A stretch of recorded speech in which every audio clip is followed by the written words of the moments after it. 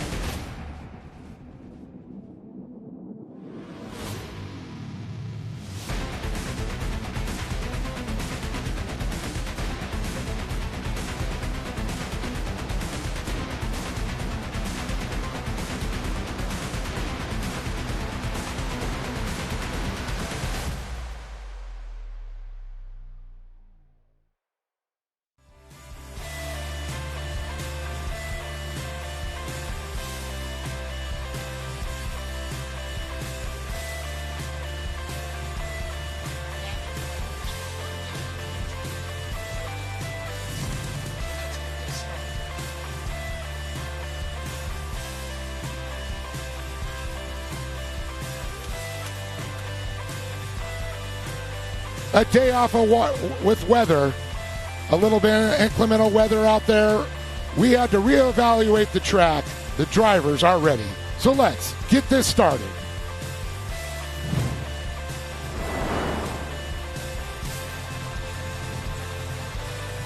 Hello and welcome to Speed Sport Live from Visions 2023. Well, it's a beautiful day, Erica. After a little bit of inclement weather, we've got this all figured out. The track is great condition right now. The sun is shining, and we've got a busy day of racing as well as the rest of the week. Absolutely, Dave. And although some of our amateur classes, they're cut down to one race, I was able to chat with a lot of the drivers, and expert turbo driver Austin Dinger said he's actually happy about it because they're compensating one race with more laps. So he qualified 5th. He said that gets him in a really good position, and he feels like the more laps will be honestly better at this track. So it's kind of interesting, that different perspective. Right. Thinking about one of the things that get these cars, maybe they go to the max tune that they can to get these machines to scream out there. It doesn't have to race for 2 races now, so they're going to go ahead and, man, I'll tell you what, they're going to bring it. They're not going to try and save these machines. I do believe they're going to let all the tricks out of the bags. Absolutely. So some great shots of the little track action there with, you see how it's all set up. The dirt looks good, looking for some good racing. But, you know, we've talked to a few of the drivers, and you mentioned Austin Dinger.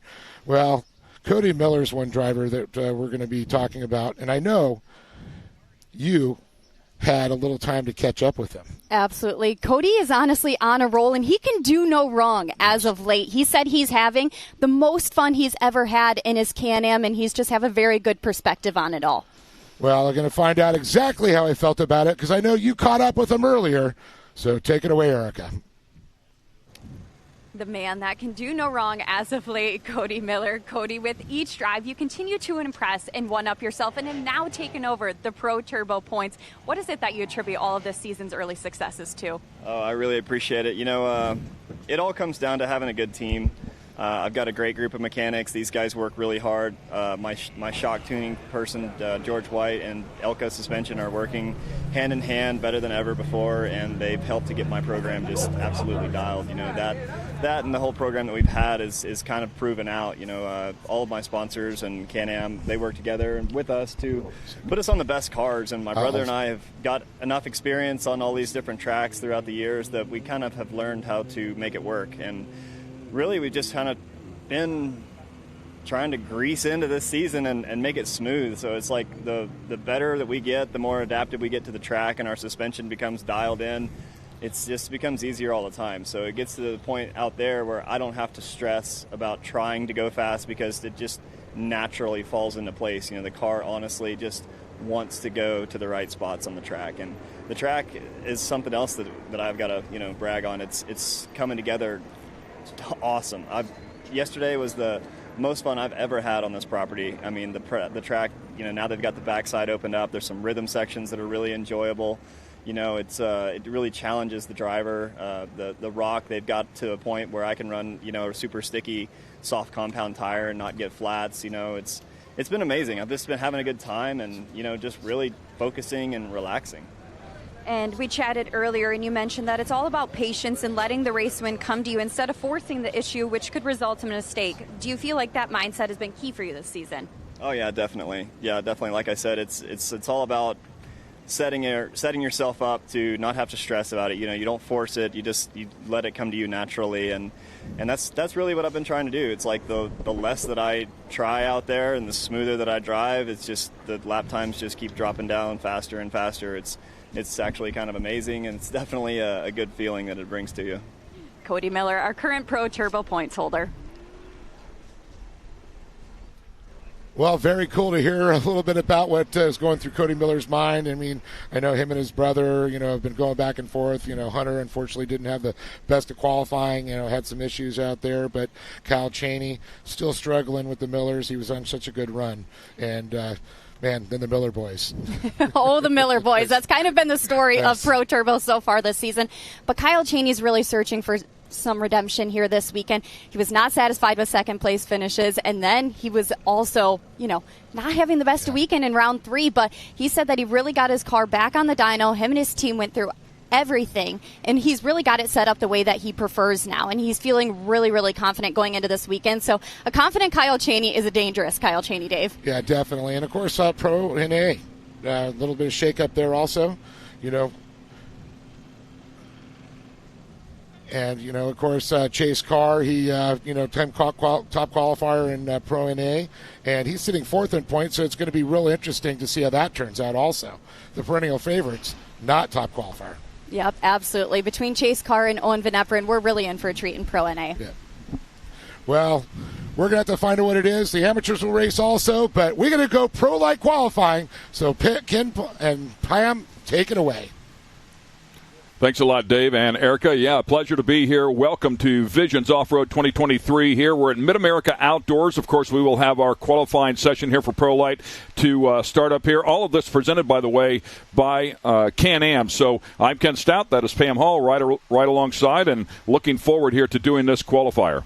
Yes, I'm excited about it. The weather yesterday, as we were saying, yesterday was canceled, but the track conditions right now, they went out and practiced this morning, and they're saying that they're loving the way the track is right now. We had free moisture yesterday is what we had. Yeah, exactly. That's what they were talking about. Of course, this track is brand new. So much work, so much money going into building this track, and we just got hammered here overnight. It was Tuesday night. Mm-hmm. Yeah, I'm trying to figure out what day this is. Right, we've been doing this since Tuesday, and Wednesday, of course. Yesterday was just a washout. They wanted to give that track a chance to dry out, and they really thought it would be perfect here today, and that's exactly what we're seeing so far. We've not had any more rain. Unfortunately, we did lose a round of racing for a number of the classes. However, the pros and the experts will all get their 2 races in, so we're looking forward to that. And, of course, we will qualify the Pro Lights here. This is round number 3 for the Pro Light series here, so looking forward to this one for sure. Yes, and you can see people are over here watching on the hill, watching on the side there. When they were doing the whole overview, there were still some water puddles there, as you can see, which is off the track, which is good for us. But that is an amazing view of the track right there. But we will be going through here in just a moment our starting grid. But the whole park has been having fun. Yesterday, because of the delay, we ended up throwing in a few little extra fun activities. They ended up doing crazy kart racing with water guns over by the pool area. I heard there was some barrel racing going on as well. I actually meant to catch that and did not. I know the Ultra 4 Series was qualifying yesterday. They were out on the back 40 there, getting it done as well. If you look at this, obviously your eyes gravitate towards the dirt track, but if you look just above it and take a look at all the asphalt, a lot of that was not here, even going back to March. So what they have done here to this complex, 1,600 acres, by the way, and my understanding, 3 different asphalt companies out here 24/7 there for a while, laying asphalt down. All the roads here have been paved. It's just incredible what he's been able to do. But talking about the Ultra 4s, of course, doing what they did yesterday. Last night they had bull riding and bull fighting. They also had live entertainment here as well. So there was something for everybody to do here all day long yesterday, despite us not racing the short course. We're just a spoke in the wheel of what's going on here. Exactly. And you went over to the rodeo last night and said that was your first time ever at a rodeo. It was, yeah. For bull riding, yeah. That's pretty cool. The TK Pro Rodeo, they put on a great show, but after the rodeo was over, we had Tim Montana up on stage. I actually was in meetings last night and didn't quite make it over to there, but that's awesome you did that. But the barrel racing, that was pretty fun. I actually was over there calling that, and it was pretty fun to watch. There was a lot of people that were taking place in racing, and that a lot of our kids that were racing the short course the day before. But let's just go ahead and go through our starting lineup here that we do have. It looks like we do have Connor Berry out there, Johnny Holcher, Kyle Knott, and Kyle Greaves. I do not see Caden Baker's right there. So we have 7 trucks that are supposed to take the green flag today, but I don't think all of them are out there right at this moment, but they're getting all ready to go. As you see, Kyle Greaves taking off. Yeah, they'll send them out here one at a time since it is a qualifying session. Everybody will look for clean track, of course, and try to lay down that fast lap. This track should come back to them here just a little bit. However, everybody has gone out in the other categories. They've all had an opportunity to go out and practice this morning. That started at 8 o'clock Central Time. So the track has been worn in to some degree. And, of course, the Pro Lights. This will be the first time they've seen the track here all week. A number of these competitors fresh off of a race at Antigo, Wisconsin just last weekend. So rolled in here on Tuesday and then had to prep these trucks, clean these trucks, get them ready to go. And, of course, that'll pretty much what they did all day yesterday as we take a look at that grid lineup as you were talking about, the 7 trucks deep. And we'll see if they all roll out here or not. Interested to see why there was only 4 or 5 trucks sitting there on the line. Ultimax there, by the way, sponsoring that grid lineup as we take a look at Greaves, and already has some pressure there on the back bumper. We'll see if he moves over. Has a very good spotter. I'm not sure if his father Kurt is spotting for him or not. I would think so, but of course very seasoned, both of those. And the 44 truck rolling up right there behind him is Johnny Holcher. Yes, and you see them going around those turns. Now, they are qualifying out here, so sometimes you want to give yourself a little bit more space than what we do see Johnny behind Kyle. And there it is. And there, yes, exactly. So the mud on the visor is definitely not something you want to have during qualifying because you want your fast time. But Johnny Holter, a young gentleman that's been racing for quite some time, he also, what could be good for him right now is he's behind Kyle Greaves, who is an amazing driver as well. Follow those lines. Learn what he's doing, and maybe that will help your driving skills as well. Yeah, and of course this is an out lap, so this lap is not going to provide them a time. You can see as the Optima Batteries timing and scoring screen has popped up there in the top left-hand corner. They'll get pretty much a look at this entire track before they go across start-finish, and then they'll run a lap now. So I'm surprised Johnny didn't back off even more. He had a ton of room back there. I mean, there's only 4 or 5 trucks on this massive track, so I would have backed way, way off. Of course, he's probably thinking, if Greaves gets on the pipe here, I don't have to worry about catching him or at least running him down immediately. And like you say, I mean, maybe trying to stay close enough to see what lines he's running. Mm-hmm. Yeah, it's all about learning from the people that you're racing against and the ones that are winning the races. I personally think that it might be something that he could be thinking in his head right now, but he does have a little bit more space between them. But the mud on the visors when they're going through the water crossings, that's something I would definitely not want to have during my qualifying run. Kyle Greaves with 15 wins in this category now and made his Pro 4 debut 1 weekend ago. His uncle, Johnny Greaves, went for a big ride at Antigo, flipped violently, actually, and unfortunately broke a couple of ribs, punctured a lung, broke a scapula, so he had to sit out for a minute. So that provided a Pro 4 truck seat, and he stuck his nephew in it, Kyle Greaves. So Kyle Greaves made his Pro 4 debut. Played it really cool, just laid in the back, rolled around, got used to the truck. Oddly enough, finished up on the podium both days. So he put that together right away, and you can see him. He's a very talented young driver for sure. His father, Kurt Greaves, longtime crew chief for his brother, Johnny Greaves. So he knows how to build a truck. With that said, I will tell you that Kyle is very hands-on. They have the fabrication company. He is a cut, grind, weld guy just like his father, Kurt. And, of course, very, very talented behind the wheel as well. The reigning champ, Pro Light champion here from 1 year ago, and comes in here as the points leader. Yes, he's won every single race here thus far here at the Mid-America Outdoors Pro Light Truck Series, and so you can see him right there. That is a very steep downhill, so the track has changed like we were talking about earlier. So instead of, they've utilized the backside of our track now that we had used in the previous years. So they have the whoop section here. It's a little bit longer. It's just a tick over 2 miles, which is a great course. Gives them a lot of different terrain and elevation changes that they are racing on. To look at the time and scoring now, you can see that Connor Berry is up top at the time of 146.77. Kyle Greaves, P2, 147.0. We need to talk about young Connor Berry. He's 18 years old, but he's been racing since he was 9 years old. Has a number of championships going back in the junior karts and in mod karts. Has a couple of wins here in Pro Light as well, out in the gas series on the West Coast. Also competing here in Pro NA. A couple of wins in that category as well. And has come out here and laid down quick lap time here on the opening lap. So solid effort there. His brother Nathan also was very, very fast, but no longer racing. And his father is Clint of CBR, the race team CBR, Clint Berry Radiators. A lot of the radiators that are on the vehicles that are out here in all the different classes are provided by CBR. Wonderful, wonderful people. Yes, and unfortunately in round 2, Connor Berry did take a tumble out here. He was running an amazing race, but, you know, the racing happens. But seeing him back out here, he was just a week ago racing out in California for the gas series. But we do have Kyle Greaves at a 1:44.878. We'll see what time Connor Berry turns over with a 1:46.772.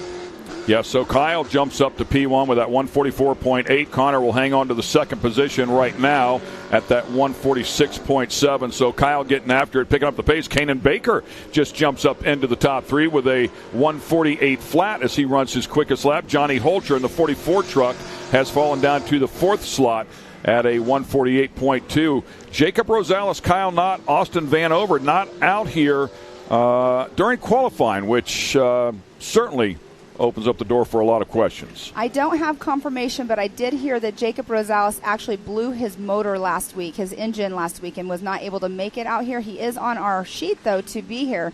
So I'm not sure if maybe he got something and he's just saving his truck for the race and not qualifying, because then he would just start in the back and get those points. But I'm not positive. I did not get that confirmation. That's what I was told. But unfortunate if he is not here, but it would be great to see him out here. So another great shot here courtesy of this drone, and the drone pilots are fabulous, able to follow the trucks pretty much all the way around this track. I actually saw them following some of the Ultra 4 competitors yesterday through the woods of all things. It was very, very impressive, and looks like one looped around there. Yeah, that was Johnny Holter. Yesterday we were discussing this out at the Ultra 4 area and those barrel racing areas. The grass was wet and the mud underneath it. But he definitely had a little spin out right there. But Kyle Greaves keeps picking up his lap time every lap. Now he's at a 1:43.358. Yeah, going and you know, not just going quicker, but I mean big chunks. But a lot of that is getting used to this track. A lot of flow here, and this track is completely different than what it was the last time he was here. So amazingly enough, and we're talking about just a couple of weeks ago during Memorial Day weekend, right? Yes. Oh, were they here? They were the trucks here during Memorial Day here. Weekend, yes. Yes, so they've been very, very busy. They raced that weekend, and then Anago, and then right back here. So exactly. back to back to back. Yeah, that is very, very busy for sure. Yes, Kyle Greaves doing an amazing job out there. These guys, they are pushing it. They have their purse overall at the end is a $100,000 purse to win. It's an amazing thing that the Robinettes are bringing different styles of racing in here with our short course. I mean, let's just talk about that for a minute. We have our pit bike racing track that's going to be debuted. It's completely different than the last time. Our Ultra 4 series over there racing on a new course compared to last year. This whole Visions Week has just been an amazing week so far, and we're only, halfway through it? I think. Yeah, you're like me. You lose track of the days. Yes. You see that tire stack up there as they try to keep these guys on course as well. A little over rotation there for Kyle Greaves as he is trying to lay down yet a quicker lap. But talking about this race course, so Memorial Day weekend, just a couple of weekends ago, they were out here on this section of the track, but they have since opened up the back section of the track again, the rhythm section, if you will. So that completely different for Kyle, who he had not seen that one. So that's why I say the track is completely different since he was here just a couple of weeks ago. Yes, and if we're watching this, I mean, right now the track's completely changing from what they were on earlier on. We did, like you were saying earlier, we did have practice out there, so the track was worn in just a little bit. But noticing right now, watching these guys on the course, it is changing every lap. It's drying out. It's going to be warm today. It's going to be in the high 80s, possibly low 90s out here today. The humidity, of course, keeps the moisture in the track, but I can foresee us bringing a water truck out later on. Yeah, no question. I mean, they'll keep a handle on this truck. It gets very warm here. I mean, completely different from what we saw there a couple of days ago as we were talking about so much rain. But the weather has been spectacular, honestly. I mean, the temperatures have not been scorching by any stretch. The humidity has not been horrible. So really great racing conditions here as a year ago, it was really hot here during Visions. Yes, and last night Mr. Robinette was talking about changing it into June, so hopefully we have some moisture in the track because, you know, he lives here. He knows the weather patterns slightly. You kind of gauge it off that. And last year we had it in July. And, yes, you were here doing the RC races last year. Correct, yes. It was It was brutal. Scorching hot. It was. We were in the truck and it was hot, so yes. It was really tough outside for the competitors for sure. As once again we keep an eye here on Kyle Greaves. 5 minutes left in this session. We'll see if he continues to pick away at this. Does have that option to pull in if he thinks he's laid one down and nobody can get to it. Doesn't want to put any more time on the truck. He can certainly pull it in and take what he gets. Yes, and that right there is Mr. Kanan Baker, races in the Pro Turbo class as well out here at Mid-America for our side-by-side championship series. And the Pro NA, right? Yes. I mean, busy young man for sure. And his sister races as well. 15 years of age, and his sister 16, Aliana, very talented. Great to see the Bakers out here as we keep an eye on the 21 truck of Kanan Baker. New to Pro Light, his first year in the Pro Light, so trying to get that one sorted out. Very busy camp over there between his two cars, that truck, his sister's car. So, yeah, they're definitely hands-on over there. You perfectly said that. I was getting ready to go there myself. I mean, they are always wrenching on these cars, making them the best that they can be out there. But look at him fly over. That jump right there last year was not as wide, so they lengthened that jump just a little bit. That's actually now where our timing loop is as well. So what a finish is it going to be when they're coming over that jump and finishing, getting the checkered flag right there. That's the over-under, by the way, for the Nitro Series as well. And we have plans on using that, but with all the rain, they've been battling a sippy hole down there, if you will. So some adjustments had to be made. Beautiful job there, hitting that apex right down on the inside of that turn, carrying all the speed possible. Pitch it in there, get that thing rotated to check up a little bit. This track is very tricky. We talked about it during qualifying back on Tuesday for our side-by-side classes. As you can see right here, this is very technical, and if you miss the entry of one of these turns, you've ruined yourself for the rest of these turns. So you've got to be spot on to lay down a good lap, and it's no easy task. Exactly. And, you know, right there in that turn, if you take that turn a little bit tighter, there is a little bit of you'll catch some air in that turn, let me say. So a lot of the drivers have been keeping up higher to drift through that turn, and those S turns, the snake area, or however we want to say it, has definitely been a fun track for a lot of the racers. Talking to them, they think it's fun because coming downhill, they're able to pitch it in and drift these corners. That final left-hander as well, if you happen to catch it, we'll see if we can do it. White flag out there. Looks like Kyle Greaves is going to back out of that thing and let it cool down a little bit. Johnny Holcher here with the Yokohama back number 44. Right there. So on the inside of that turn, there's a jump in there if you decide to take that one. That's a nitro feature right there for the nitro cars, I should say. And Pastrana was out here running a car with a passenger, by the way, a couple of days ago and tried out the inside line, and it didn't work out quite so well as he rolled that thing over a couple times. Yes, and that one right there, we were talking the other day when we were on the race course as well. Like, if you're battling somebody in that turn, you're catching air if you take that inside line. The outside line is more of a drift turn. So it's going to be very tricky, and it's going to be interesting to see if we do have people going into a battle right there, which line, and hopefully they don't come, I mean, I can't say they'll come in together, but like, you got to be very methodical and think about it if you're taking the jump side, which is the inside line. Keeping an eye on Connor Berry here. Truck number 2. Great to have him out here, as we talked about before. 18 years of age, been racing since he was 9 years old. 35 wins, over 70 podiums for that young man since he started his racing career. Very impressive for sure. And Johnny Holcher right there behind him. Johnny currently P3, Connor P2 here in this qualifying session. And Kanan in 4th. Kanan just 3/10 off of Johnny Holcher. And Johnny Holcher just 2/10 off of Connor Berry. And then, of course, if you look at Kyle Greaves, he has laid down a monster effort here at some 2.5 seconds better. I can't wait to get out and talk to these drivers to see what they think about the track compared to what it was from round 2 to 3 with the change of the extension, and how much more fun it was for them out there today.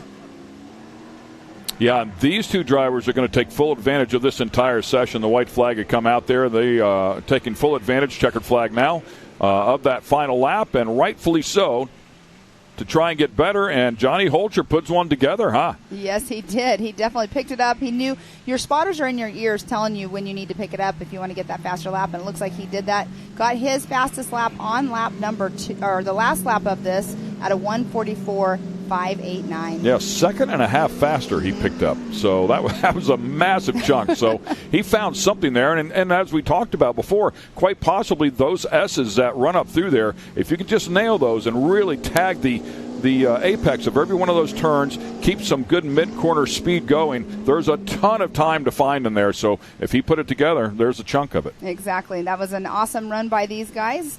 So we have in that number 1 spot, we have Kyle Greaves. Johnny Holcher in that number 2 spot. Connor Berry there in the number 3 spot. All this courtesy of Handy and Kanan Baker, the 4th truck that came out here to qualify. So we'll find out what happens here in the race, if our other competitors can make it out here or what the struggles are. So we look forward to seeing round 1 for the Pro Lights, effectively round 3 for them for the season, though, as they chase that $100,000 purse.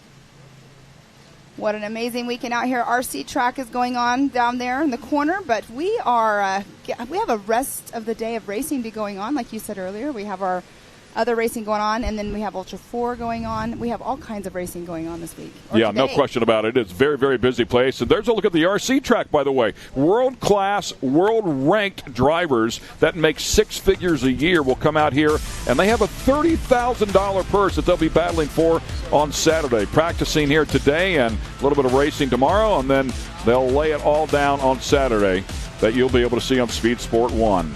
We'll see you, ladies and gentlemen. We're done here for a moment. We're going to take a quick break, and we'll be right back.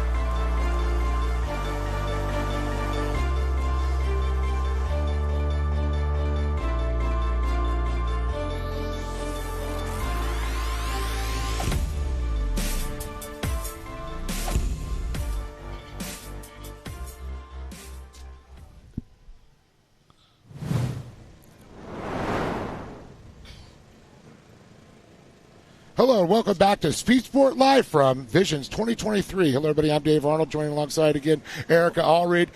Erica, we just watched a little bit of Pro Light qualifying. Not a big surprise. Kyle Greaves up on top, but I'll tell you, there was a good battle for that second spot. Absolutely, Dave. Like you said, no surprise that Kyle Greaves is up on top. He's won 3 out of 4 races and taken both of the overalls. The only race he didn't win was to his cousin, CJ Greaves, in our first round. But Johnny Holter in that second place spot. He continues to progress with every single round. In the first one, he got 4th. In the second one, he got 2nd. But how about Connor Berry? Well, I know, but I tell you, the fans are going to start turning out. They want to see this Pro Light race. They want to see the amateurs race. And, of course, Pro NA, the naturally aspirated and the Pro Turbos. I'm looking forward to that. We talked a little bit about in our first segment. But it's going to be incredible. The house is going to be packed. Absolutely, Dave. And the amount of people that come out for Visions, oh, my gosh, the pits are just packed. Yeah, I'm looking at it. I saw lines at the gate and everything. So it's going to be crazy. But a lot of cool other stuff going on here. So we're going to find out a little bit more as we caught up with the mayor here, a little bit of economic impact that happens on the J. Oklahoma town here in beautiful Oklahoma. It is wonderful to have all these folks in Jay. I got to go out to the track. That's creating jobs, folks that work out there, all the development that's going on. A few weeks ago, someone mentioned something about getting a concrete truck. Well, we couldn't get a concrete truck or an asphalt truck because they were all working at Mid-America. But that's good. That's money being spent in our community, and people coming here, spending money in our stores, restaurants, buying gas in our gas stations, the creation of jobs, economic development. We couldn't ask for more. I've seen advertisements on Facebook this week telling you this is a special for anybody that's in town. So those are all great things. Restaurants coming. We have lots of things that are going to happen, and as a result of the economic growth. We carry, everything that any true outdoor store should carry, from clothing to guns, optics, thermals, suppressors. We have an indoor shooting range.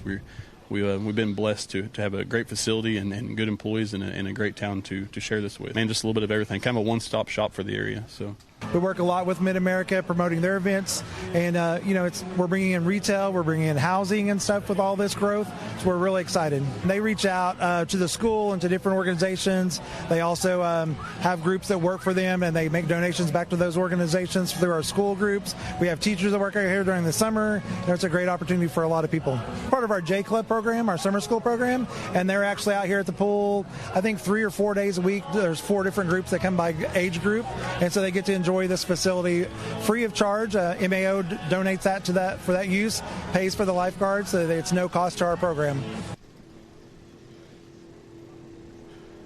Well, that's just so awesome to hear that everything's going on. The town's really behind Mid-America Outdoors, as well as, hearing from the mayor, the president of the city, the Chamber of Commerce, and I'm just so excited to see the growth here. I mean, people are still pulling in. I'm looking over my shoulder, seeing cars line up here. The fans are packing the house. Absolutely, Dave. The things that this facility is doing for the town are truly second to none. It's really cool to see all that the Robinettes have kind of curated and how the community rallies behind it. Well, folks, we've got a lot of racing. We've got, of course, the amateurs going on. We're going to be having, of course, Matt and Scott going to be doing all the calls, but we got to get this started the right way. And we'll be back in just a few moments with our opening ceremonies. So don't go anywhere. You're watching Speed Sport Live from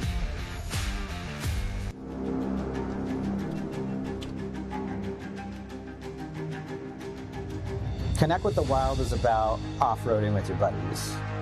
Connect with the Wild is about going to Moab and conquering new challenges that you didn't think were possible. Ultimately, Connect with the Wild is about enjoying the outdoors in your vehicle as best you can. We're treating it like we know it's something special that everyone will remember.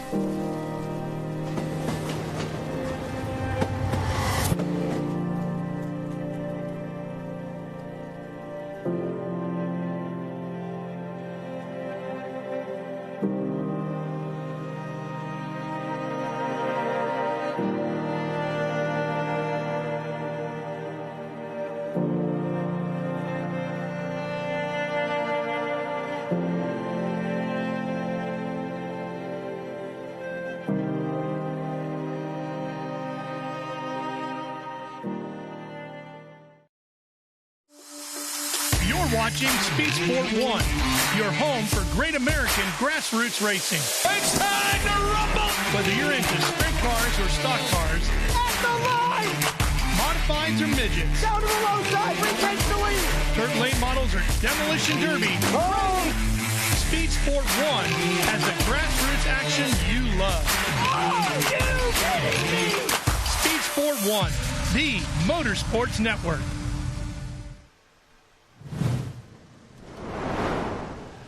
Welcome, everybody. It is a 2023 Visions Off-Road Racing Week. My name is Scott Rain, sitting next to Matt Edmondson, and we're entering round 5 of the 2023 season here today. Yeah, today's the day. Obviously, yesterday we had a big day planned. The weather had different plans, and so here we are today. We're bringing it all back out. These guys are absolutely ready to race. I mean, I had the whole extra day yesterday to get ready, so they're chomping at the bits to get out there. But, Scott, every time we come out here and we get these days started, we like to start them in, a certain way. And me and Joey, we always like to do everything with the prayer and the national anthem and everything. But Joey's down right now at the live from desk, and we're going to send it down to him to start this day off the right way with a prayer. Thank you, Matt.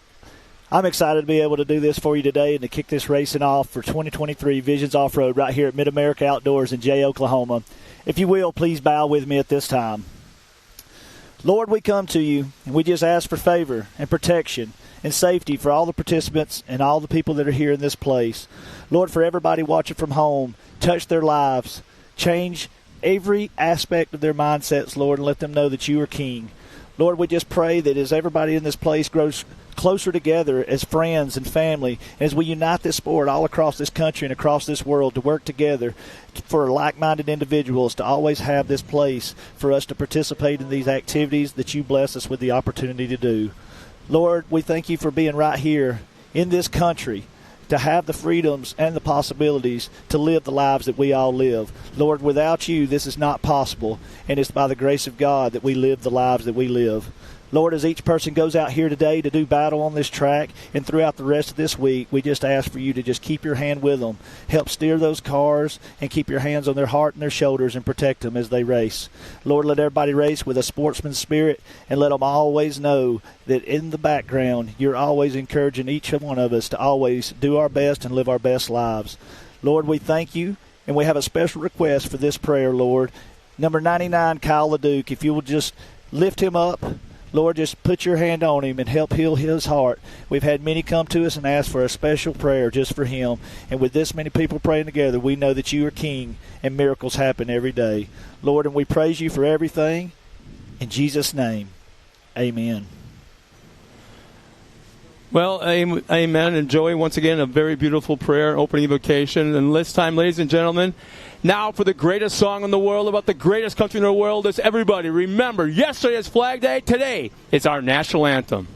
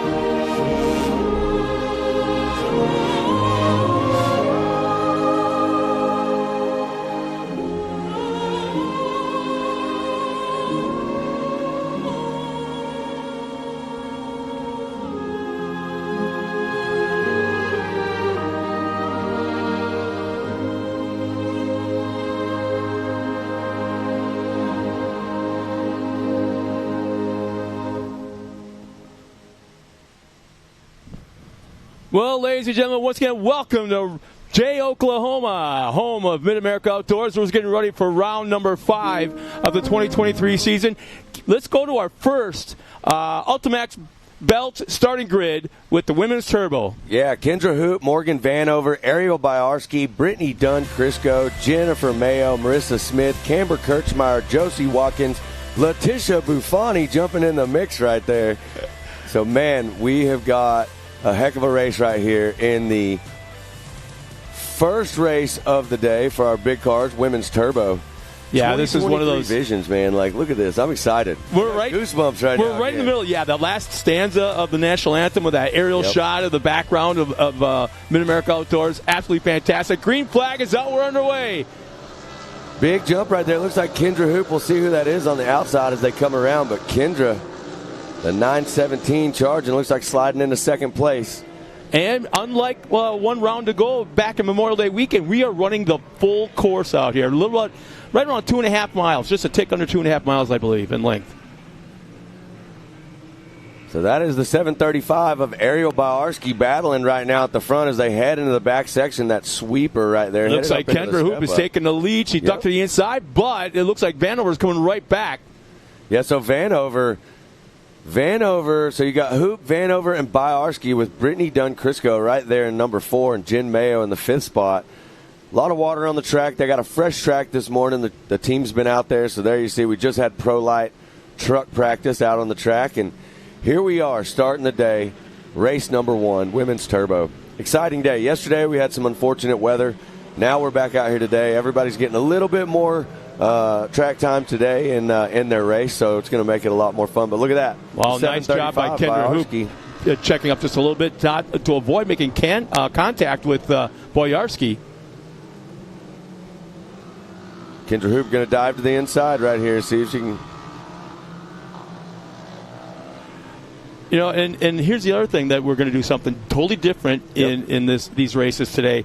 Every class we're bringing in the competition yellow to halfway point, which will regroup everybody, bring them back to the front, and do a complete restart. And what's really good about that, if you get a flat tire on a first, second, third lap or the first half, is we have another pass. We got a great race going on right now between Biarski and Hoop. Whoa! Kendra Hoop. All right. That is not what we wanted to see. Our track staff's going to get over there and make sure that she is okay. And another one's going up and over. Right there. Looked like both those drivers came into that corner. There's a little kicker in that corner. And both of those cars. So we'll get track staff out there and make sure they're good. And they'll hopefully be able to get back out. There you see some moves being made. That looks like the 237 of Josie Watkins has now moved up into the top position over the 735 of Biarski. Josie Watkins, incredibly fast. We always are talking about Josie, and here she is moving straight to the front of the pack. I believe we have an Amsoil.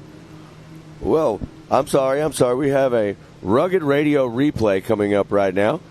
Let's see if we can see what happened right there when they came around.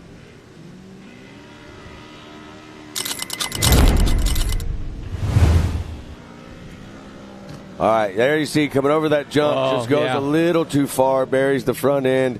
And we'll see if we can see right here on the other side what happened right after that. Just overshot the tabletop. Yeah, that's unfortunate. And, this is the first shot. Maybe we'll pick up. Yeah, there's Kendra. And then right after that, I believe Vanover comes in just to our left right here.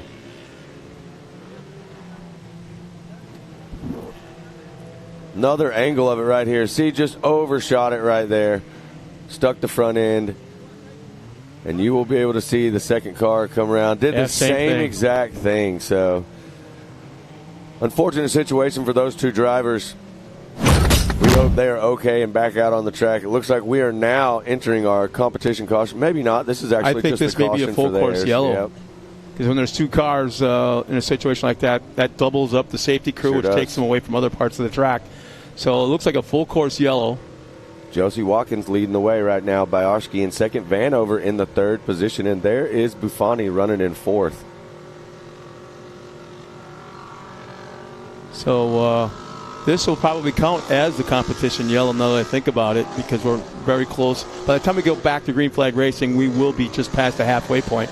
So I'm thinking this will count as the competition yellow. Are we back at it?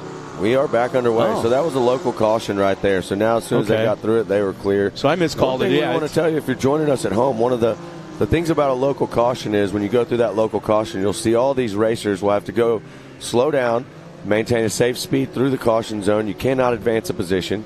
So that's what we saw right there. Everybody checked up on their speed and safely made it through the caution and then got right back after it to racing. And there you see Watkins and Biarski headed up the step up right here. Isn't that Josie?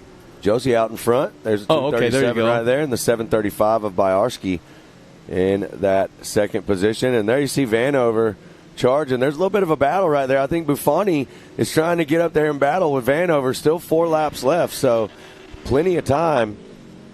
Buffoni, one of our world-renowned superstars in skateboarding and also doing the Nitro Cross stuff. So, yeah, I met her yesterday up there. Everybody was just hanging out up in the Nitro grounds, and she was sitting there and watching over her Can-Am, and she's one of the guys. That's what's cool. Oh, yeah. She's one of the guys. Yeah, super cool to have all these new faces out here at the park and all the new people. It's really cool. Yesterday, or day before yesterday, we got to call a lot of the youth action, Scott, and one of the things that stood out to me is how many new faces, new names we called while we were out there. And I know it's Visions, and this is kind of the proving grounds, right? Like we've heard it throughout the week. If you're going to show up and show everybody you're the fastest in the country, this is the place to do it. Yeah, this is our Indy 500 of the year, and basically we throw all the eggs in one basket, so to speak, for this week. And I didn't say weekend, I said week. Yep. Last night we had the rodeo. Tim Montana played on the main stage. 12-year-old bullfighter. Yeah. 12-year-old, and he did a great. I think he finished second. Yeah, that was an incredible show last night, the TK Pro Rodeo team they put on. But, man, right now Josie Watkins is charging. Looks like Biarski's making up some time. Biarski with a 136.5 on that fast lap and the 138 to Josie Watkins. So hopefully Watkins can keep it together. 3 more laps left on the track right now. So and now keep in mind that they're in contact with their spotters. So I'm sure that Josie knows what's going on. It's just a matter of don't get caught kind of being too relaxed. And I believe we'll be going into the competition yellow this time which will regroup everything and change the face, the complexion of this race, which is very, very cool because now you're adding in strategy to the first half of the race, to the second half of the race. And with the track conditions changing the way they are, every single race in the track and every single lap of each race, that's going to be a big thing. Yeah, it is. And looking at the track right now, I mean, look at that dirt, Scott. I mean, it's primo right now. We got a lot of racing left to do today. But, man, it just looks like such a good track right now for these drivers. And Watkins is looking nice and smooth out there. There's ground being made up. Biarski is definitely catching up to Watkins for sure. Faster right now. They're, like we said, 136.5 to a 138.3 last time around. So they are the 2 fastest on the track for sure. Vanover with a 140 and Buffoni with a 141. So, well, it doesn't really matter the advantage she may have had in the first half because all that is now gone. And there's maybe a few people that are brand new fans to short course off-road racing, but there adds so many things, so many elements that competition yellow. Like I started to say earlier, that second or third lap, if you get a flat tire, keep going on the course. Yep. And you can duck into the pits right before the comp yellow, change that tire, get back out on the course under the yellow because this is a long lap, and you're still in the race. You're not taken out. Before, if you had a flat tire, your day's done. Doesn't matter what lap it's on. Your day's done. Well, there you see it. TW out in front, leading the competition yellow around the track. Now, if this is done right, they'd be right on the bumper of each other. Their cars are still coming across, so we'll give them a chance to regroup. And they shouldn't be doing the full lap. So, Good Boy Vodka sponsored driver, Brittany Dunn Crisco, coming across your screen right there. What's really cool is Good Boy Vodka out here. They have a couple of really awesome VIP viewing areas. So whether you're on the short course already. Hey, I've definitely seen them. I don't know that I've been in yet. So, really? But yeah, right here, right in front of the short course track. There's also one up on top of the hill looking down over the racetrack for Nitro Cross. So, yeah, big shout out to Good Boy Vodka and everything they're doing out here as a sponsor. You know, it's kind of what's kind of neat about this sport also is I got to throw it out to Travis Pointer. Mm-hmm. He has kind of created an industry in and of itself where he's a coach, mentor to a couple of drivers. He's actually spotting for them. They study the racetrack. They study their previous race. And he calls the race for them, and he helps them get better as drivers. And right now, his 3, students that he mentors are running 1, 2, and 3. That's awesome. It's got to make you feel good, right? So Watkins, Biarski, and Buffoni, 1, 2, and 3. Then you've got Vanover Smith. There's Mayo, Brittany Dunn-Crisco, Kendra Hoop, and Kirchmeyer. So Kendra Hoop, we know, in fact, is not in the race anymore. We saw that accident earlier. Well, you can see they're running. So you said they're going to a little bit of a reduced course for the mandatory caution right here. So they should be getting up bumper to bumper right now. I mean, they should already be there. Out. Man, I'd be aggressively on the back bumper of the guy or the driver in front of me. In this situation, the lady in front of you. It'd probably last a whole quarter of a lap, and I can tell you right now, these ladies out here in Mid-America are so fast. I would definitely be a spectator in the back of the field. They're running super, super fast. Oh, look at Biarski. She got a great jump going into turn 1. Let's see how it turns out. Somebody spun. Is that Biarski that spun? I can't tell. Nope, it's not Biarski. That's going to be Vanover. Actually, it looks like that might have been Buffoni. Buffoni spun, was running in the 3rd position, spun out. Now she's back in, it looks like in the 5th spot. And look at Josie pulling out. Josie Watkins. I thought for sure Boyarski had a great jump at the line when they took the green flag and was going to have it going into turn 1, but totally the opposite. Let's go back to, we're getting Amsoil replay coming up right now. Yeah, there you see, trying to dive to the inside right there is the 13. Wasn't able to make it happen right there. That's Letitia Buffoni.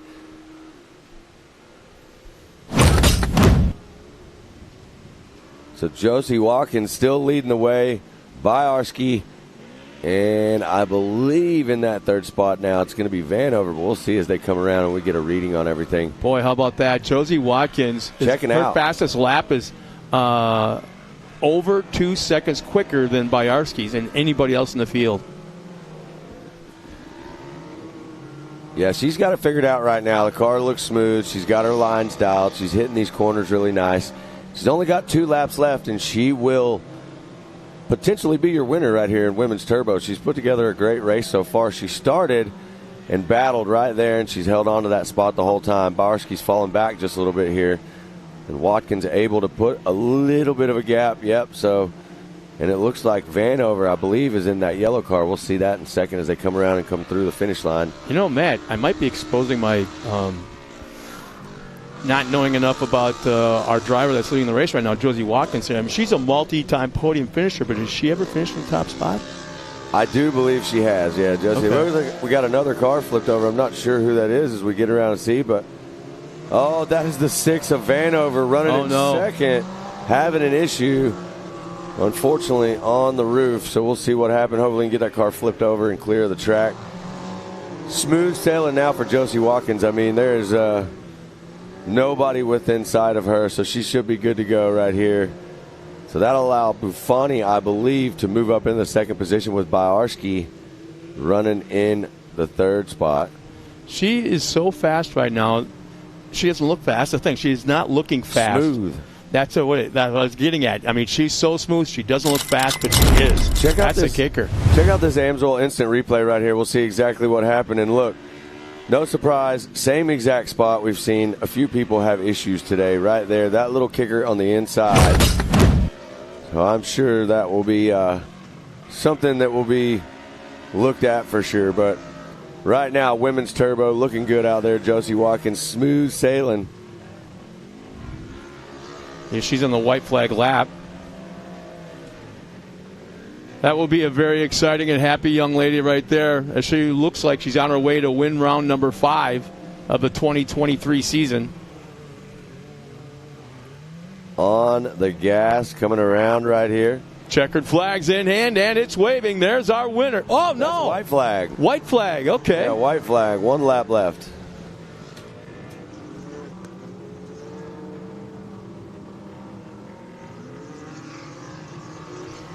So there's the competition yellows as she inches through.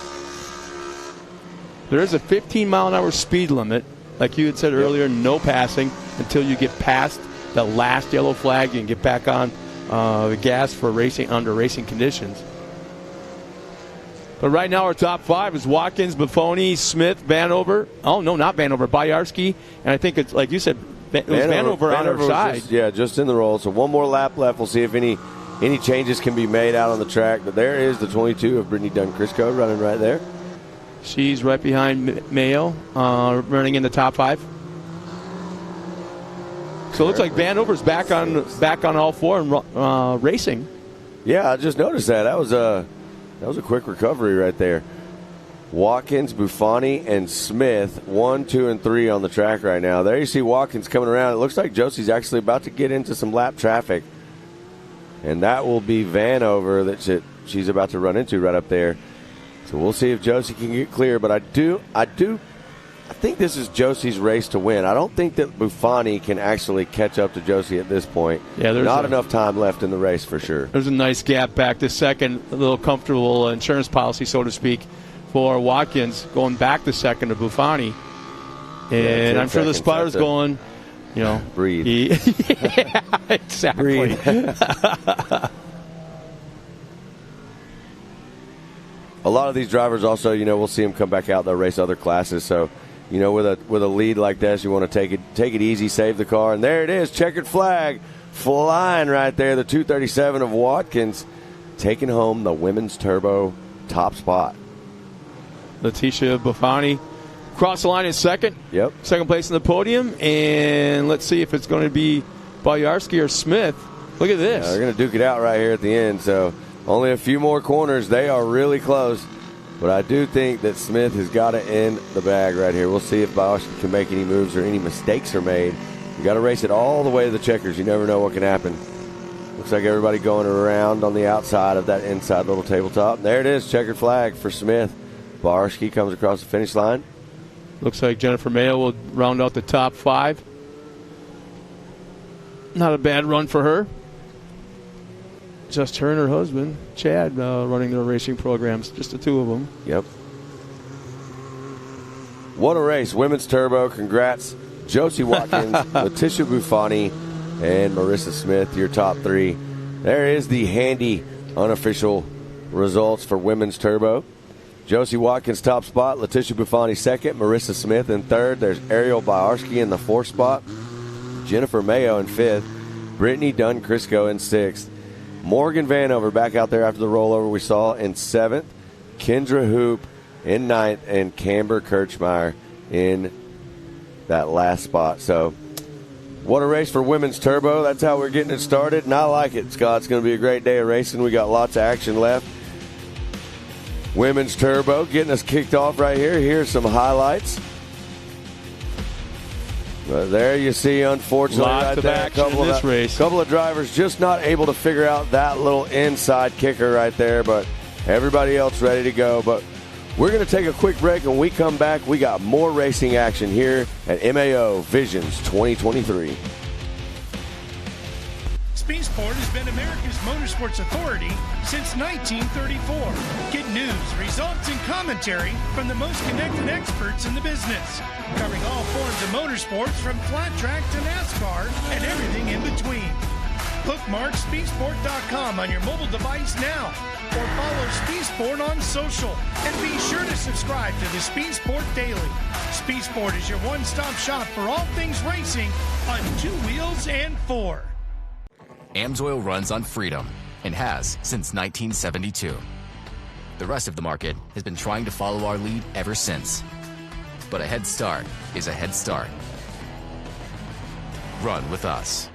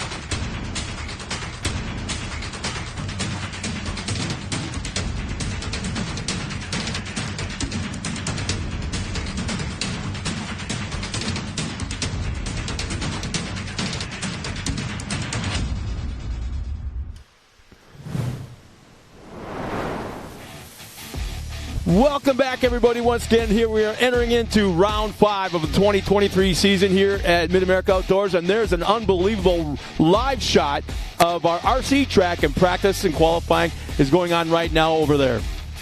Yeah, that's pretty impressive. You know, when we got here a couple days ago, that little it was all tore off. They got it all built out.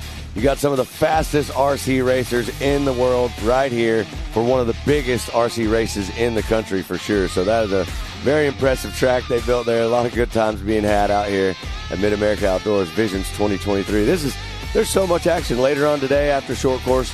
We still have Ultra 4 going on today. We still have the Knockout Hill with Joey and myself and Tripp down at the bottom. And then we've got one of the coolest things, something we've never done here before. We've got Mark Gomez, world champion freestyle. I was wondering where you were going. Yeah, he's going to be down in the pond tonight. He is putting on a show for everybody while we're down there at the Knockout Hill. My man DJ Brady is going to be in the house with us playing some music down there. So, yeah, we're having a lot of fun today, and we're just getting it started. So we've got the Ultimax starting grid right here for Vet 40 Plus NA. Lackey, Side, Schroeder, Rimmery, Truitt, Johnson, Moore, Hecker, Taylor, and Whitmer. So a lot of times this is one of the most entertaining and fun races to watch because these guys just don't care. They're out there and they want to win probably more than anybody else out on the track all day long, and they're very aggressive with each other. But if you go back in their pit area at night, they are the best of buddies. Oh, yeah, that's exactly right. You know, and it's the Vet 40-plus classes, right? You know, we like to say these guys are seasoned. They know exactly what they're going to do out here. They know how to get out here on the track and get the job done. And, you know, at the same time, you said it best. You know, we've seen in a couple of the other vet classes, you know, Rusty and Lee Knowles, you know, they are two best friends out here, and we've seen that friendship and what that means to them. So it's super cool out here. And this Vet 40-plus NA, no slouches right here. I'm excited to see this. Mitch Truitt out there. We're going to see him do some battle. Todd Rimmery. There's some heavy hitters in this class. Terry Lackey. So this is going to be a good one to watch right here. You know, the pit area in the Remerides is going to be super, super, super busy today with Tyler and Todd both racing. And Tyler is just loaded with races this afternoon. Oh, yeah. He's a busy guy. And I will tell you, I rode by there yesterday, and I noticed something that they have their own nacho thing over there in the pits. And I was like, man, I got to figure out how to get invited in here. So at Rimmereeds, if you hear me, I like nachos. I'm just kidding. But yeah, this is exciting. I'm ready for this race to get started. Vet 40 Plus NA. We're moving right into race number 2 of the day today. Hey, one of our best cameramen, not just on our staff here, but probably in any racing circuit anywhere in the country. George Cruz is watching us right now. Dude, you should be. I was about to say, how are you watching us and filming? But yeah. Somebody needs to have a talk with his producer. So the green flag is flying right now, and we're underway in the Vet 40 Plus naturally aspirated race. 6 laps. Look at full Lackey. Course. Lackey jumping out there, the 04 looking sharp way out front right now. And look at that. That's Rimmereed running in that second spot right there. So we're getting to see some battles right up front already. Yeah, Lackey, man, what a sharp car that is. Just pops so nicely on that screen. So we're going to see him coming around right there. There you see 2nd, 3rd, 4th, all tight right here. Who's it going to be? The only one that right now it's got a smooth track out front is Lackey. Lackey's checked out. He's trying to stay in that spot, but those famous 2 words is going to get. Yeah. He's going to give him. He's got all his work cut out for him right now because they're coming. Clean air. Yep. What everybody wants.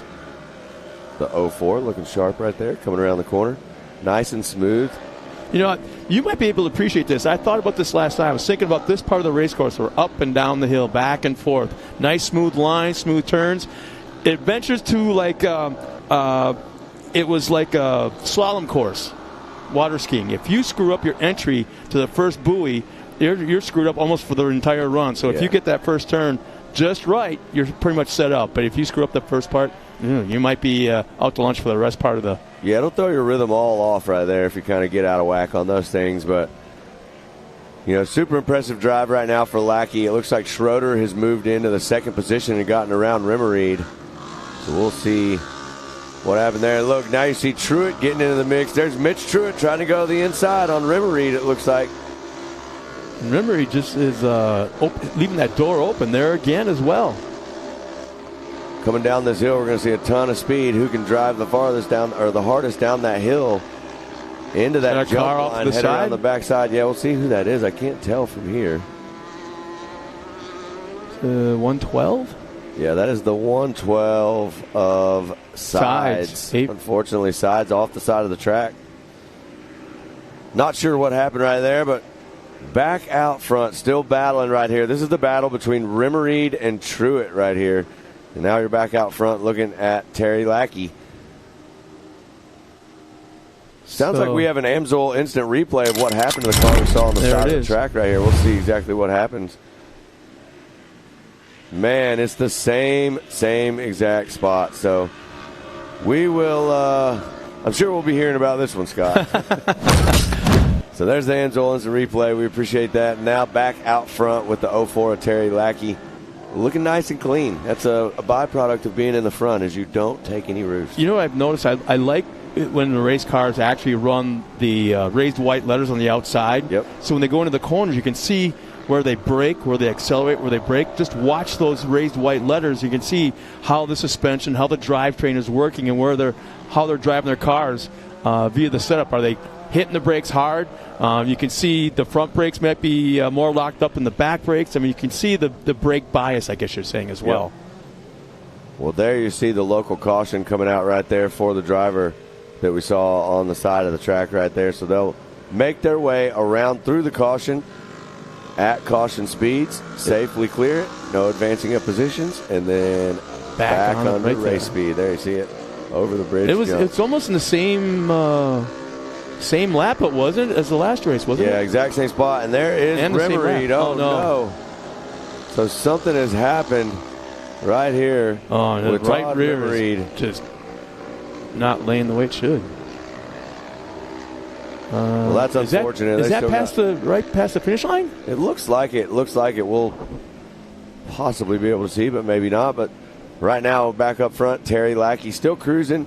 We still are going to have a competition caution that will come underway here shortly and allow them to regroup a little bit. So right now, look at the lap times.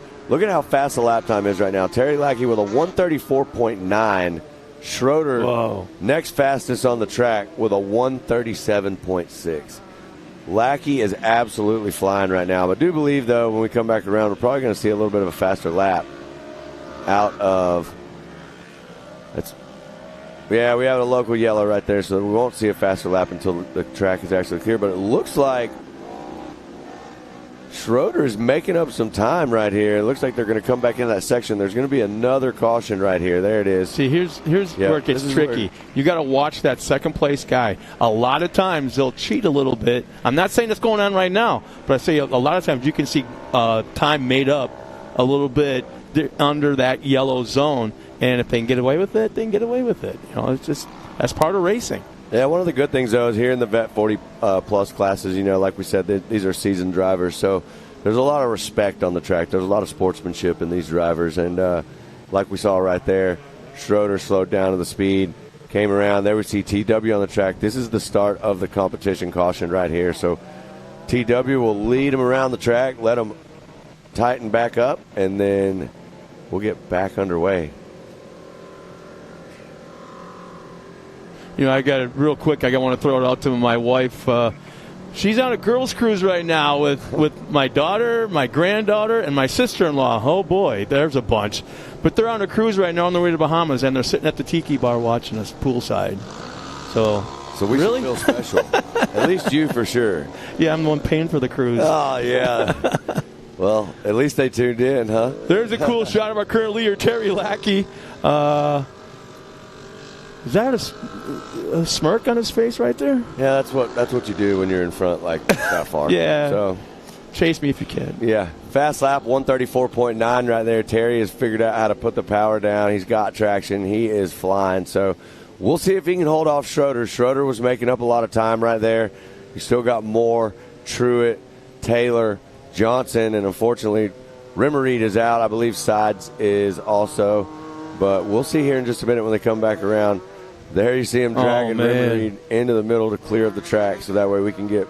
Looks like maybe the whole front end is jacked up. I know the left front is laying down on the ground. But that's what you don't like to see when the cars come off the track not on a hook, but on the forklift. That's right, yeah. So here's our top 5 right now. In that 5th spot is Briar Taylor. Mitch Truitt's in that 4th spot. Justin Moore 3rd. Rick Schroeder and Terry Lackey. And this is the first time that any of these drivers have got to experience the strategies and the regrouping and that competition yellow, how the second half more than likely is going to change the complexion of this race. Oh, yeah, absolutely. So we're about to see right now.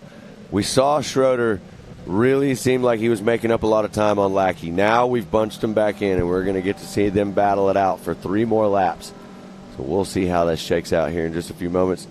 We continue them around on the competition caution here at Visions 2023 for your Vet 40 Plus NA race going on right now.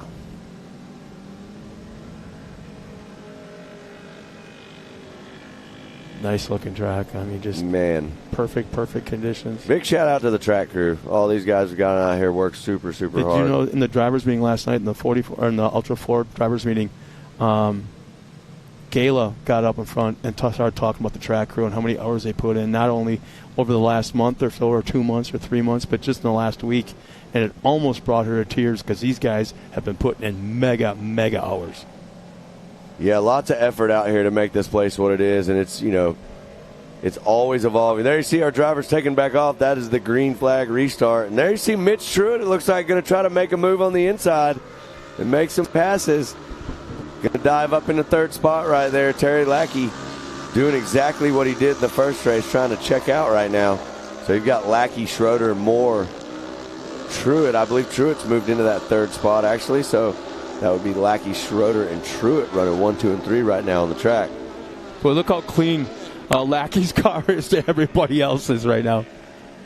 Got out front and ran away with it. He's going to do the same thing or try to do the same thing again right now to put this Vet 40 Plus NA race in the bag. Guys looking so. And if you notice, that whole back straightaway, that back section, I guess we're calling it, used to be rhythm sections. Or unrhythm, if we want to call it that. Now it's a series, I think, 3, maybe 4 tabletops. Yeah, they've definitely created more of a rhythm section back there through the backside now, and come around the pond, hit that big step up, come back into the track and step down, as you see right here, into another tabletop. So lots of jumps on the track, lots of opportunity to pass. 1, 2, and 3 checking out right now. So Lackey, Schroeder, and Truitt, I believe, 1, 2, and 3 on the track. Still enough time right now. We may see the 978 of Schroeder. If he can find it, he's trying to get up there and battle a little bit with Lackey, show him a will. But there is Mitch Truitt also trying to sneak in there and let him know that he's here to play also. I can't help but think that everybody's still getting used to that section of the racetrack. But where it comes out, that back stretch, going into that back section, that's where they're confident, that's what they're used to, and that's where you're going to see the pass around. I think they're still getting used to that up and down, super high banking. There you see the clean car, the 04 of Lackey, still leading the way. Just a tick under 2 laps remaining. Lackey, Schroeder, Truitt, Taylor, and Moore are top 5. Actually, Johnson just made the pass, just past the start-finish line, so now Jeff Johnson is running in that top 5. Moves are still being made, 2 laps left, but no changes out front. Buddy of mine back in the Midwest, Mike Van Kirk checks in from Lena, Wisconsin, home of Dirt City. A very cool little off-road track right there. Yeah, we thank you, everybody at home that's tuned in watching us today and joining us for all the fun we have out here at Visions 2023. We're just getting the day started.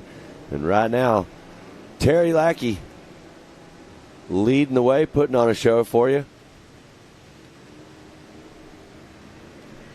I'm telling you, Schroeder is not far off. If Lackey makes any mistake right here at all, Schroeder is going to be there to capitalize. And he is, to me, it looks like Schroeder's actually made up some more time right here. Oh, look at that. Yeah, I mean, they went from 2 to 1 car. And bumper to bumper. But you can see that 04 has a ton of acceleration. He's able to pull away from Schroeder pretty easily coming out of these corners.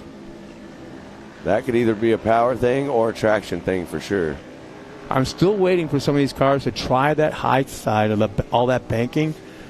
I will tell you this. Last race we had here, we watched Austin Dinger absolutely put a show on during that. He would take the outside line through that corner every time and rail, just fly through the corner, and we would watch him make 2 or 3 passes every time by doing that. So there is some truth to a lot of speed by going around the outside like that.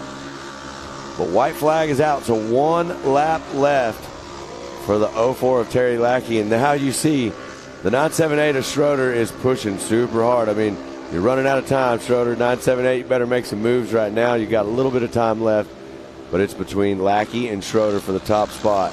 And it's tightening up, Scott. Oh, boy, here we go. That long straightaway series of tabletops headed towards the pond. All right, 978 is going to try to go around the outside. Big time dive to the outside. Trying to make it work. Not happening today. So you're going to tell me that you're going to tell me that Terry wasn't caught snapping right about there, because that was a shot. Wow. It looked like he was taking a bite of a sandwich or something in the middle of that one. I'm not sure what happened, but he definitely put it down and regrouped right there and got back up front, because that was a quick recovery. Lackey still out leading the way, but we got a few more corners. We're going to see if Schroeder trying to show him a will again right here. Not able to do it so far. The 04 of Lackey still cruising out front, so it looks like he's able to put a couple of links between them. Little bit of breathing room. Only a couple more corners left. Yeah, I think Terry's got it figured out where you go into the corners, you nail the brakes, you can watch that car dive down in the nose and be able to make that rotation, make that turn, then accelerate, and the car squats in the back. And look at how he's pulled away through this section. Wow. Well, the 978 of Schroeder getting a little bit loose in the corner back there that allowed Lackey to absolutely pull away. There's the checkered flag for my man, the 04 of Lackey, taking the win in your Vet 40 Plus NA. There's Schroeder coming across, and Truett 1, 2, and 3 as they cruise back up the hill right there in front of the Good Boy Vodka VIP area. And check that out. Right there in the back, coming up later this week, you are going to get to see Nitro Circus right here at Vision 2023. They got a huge ramp. They got it all set up back there. We're going to have some fun with them. We've got Nitro Cross. We've got Pro Rock Racing. We've got Nitro Pit Bikes. We've got Pit Bike Racing. We've got concerts. And you got Jeff Johnson crossing the line. Yep, that's it. Jeff Johnson coming around. Looking very, very patriotic. There's a drone shot. Now you're seeing the RC track. A little bit more to the left. Oh, and there we have the handy unofficial results. Terry Lackey obviously taking the win. Rick Schroeder second. Mitch Truett rounds out the podium. Briar Taylor in the fourth. Jeff Johnson top 5. Justin Moore 6. Todd Remery will end up finishing in 7th, even though he didn't finish the race. Nice little wreck earlier in the event. Austin Sides in the 112, 8th, and Matt Hecker and Nathan Whitmer, I believe, didn't make the call at the start of the race. So that'll take care of the unofficial results there. A little bit of action earlier in the race. Oh, I never noticed that. Little blue smoke out of one of the cars. Yeah, one of the cars was definitely having some issues right there. Here you see the battling starting right at the front. There's that big rollover in the corner that we've seen. That's one of them right there. Well, we're going to take a moment and catch our breath and step aside real quick for a few words from our sponsors. We're in Jay, Oklahoma at Mid-America Outdoors. AMSOIL runs on freedom and has since 1972. We punish our products firsthand in our world-class laboratories and beyond, because some things can't be learned from a test tube. Run with us.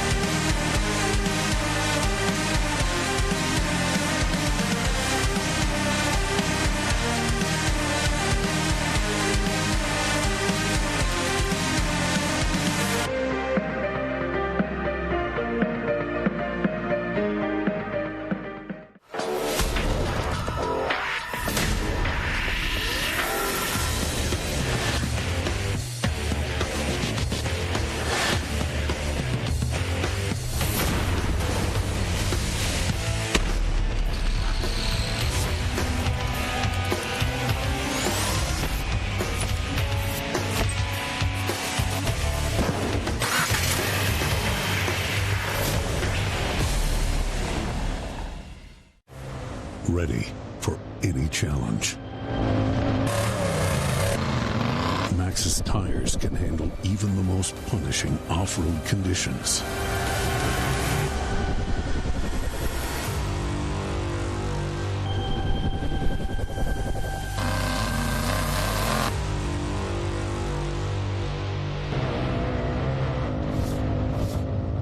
Maxxis tires. Tread victoriously. Speed Sport has been America's motorsports authority since 1934. Get news, results, and commentary from the most connected experts in the business, covering all forms of motorsports from flat track to NASCAR and everything in between. Bookmark speedsport.com on your mobile device now, or follow Speed Sport on social, and be sure to subscribe to the Speed Sport Daily. Speed Sport is your one-stop shop for all things racing on 2 wheels and 4. And welcome back, everybody. Once again, we're in Jay, Oklahoma, home of Mid-America Outdoors. And there's a great shot of our vendor area. You can see Ford has got a big representation here this weekend. They do. And they're rolling right into the screens. One of my favorite things you can see when you're out here, the Ives brothers, Kyle Ives right here. We got to talk about that. Yeah, there's some great dudes. They're putting on a killer show right there, riding those Harleys on that wall. And later on today, we've got Ultra 4 coming up, and sounds like we had a chance to catch up with Mick yesterday from Ultra 4 at the Live From desk. We're going to send it down and see how that went. Hello and welcome to Speed Sport Live from Visions 2023. Hello everybody, I'm Dave Arnold, joined alongside Erica Allreed. We got a special guest over here. We got Mick Henson. Mick, how you doing, buddy? I'm doing great. It's a beautiful day. I know we had some rain, and I know that was in your mind because you just went and qualified. Right, yeah. Yeah, it downpoured pretty hard last night, and it's pretty normal out here in Oklahoma, so the rain's good. It's going to settle the dust down, so I'm pretty excited about that. Did it make the track a little soupy at all in certain sections? It made it soupy, but it really packed in some of the loose dirt and slowed down the dust. So a lot of guys were saying that they were hoping for rain. Is this kind of the rain you were hoping for, or was it a little too much? It was a little too much, but hopefully it's enough to last till Thursday and Friday. So you've had a successful beginning of year. You got in the top 10 at KOH. You took first in Rush, Kentucky, and a fifth in Montana. How are you hoping to keep the ball rolling here at Visions? I'm hoping to just get a good place, keep the truck together. That way I can just continue for the rest of the year with the truck, not tear the truck up and end my season. And one of the things also is going for a national championship is what I guess you're shooting for right now. Yeah, absolutely. So how did you finish in the last couple of years?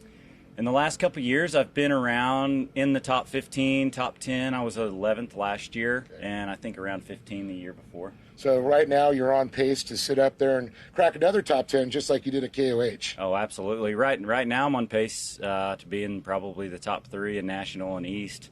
West, I'm kind of battling with some other guys as far as points and stuff, but we're doing really good this year. Well, let's talk a little bit about your vehicle, the Toyota. Yeah. You're racing in the 4600 stock class. I mean, Toyota is definitely a proven vehicle. I mean, for years, these things, I always say they take a licking, but they keep on ticking. Oh, a Toyota. Absolutely. The truck is so reliable. It's unreal, and that's the best part about it. Even though it's got some of the highest end parts, some of the old original parts are just still hanging on, and they just keep going. And how do you think it'll handle here in kind of this woodsy course? It's going to do great here out here. There's nothing too rough for it, so it's kind of limited on suspension, so that's kind of where it usually slows down. But it'll do really well out here. There's some of the high pace, like across the pastures. That's where it's really going to slow me down, but it should hold together just fine here. Now, I know you're limited to 35-inch tires on these things. Now, the Toyota usually has a little bit narrow wheelbase there, a little bit, more nimble, I'm going to say, than some of the big Broncos and possibly some of the bigger Jeeps with some of the little long travels on them. Mm-hmm. So do you feel that's an advantage to you, too? Yeah, absolutely. The truck's it's pretty skinny and short, and I can fit between the trees really well. And it's a very fast-turning truck, and the manual transmission's actually kind of nice in the trees because you can run the transmission instead of wearing out the brakes. And so you can just kind of, work the truck. It works really well in the trees. Well, that's one of the great things about the different classes for the 4600, part of the EMC classes, the Everyman Challenge. So we're going to have to find out. We'll wait and see how he did in qualifying, and, of course, we'll wait to see him how he races. Mick, I want to thank you for coming by, buddy. Appreciate it. And, again, I want to thank everybody tuning in to Speed Sport Live from Vision 2023. We'll keep you updated all week long how it shakes out here at Vision. Well, thanks a lot, Dave and Erica. And what's neat about the Ultra Ford USA series is the fact there's multiple classes. Oh, yeah. So if you like open wheel racing, they got them. If you got the truck classes, you got that. So as we got, you can see a little bit of remnants of what the track construction on top of the hill is still going on.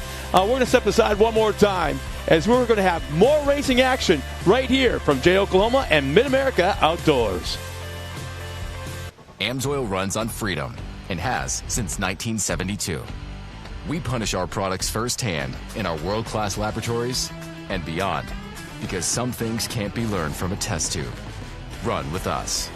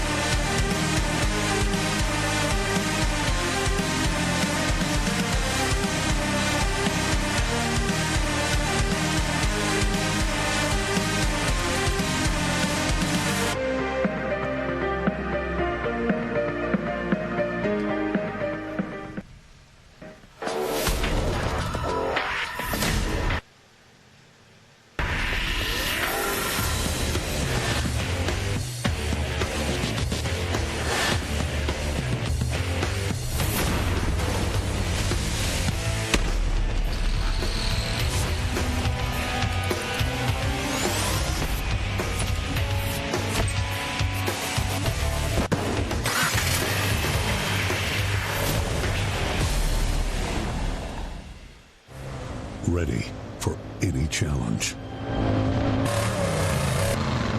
Maxxis tires can handle even the most punishing off-road conditions.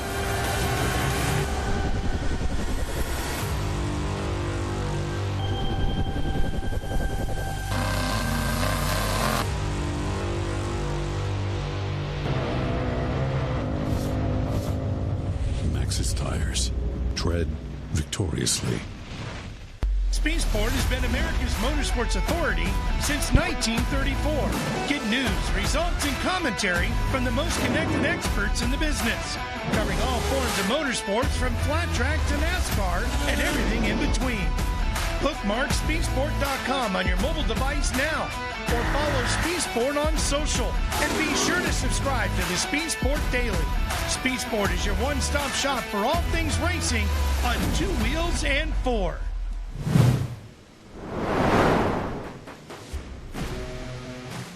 Welcome back, everybody, once again. I am joined by Matt Edmondson. My name is Scott Rain. We're getting ready for our next race. And, of course, it's Amateur Turbo. That's right.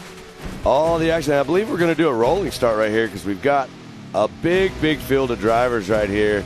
Looks like we would have 3 rows if we were going to do that. So we will line them up, get them ready, and we're going to do a rolling start right here. Man, we're throwing everything at these drivers this afternoon. Yeah. Not only a rolling start, but the competition yelling. They're going, hey, what the heck's going on here?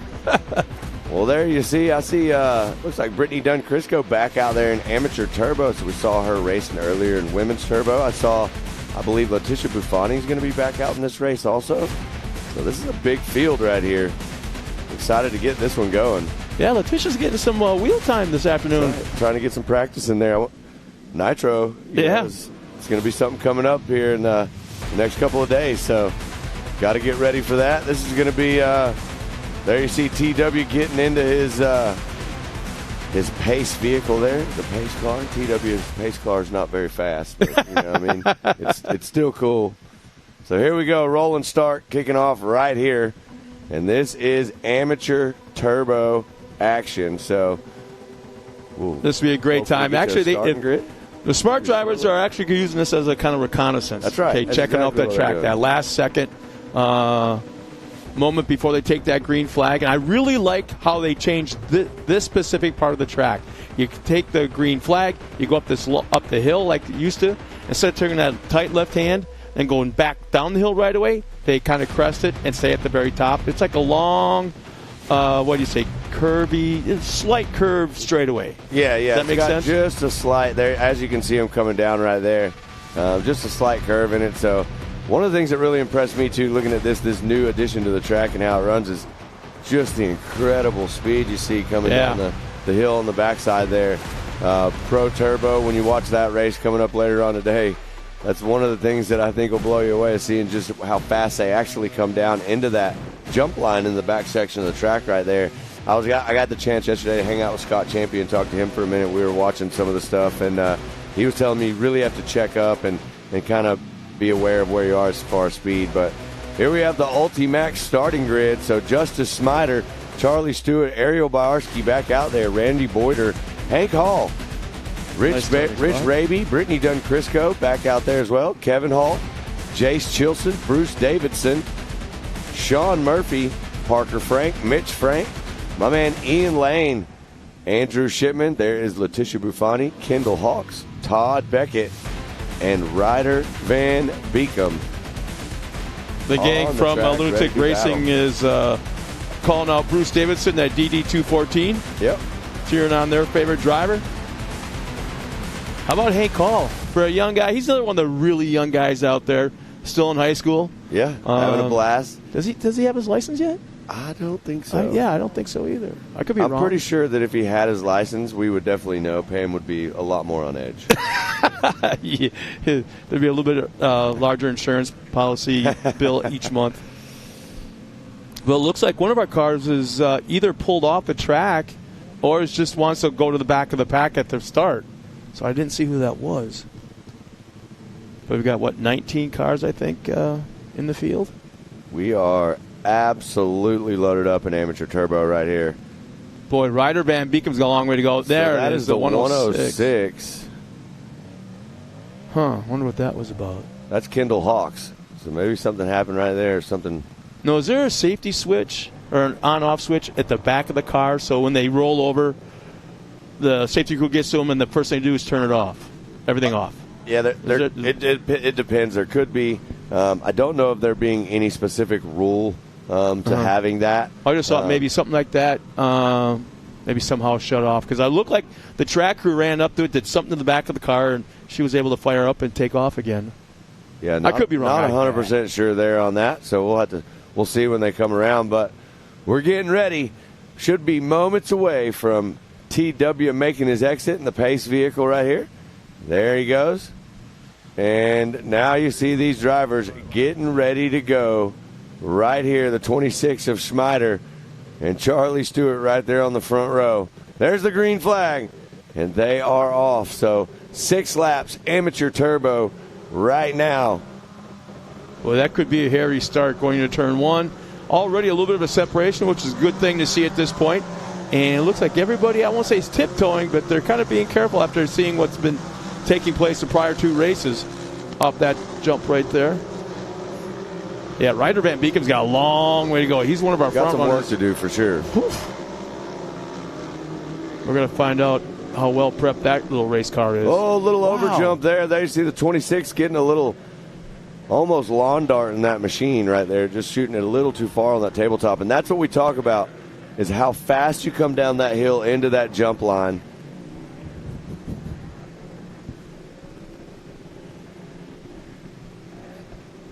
That one was definitely a little over elevating your day right there. So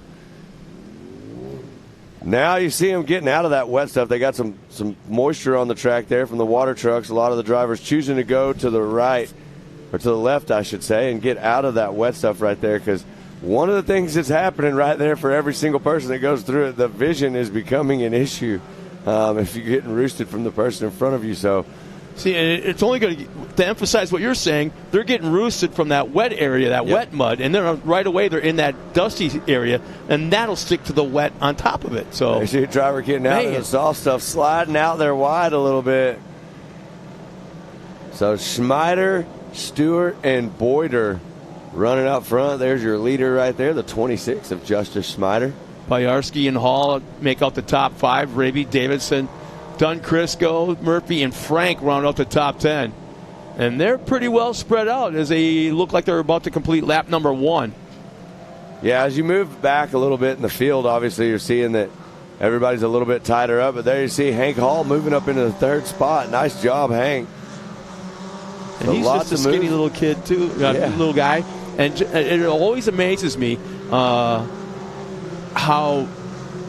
you look at them off the track, and they're just a skinny little fit little kid, maybe like 2% body fat, but they're so skinny, and the way they muscle these cars around this racetrack.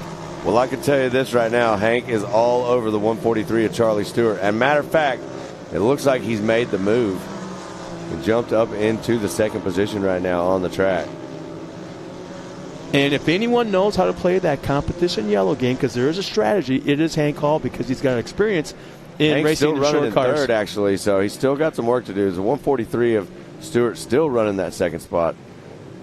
We'll see if he can make it. You're exactly right. He's definitely got he knows exactly what to do, and he knows what's coming up. We talk about this a lot. There's a spotter section out here. You've got a spotter. Your spotter is going to be guiding you through the headset to tell you when and where and the strategy and different things like that, where everybody is around you.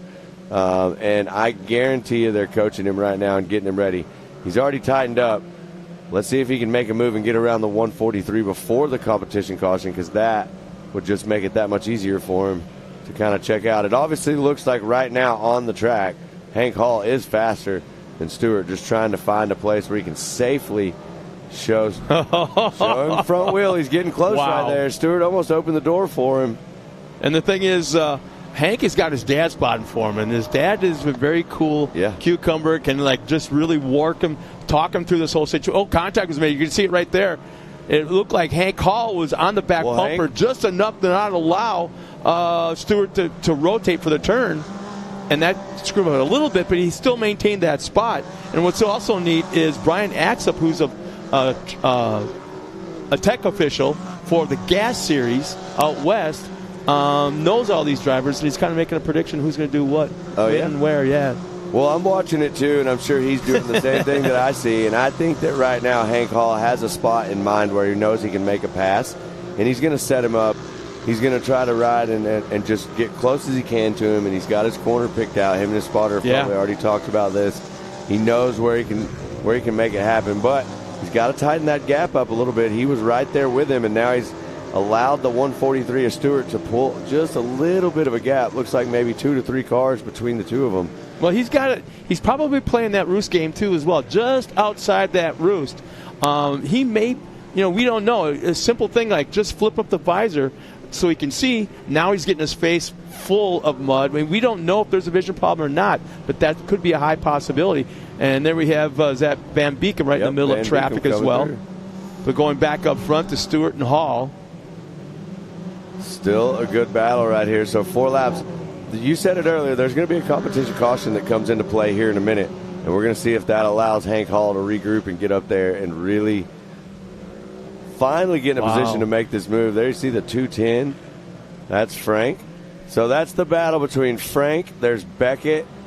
There's the 108 of Frank also in that next position. It looked like that's the 44 of Ian Lane making some moves. Look out. Just about over-rotates right there. Man, that's a slick part of it. Everybody's Ian going to the hit side. How about that? Too. What a move right there. That's some heads-up driving. Jumping in the mix. So what a move right there for Ian Lane. That's going to put him in, I believe, the top 10 right there. I believe 9th position right now on the track. Nice move right before the competition yellow, it appears. I think the yellow is coming out this time by. Yep, so there it is. The yellow. We will dive right into this competition caution. Wow. How about the top 5 right now? Ariel Baryarski having a nice run in that 5th spot. Randy Boyder, Hank Hall running in 3rd, a very tight 3rd. Charlie Stewart trying to maintain that 2nd spot. And our leader from the drop of the green has been Justice Smiter. And this, now I started to say that, and you kind of touched on it, that Hank Hall, he has run short course before. On the West Coast. He's got a ton of experience in it with the competition yellow. So he knows how to play that game, and his dad knows how to play that game. And his dad's a chess player. I like how he kind of plans things out, and he plays that chess game.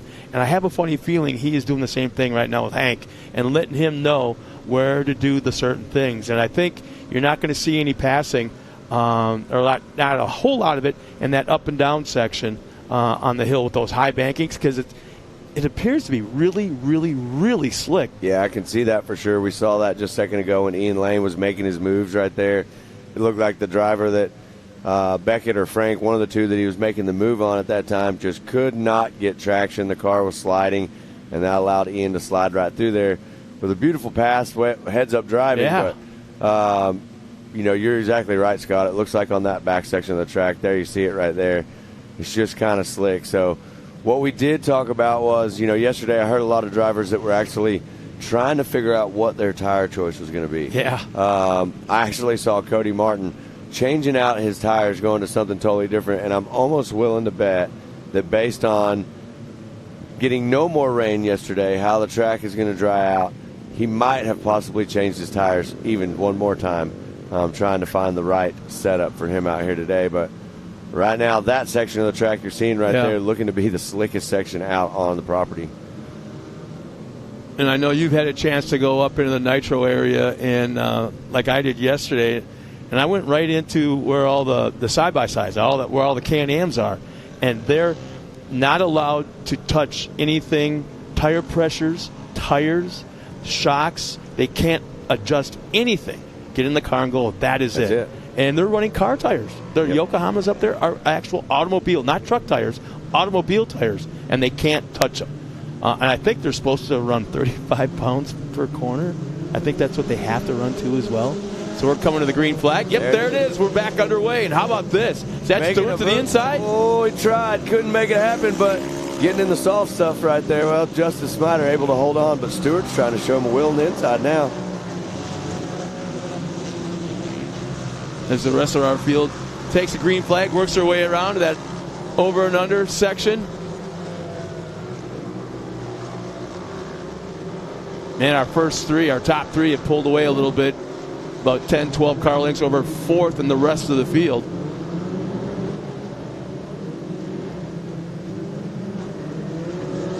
Well, here they come to the back section. And it looks like the 143 of Stewart is still wanting to get up there and show Smider a wheel. And then you got Hank Hall in third. This is what I'd be doing if I was Hank right now. I'd be trying to stay so close. And that way, hopefully, Smider and Stewart would get into a battle, and Hank would be able to slide right on by and take over that top spot. Exactly, you called it. But we'll see. He's got to tighten up the gap right now because it looks like the 143 of Stewart has found some more speed in this second go-around right here, the second half of the race. But like you said, that could also be part of the strategy, right? He was running in a good spot. Hold on. We know we're going to competition caution. And then the second half of the race, now you've got to push it. Now this is where you go out there and leave it all on the track and try to get to that checkered flag before Schmider in front of you. Boy, I don't know who I'm more impressed with right now running 1 and 2. Is it Schmider able to keep Stewart back at bay in that second place and running the line? As somebody got turned around, did a full 360 trying to get back underway. But, yeah, Schmider trying to keep Stewart back, or is it Stewart keeping Schmider true? Keeping him honest, because I'm close enough to make something happen, but I haven't done it yet. So that was the 44 of Ian Lane we saw right there sliding around. But out front, nothing's changing. So Smider, Stewart, Hall, Boyder, and Byarski, you're 1 through 5. Then you've got Raby, Beckett, Frank, Davidson, and Van Beekum jumping up into the 10th position. I like it. Ryder Van Beekum coming from the back, looking good right there. Yeah, dead last. Wow, nice run. So another very young driver. Yeah. Very young. Whoa. Yeah. Flat landing it. 143 of Stewart raking in some frequent flower miles right there. He was trying to go to the moon and come back real quick. Is that smoke out of our leader? Yeah, looks like we got some smoke. A little puff right there. As long as it stays smoking, that's a good thing. When it stops, not so good. You know, and it also could be... Well, here we go. Oh, making the move to the inside. Oh, Justice is going to be on the gas. Not allowing Stewart to make it happen right here. But this is going to shape up to be a good. We got 2 laps left, and they are right there together. So this is going to be a good battle, Scott. Yeah, I'm kind of surprised Hank Hall isn't closer. He should be right there in the mix of things. But, man, here we go. Look at the different brakes coming down. Different lines. I mean, they have to slow must be faster right now in those corners.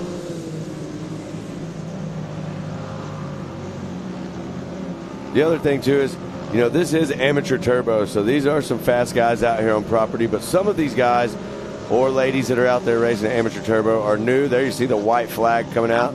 So this is the class that you can come out and get started racing in right here in this amateur turbo division if you're driving a turbo car, or you have that amateur NA as well. So right now, Justice Smider not looking new to this at all. Looking very, very well out there on the track.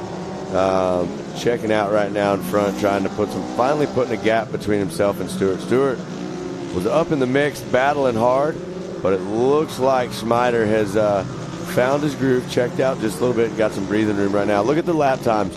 144.6 for Smider on fast lap and a 144.4 for Stewart. So Stewart definitely has the fastest lap on the track, but now Smider's found the speed and been able to put a little bit of a gap out there. And what's interesting, you brought up lap times. Everybody's best lap was on the 5th lap. So like the track is getting better. Yeah, it's coming together for sure. They're getting some of that moisture that the water crew threw down out there. Some of that slickness in the corners we were talking about is finally going away. They can actually come through the corners without sliding. So our leader's slowing. Our leader right here. Smider slowed. Smider has had an issue. Stewart has already gone by and is checked out. Yeah, we did see that smoke a couple laps ago. Not sure if that was the issue. It was a quick little puff of smoke. We didn't see it again. Now we see Smider on the side of the track, and the 143 of Stewart right here on your screen has moved into the top spot with what I believe 1 lap left. So this should be less than right a lap, there at half the end. a lap, Checkered flag should be coming around right here. So, man, that's another example of racing all the way to the end. There it is, checkered flag for the 143 of Stewart. And that is going to allow the 5-7 of Hank Hall to move up into that second position on the track. So congrats to Hank Hall. Great drive right there. You see him coming through the Can-Am finish line over the Project X tabletop. I love that. So, as the rest of the field comes through, you can see it once again. Stewart takes the win. Hall second. Nice run by that young man. Boyder will round out the podium. Boyarsky, another nice run. 2 races in a row. Nice job.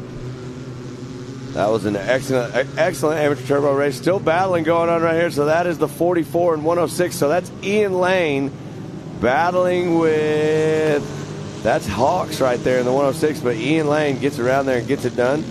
So they come through. Lane, Hawks, and Chilson. A couple more drivers out there on the track. So as the rest of the field comes through, once again, Charlie Stewart will take the win. Hank Hall second. Randy Boyder, our top 3 podium finishers. Ariel Boyarsky fourth. 5th will be Rich Raby. And we have an AMSOIL instant replay. I believe, Scott, this is what we saw. This smoke we saw right here on that lap, that puff, may have been kind of the warning to what was to come. And shortly after that, we saw the 26 machine on the side of the track with problems. And we'll see if that was, in fact, what caused this car to not be able to finish the race. But that's super unfortunate. It wasn't continuous smoke trail. It was just one puff and done. Yep. And that doesn't happen very often. Well, there we have it. Elevate your day with the handy amateur turbo results right there.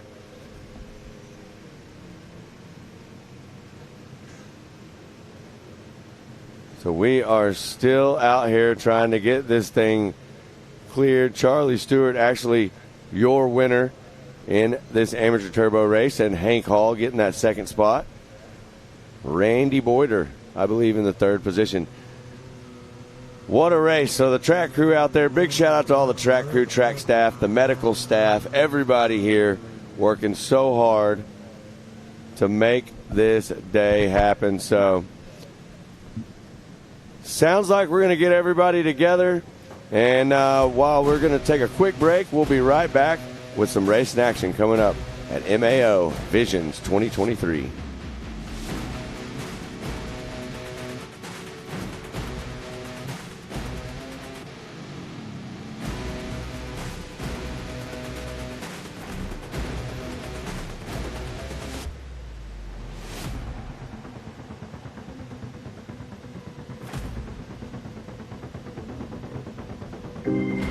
At 360 Wraps, we've been working hard to transform the vehicle wrap industry. Wherever you are, we're standing by to show you the professionalism you deserve.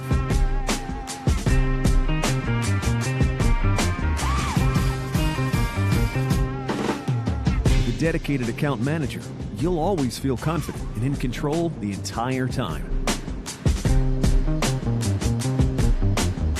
Providing nationwide service to the top brands in the industry, our team will confidently handle any project you give them.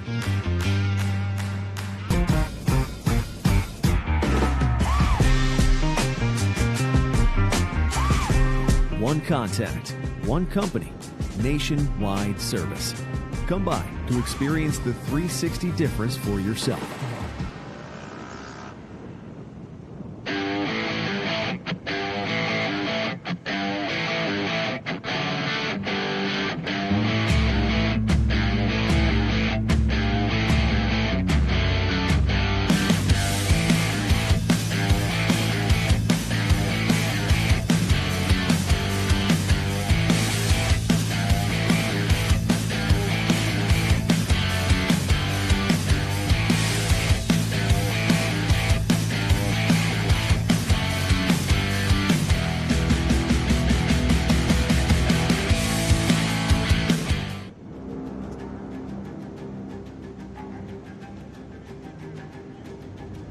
Connect with the Wild is about off-roading with your buddies.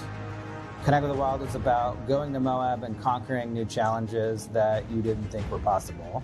Ultimately, Connect with the Wild is about enjoying the outdoors in your vehicle as best you can. We're treating it like we know it's something special that everyone will remember.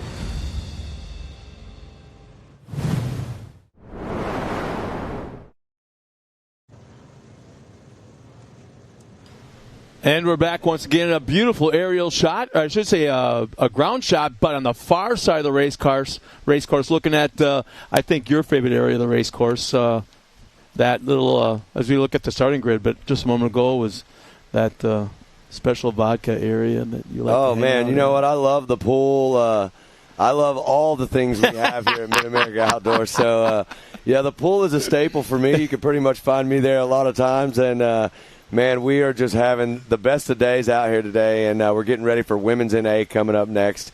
And, man, Scott, I'm pumped. I'm having a great time. Visions 2023. You smile so much, man. You're so electric with your grin. Yeah. Just permanent. You know, my jaw hurt last night. My wife's like, what's wrong? I'm like, I smiled all day today. Yesterday one of the coolest things happened. I got to give a shout out. A lot of people here know that we've been running around having some fun with gel blasters. Oh, those hurt. Well, I got ambushed by all the kids in the park. The Singleton bunch, they literally led them over there, and they knocked on my door, and I stepped out. Really? I thought all the kids just wanted to come hang out with me and say, hi, what's up, Oh, no. As soon as I stepped out of the door, I took about 300 gel blaster water beads. And you thought you were Mr. Popular and found out. I was running for my life out there, so... Yeah, it's just things like that make it absolutely amazing. We have such a good time out here. There you see the hill. Everybody's up here. Tommy is scoring in that little building there. Hanging out, having a good time. The vibe is just an amazing one out here, and the culture, the family aspect of what Mid-America Outdoors and the Robinette family have. What they've achieved is just second to none. There's no other place like this in the country. We come here for racing, and racing is very serious. It's a very expensive sport. A lot of people are really putting their everything they have into it, But the one thing you can do is you can come here and race, and you can have a ton of fun while you're at it. Everybody here is your competitor, but everybody here is also your family. Oh, gosh, and yes. They'll work and do whatever they can to make sure every single person here is able to get back out on the track if they have an issue, whatever the situation may be. This place is just incredible. So there is our Ultimax Women NA starting grid. So Kurtzmeyer, Watkins, Yoshimoto, Singleton, Rowden, Schroeder, Burchard, and Lemming all ready to do battle. So I'm excited to see this one. This is going to be a fun one. So you think that Watkins has got a little bit of an advantage having been out here earlier and won that race? Yeah, I mean, definitely. If the green comes out, we're on our way. Yeah. We are going right here. So definitely a little bit of advantage for Watkins already being able to see the track and know what the conditions are like. But It looks like Watkins is back. Is that Watkins? Yep, that's Watkins. Back out to the front right there and on the gas. So there you see the 237 repeating exactly what she did earlier. Gosh, I like it when it's like this. Angela Haley checks in and goes, "That's my Singleton grandkids." And yeah, you got to give it up for the Singletons. Yeah. They're the best. So have a good time. We're getting to see them out on the track right now. It's Brooklyn Singleton, and she is running in the 4th spot right now, the Team 360 car, and lots of good racing going on. So our first place driver, obviously Josie Watkins, getting to see the track some a little bit already, is on the gas right now and trying to check out in front and stay clean. We'll see, because look at right there. That is going to be Yoshimoto jumping in the mix, trying to show Watkins a wheel and doing a pretty good job of it so far. So we'll see. There's a lot of racing left. Braking a little bit later than Watson, coming down the hill with a good drive going up. We'll see if the track is dried out just a little bit on the lower sections of the up and down the hill here, the Talladega turns. Because I know the last, one, maybe 2 classes have seemed like they had to almost come to a stop, rotate their cars, and then get pointed up in the right direction, and then just barely inched up. It was so slick in those sections right now. Yeah, one of the things, we were watching that amateur turbo class, and you saw some drivers in there that were absolutely setting their car up for the corner, coming in, throwing their car sideways, carrying a ton of speed, a lot of wheel speed through the corner. But then you saw other drivers, like you said, Scott, that were almost coming in, stopping, squaring it off, and trying to get drive going straight up the hill. Oh, man. That is the 13 of Schroeder. It looks like off the side of the track. Unfortunate there. So let me just say this. The 237 right there, I'm pretty sure she possibly could have went tabletop to tabletop right there. The speed looks like it's coming there, and then not that far back is Yoshimoto. Yeah, so still a lot of race left, 5 laps left in this women's NA. So Watkins knows what to do, feeling pretty good on the track. Obviously got all the lines dialed, but here's the thing. Anything could happen. Yoshimoto's still in striking distance, and we'll see if Yoshimoto can just keep it close and hoping for Watkins to make some sort of a mistake that she can capitalize on. Here's that thing. You got all these cars are gapped out pretty evenly from 1st, 2nd, 3rd, 4th, and 5th. Nice size gap between them. If you're running in 2nd place, and I'm Yoshimoto, I'm happy right there. Exactly. I'm waiting for that comp yellow. Yes. Don't beat up your car any more than you have to, trying to reel in the leader. But, this is that section we're talking about, how everyone was inching up, but there's a yellow flag out. We do have a local caution on the track. There you see the flagger. But I think right now Yoshimoto overall is probably running the smartest race. She's comfortable in 2nd. Don't push. You want to protect your position from everybody behind you, but you don't necessarily have to go after leader and try to make a pass and beat your car up in doing it. And there's we got another one. I'm not sure who that is. I hope that's not. I can't see the color of the car. I don't know who it is, but it looks like it could possibly be a Singleton.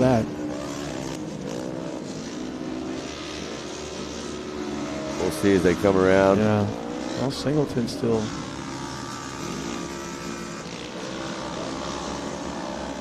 Yeah, we're not able to find out who that is. That all we were able to see is the belly pan section of that race car.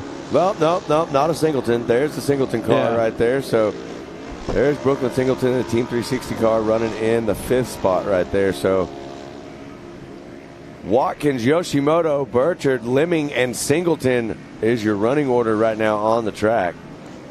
There you see the 06 right there of Lemming trying to chase down. Would that be Annie So Schroeder? That is the 13 of Schroeder right there that we saw. Looks like they're maybe good to go, trying to get the car restarted. There's Yoshimoto. Watkins absolutely flying with a 128.6 fast lap. Yoshimoto with a 129.5. And there you see the caution. Tightening them back up right here. This is not the competition caution. This is another local caution on the track. Competition caution still to come here just shortly.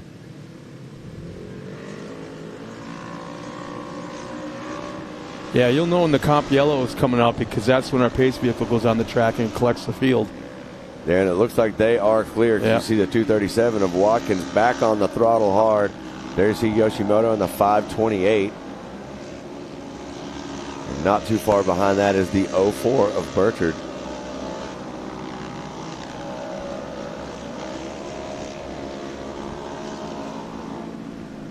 Josie Watkins leading the charge, looking sharp. For the second race. Yeah, I mean, wow. Trying to take home all the hardware out here today. All the bragging rights. I can't say this enough. There is the flag coming out for the competition, a caution right there. But, can't say this enough. What better feeling would it be to walk away from Visions 2023 knowing that you took home that first, second, third spot? Basically, you're the best in the world. Best in the world. For that moment, you are so, the best in the world. And, one of the things we talked about also yesterday was there's a lot of new faces. There's a lot of people here. We're seeing drivers and racers we haven't ever seen before. Record numbers, entries. Yeah, absolutely. Well, I mean, what are the drivers' meetings like? Because you're down there.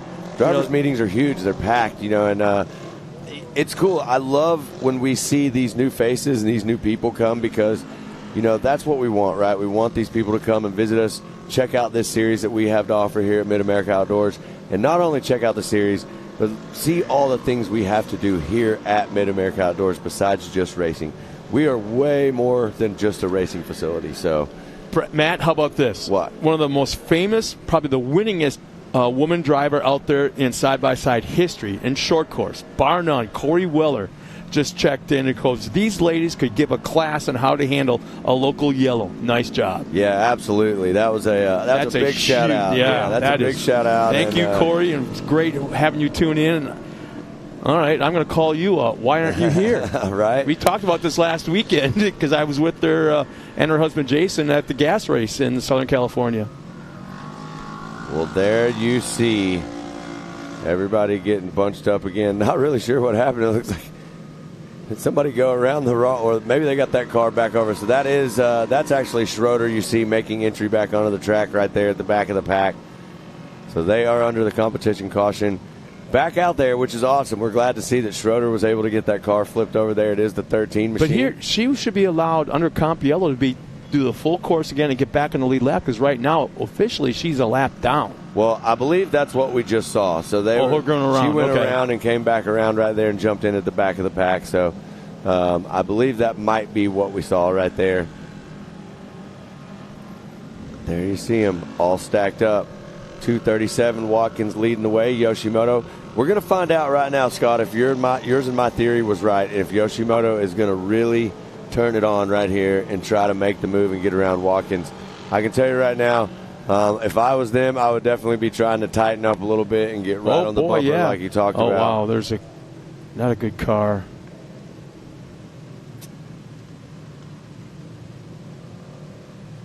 Boy, it's hard to tell a number. But yeah, I wanted to let everybody know as we're getting ready to take the green flag, stay tuned because we're going 4,400 racing right after this broadcast. Yeah, right after we get done here. So here we go. Green coming. There it is. You see Josie Watkins at 237 getting on the throttle. Look at this. Burchard going to try to make a move. Can't do it, but look at this. And the 06, the driver Lemming trying to dive in there and show a wheel also. Lemming on the inside right here.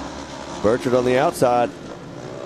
Well, Yoshimoto had a little bit of an issue. Singleton's back in the mix. We'll see if Singleton can get up there and get some drive going up this hill.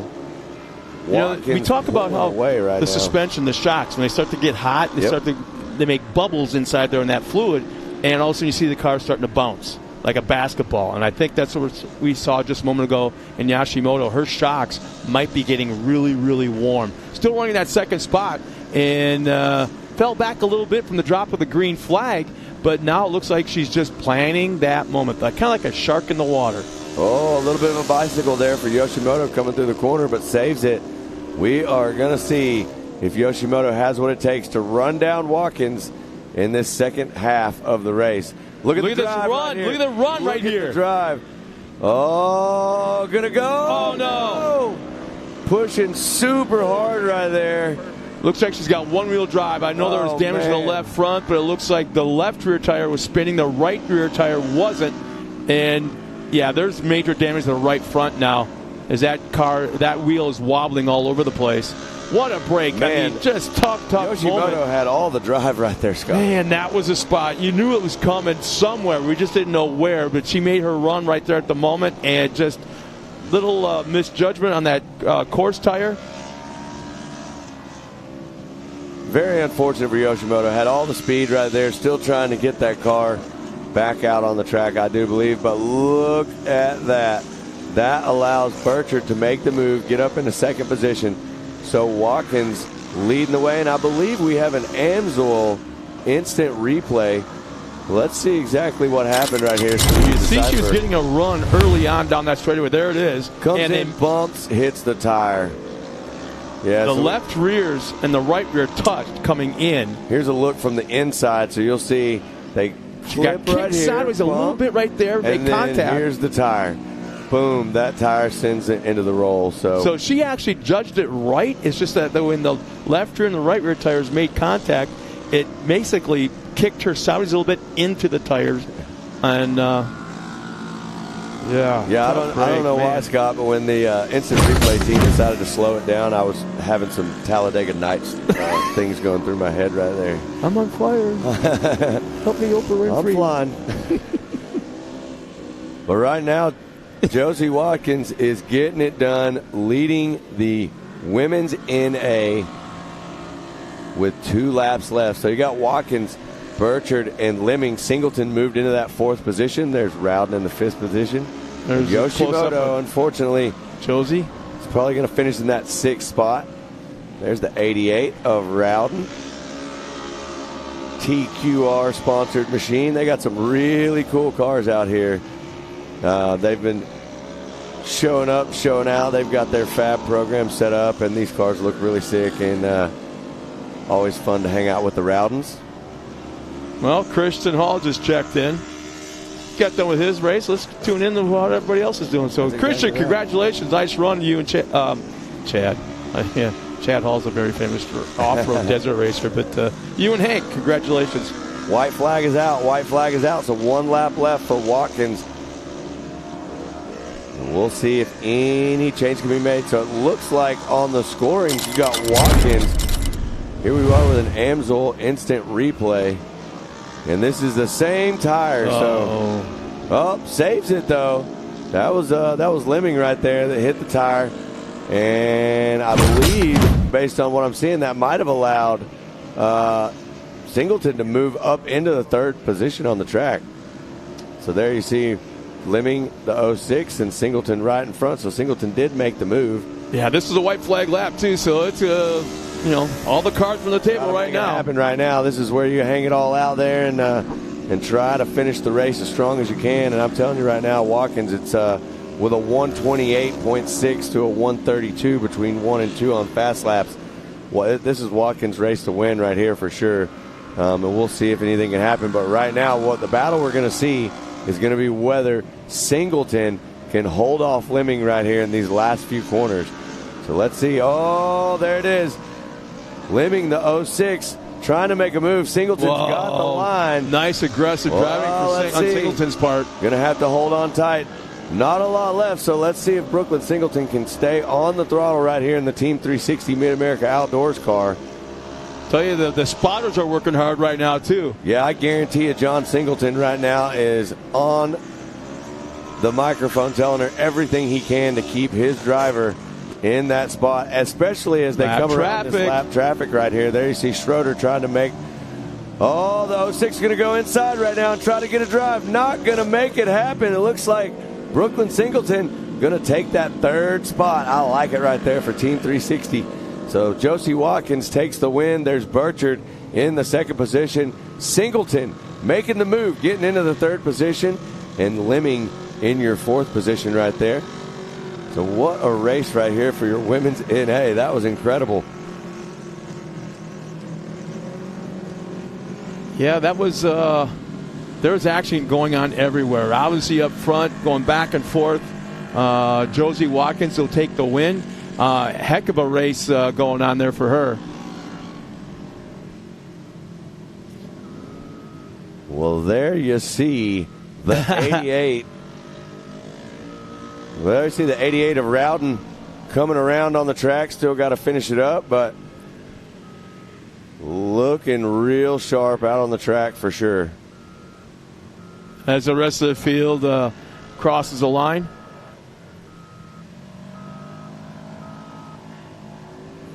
Nice, clean. Nice, clean. Nice, clean car. machine heads over that Can-Am finish line. She's out having fun. There's our handy women's NA unofficial results. So Watkins top spot, Bella Burchard, Brooklyn Singleton in the third spot, Alexia Lemming, Crystal Rowden, Annie Schroeder, Leslie Yoshimoto, and Camber Kirchmeier rounding out your field right there. So, well, Scott, it sounds like you and I are going to step out for a little bit. We're going to let Ken and Pam step in and call some races, and then we will be back here in just a little bit.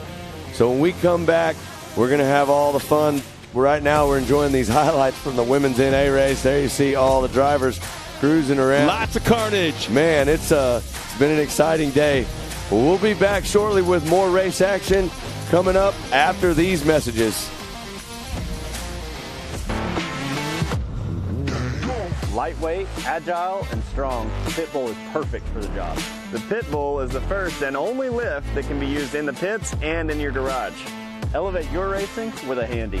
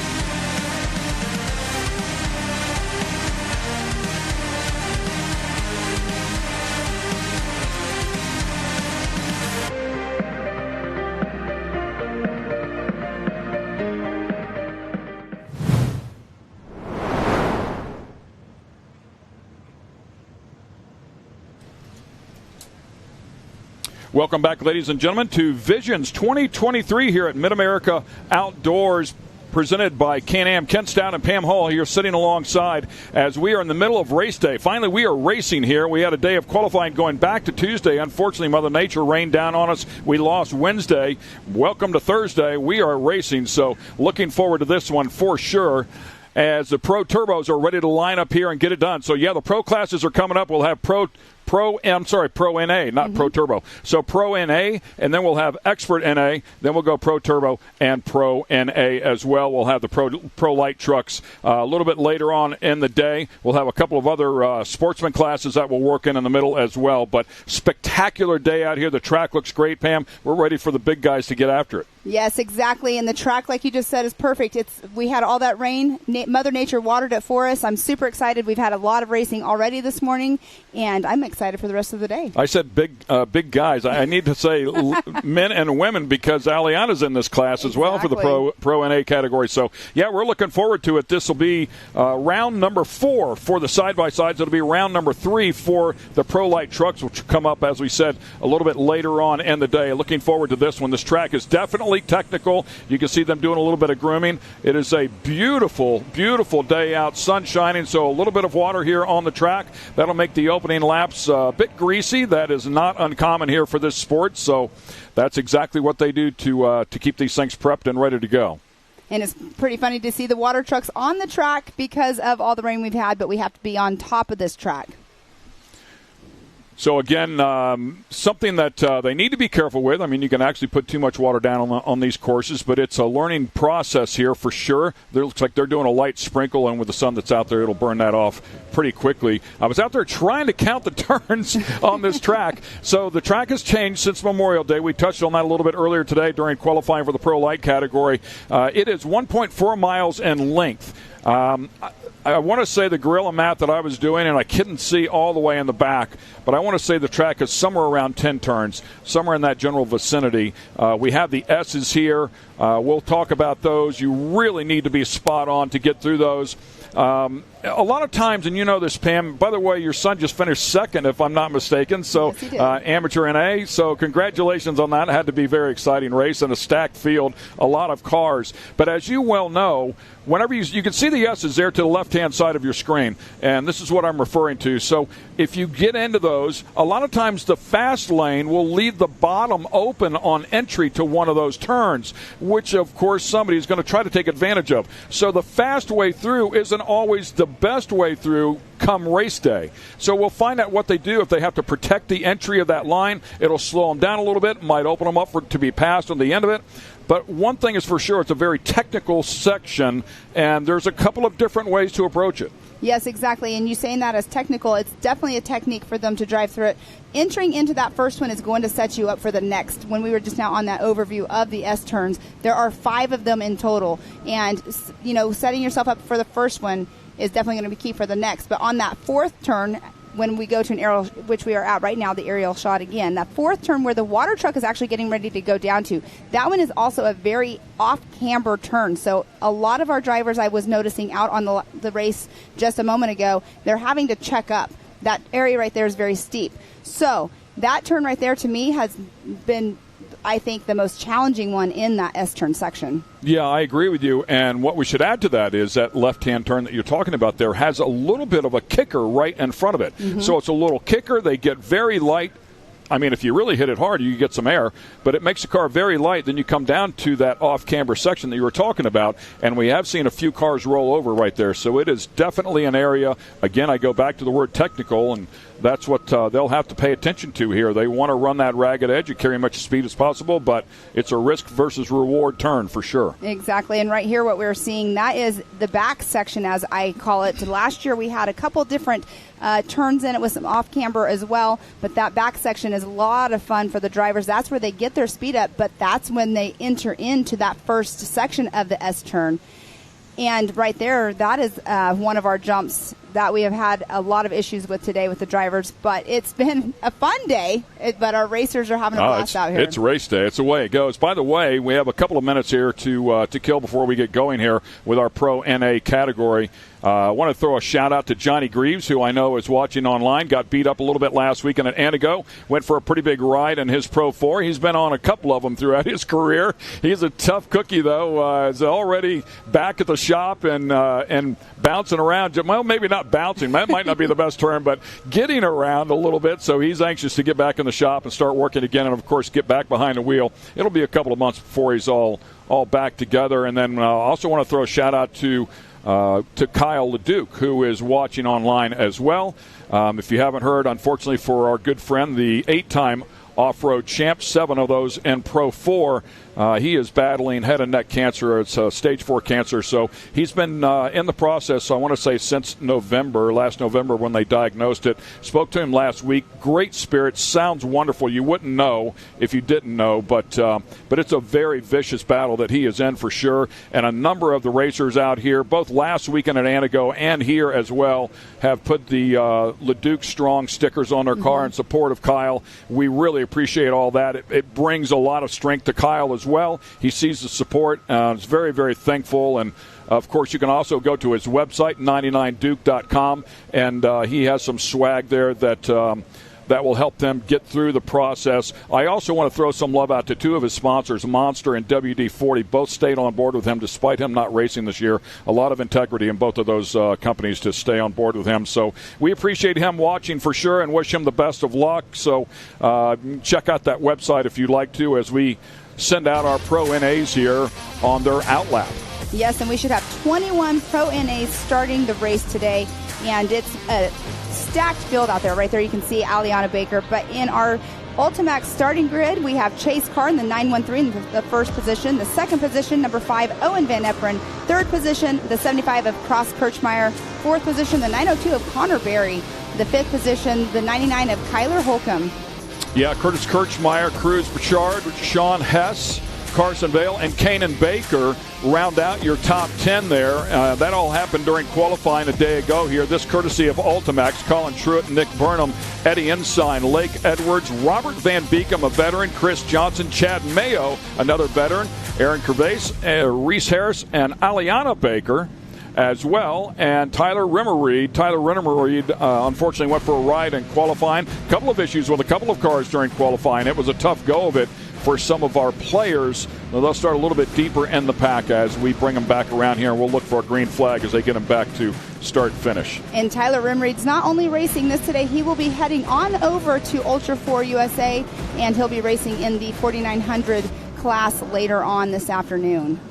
And a good look at the S's right there. This is what we were talking about. If you miss the entry to this turn, it's gonna throw you wide for the next turn. Somebody's going to pass you. Maybe 2 or 3 people are going to pass you. You can see a stack of tires down there at the bottom that they want the drivers to stay on line. They were chopping the bottom of that turn off. That's what racers are going to do. Shorten that track up as much as possible, but became a safety issue. Here you can see a couple of stakes on the inside as well. That's a kicker there. I mean, it can launch. They can carry a lot of speed in there, but if they hit that kicker, it'll launch them and send them to the outside of the turn. And some of the drivers, you mentioned it before, will stay to the outside, try to keep not as much air underneath the car, get the tires back on the ground and run the bottom of the turn. But a couple of different ways to attack that. As we take a look at, you talked about a chase car on the pole. Something we have to tell you about Owen Van Eperen, outside pole. He popped a motor in qualifying. That was a hot rod motor. They're allowed to change internals here. 1,000 cc's, but you can change internals. He did not have another hot rod motor to put in it, so he put in the stock 1,000 that he competes in with Champ. So it's not going to have as much steam. I told him, I said, you're going to have to race here today. Bring those driving skills out. Green flag flies. They already go 3 wide. We're racing, ladies and gentlemen, in Pro NA here at Visions 2023. Let's get it on. And Chase Carr has that whole shot with Connor Berry closely behind him. Yeah, look at him, 2, 3 wide, all the way back through this field. Everybody jostling for positions here early on. Big tabletop right there into turn number 1 and charge up the hill into turn number 2. And that is steep. Hard to see here. Off camber, right-hander with a lot of speed. 2 RS1s out front. Yes, that is Chase Carr, Connor Berry right there. And we do have Cross Kirchmeyer, who's a very seasoned person. It looks like he will be probably in that 4th position back there. But we do have these 2 guys battling out already for that number 1 position. Yeah, Chase Carr finished 2nd at Visions last year. Started at age 4 in moto and made it to Loretta Lynn's. So, I mean, a talented driver. We talked about Connor Berry as well, just 18 years old. Came out of junior karts, mod karts, won championships in every year that he was in them, and a couple of wins here side by side. They get on the slick stuff and trying to hang on to it. Unfortunately for Chase Carr, he goes completely off course. Wow, he was on it, trying to stay on it like you were just saying. Now he's back on course. But wow, that was such a battle going into turn 1 of the S section. Yeah, really, really greasy through that rhythm section back through there where they put the water down, and it's going to be that way for a couple of laps.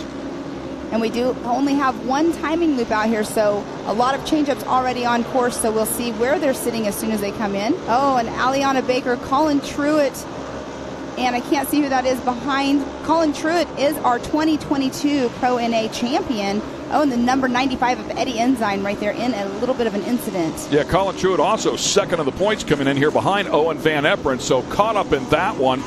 They will get 2 races here. A lot of the other classes, unfortunately, 1 race here today as we lost all yesterday due to weather. So these particular drivers, though, will get their 2 races, so it's the lowest combined score of those 2 races. See one of the Hondas out there as well. Going over that over jump, we will not be using the under because of water issues that are under there from all of the rain we have had. But these cars, they're staying tight-knit. They're close together as we saw a 3-car battle going into that last turn. Cross Kirchmeyer up there in 3rd place as we speak right now. Another talented racer here, 2022 Texas Outlaw Series Pro NA champion. We do have a yellow local waving right there. Not sure exactly what happened. But Connor Berry, look at his time. He's at a 1:52.514. Owen Van Eperen in that 2nd position at a 1:56.209. So that's quite a gap. But of course, we know Owen Van Eperen being a very, very seasoned racer. So he will definitely be pushing it as hard as he can to get up there in that number 1 spot or close to Connor Berry. Yeah, he fell off the pace there early on, as you could see there. You talked about the power inside of that car, but then once you get back a couple of spots, then you've got to deal with roost and, as you know, and pulling the tear-offs, trying to stay in the game there. It makes it even tougher. Another one goes up and over, ends up back on the side. Couldn't see a number there. I saw the 172 of Lake Edwards in that Honda out there going around, but I think that's Cross Kirchmeier. And Cross was in 3rd place, if in fact that is the case. Very unfortunate if so. But look at the battle going on through our S-turn area there. Just now passing up our Barbie Jeep downhill, which we'll be seeing later on in the week. Thought that might have been Kanan in there battling, trying to pick up another spot. 22 car, driven by Josh Baer, one of the Yamahas in the field. So typically the Yamahas are shifted cars. You can do a paddle shift, or they have a console shifter as well. So you have a couple of options there. The Polaris with the CVT style clutch as well. You can see what happens whenever you go a little bit wide there in turn number 1. You can get past. It looks like another one. So this was the number 13. That is Curtis Kirchmeier. So you were correct when you said Kirchmeier, but it wasn't Cross. So Curtis Kirchmeier, unfortunately, going up and over in that particular car. And there he is right there, standing outside watching safely off course. There goes Connor Berry across. Now the other rollover, I'm not sure if they got them back on, but there's the 22. We do have 2 22 cars out there. We have Bouchard, and then we also have Sean Hess. So that's going to be a little funny to do, but Sean Hess is in that 22 right there that we are over with our drone shot. Yeah, right now Connor Berry, the class of the field here, as you talked about lap times, with near 3 seconds on the field, out there in the clean air, clean track, setting these turns up. Again, I go back to, when you start racing somebody through this track, it's definitely going to take some time away. But Connor taking advantage of that. This is a good time to mention that we will run 4 laps, then have a mandatory caution and another 3 laps. So bide your time, pick up a spot, take care of your car, and get ready for the back half. Exactly. That is Kyler Holcomb and Sean Hess right there, both battling it out, getting ready to come around to our last left-hand turn before they go over for their lap number 5. Kyler Holcomb, that's that final turn right there where there's a jump on the inside, and you can go around the outside as well. That tight right-hand turn right there by our rock pile going around to that Raceline Bridge area. That over-under jump right there. They have a little bit of a lip at the entrance of it. I'm not sure if you made it down onto the track, but they made it to where they're jumping over it to keep, to give them a little bit more fun going over that area. But there's Aliana Baker. We saw her earlier in an incident, but she's back out on course. Yeah, trying to pick up some spots here.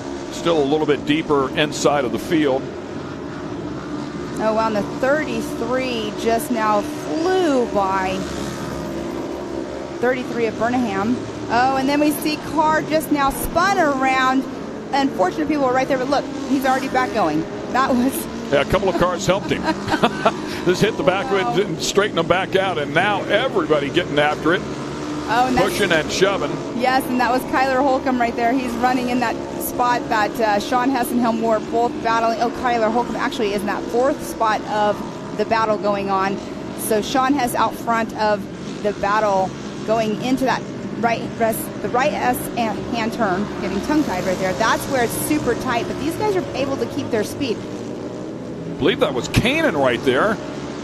Wow, and that's Kyler Holcomb. Wow. Yeah, I'm not real sure how that went about right there, if that's Kyler Holcomb, because he was in the back of that 4-car pack, the number 99 car. As once again we go back up here, pretty much the middle of the S's as they come down through that final right-hander. See if we can figure out what happened here with our AMSOIL replay. And it was that stacked back up in there. Oh. So there's the 22 there. Oh, that's what happened. So Kyler got back into the back. I believe that was Sean Hess, the 22 car, and ended up with no power. Or the car shut off. It might have snubbed it or something like that. And unfortunately, Kanan Baker, no place to go. That brings out the mandatory caution, or gets us to the mandatory caution. what a race that we have going on in our Pro NA class. This class right here, they have definitely been growing more and more every single year. And I love watching this class because of being in the NAs, but it's so exciting to see all of the cars out here on course, out here battling it out. We had 22 cars take the green flag this morning. So Owen Van Eperen there in second. Connor Berry having a great race. And we talked about Owen Van Eperen showing up to a gunfight with a knife here. Unfortunately popped that big bullet one day ago. Lake Edwards with a great run. Sean Hess, Chase Carr to round out your top 5. If we take a look at the points, Owen Van Eperen coming in here with a total score of 101, a 10-point spread over Colin Truitt, who we talked about struggling. Colin a little bit deeper down in the field, so a lot of work there for Colin Truitt. He's down in 17th place. Owen Van Eperen kicking the season off with 3 consecutive wins, then a second-place finish. Unfortunately, round number 3 at Wheatland, round number 3 was here Memorial Day weekend, and he clipped the tractor tire, ripped the right rear off. So making some adjustments to the tire wall and the inside of that left-hander as well. Yeah, it looks like somebody might have clipped him and made them move just a little bit. But that is a part of our track crew out there working hard. Yeah, a lot of effort here to put this track together, to get it the way it is. It's amazing what has happened here since March. The level of the racetrack, of course, a big chunk of this racetrack. Travis Pastrana and the Nitro cars will be on a little bit later on. As a matter of fact, I think they come out tonight and start getting some seat time, and then they will be racing tomorrow night. Part of the action that goes on here at Visions. Last night we had bull riding that goes on here. There's concerts every night. Professional level, world-class level RC racing. Ultra 4 is here. Of course, we're here with side-by-sides and short course racing. So it's a massive weekend with a lot of stuff going on. And if you just can't keep up, that's okay. Go hop in the pool. Exactly. There's so much going on. We do have a triathlon going on as well up by the concession area, and that is presented by Good Boy Vodka, which is awesome. We have a Good Boy Vodka VIP section that was built here just last week up there by where Nitro Cross will be starting, and that is pretty cool to see out there. They have been a huge sponsor out here at the park for our 2023 season, but we do have lots of stuff. We do have later on, we have last night we had an Ultra 4 USA Driver Summit. We're doing that tonight for our short course. It's a really nice thing that the Robinettes do, and race director. We go and we have a very nice dinner, a meeting. People can, put their opinions out there, or, changes that we might be doing for the year. But we do see Connor Berry is bringing around the pack of cars, going to be taking the green flag after the starter right there, ready to go. Yes, that thing loaded up in out of the holster and ready to shoot, right? That is Robin Williams. He comes all the way from up north, and I think in the Michigan area. Here we go, a 3-lap shootout. Pro NA coming at you. Connor Berry, Owen Van Eperen, Lake Edwards, Sean Hess, Chase Carr. The top 5 side by side. They're going at it down in there. You can see the Honda as well, trying to make a little bit of room as they go side by side. Wow, and that jump right there, what it's doing is they have the jump and then they go over to the bridge, and then they have the left-hand turn as we see right here going up this Raceline Ridge area. This has changed from the last race. Now they're taking that tight right, which opens them up to the whoop section. Connor Berry doing a great job here. 35 career wins for that young man, over 70 podiums, a handful of championships as well, coming up from junior karts 2 to karts to mod karts as he progressed up through the classes. Been racing since he was 9 years old. The CVR team is representative of the Radiator Company. Those radiators are on a lot of cars that are out here involved in short course.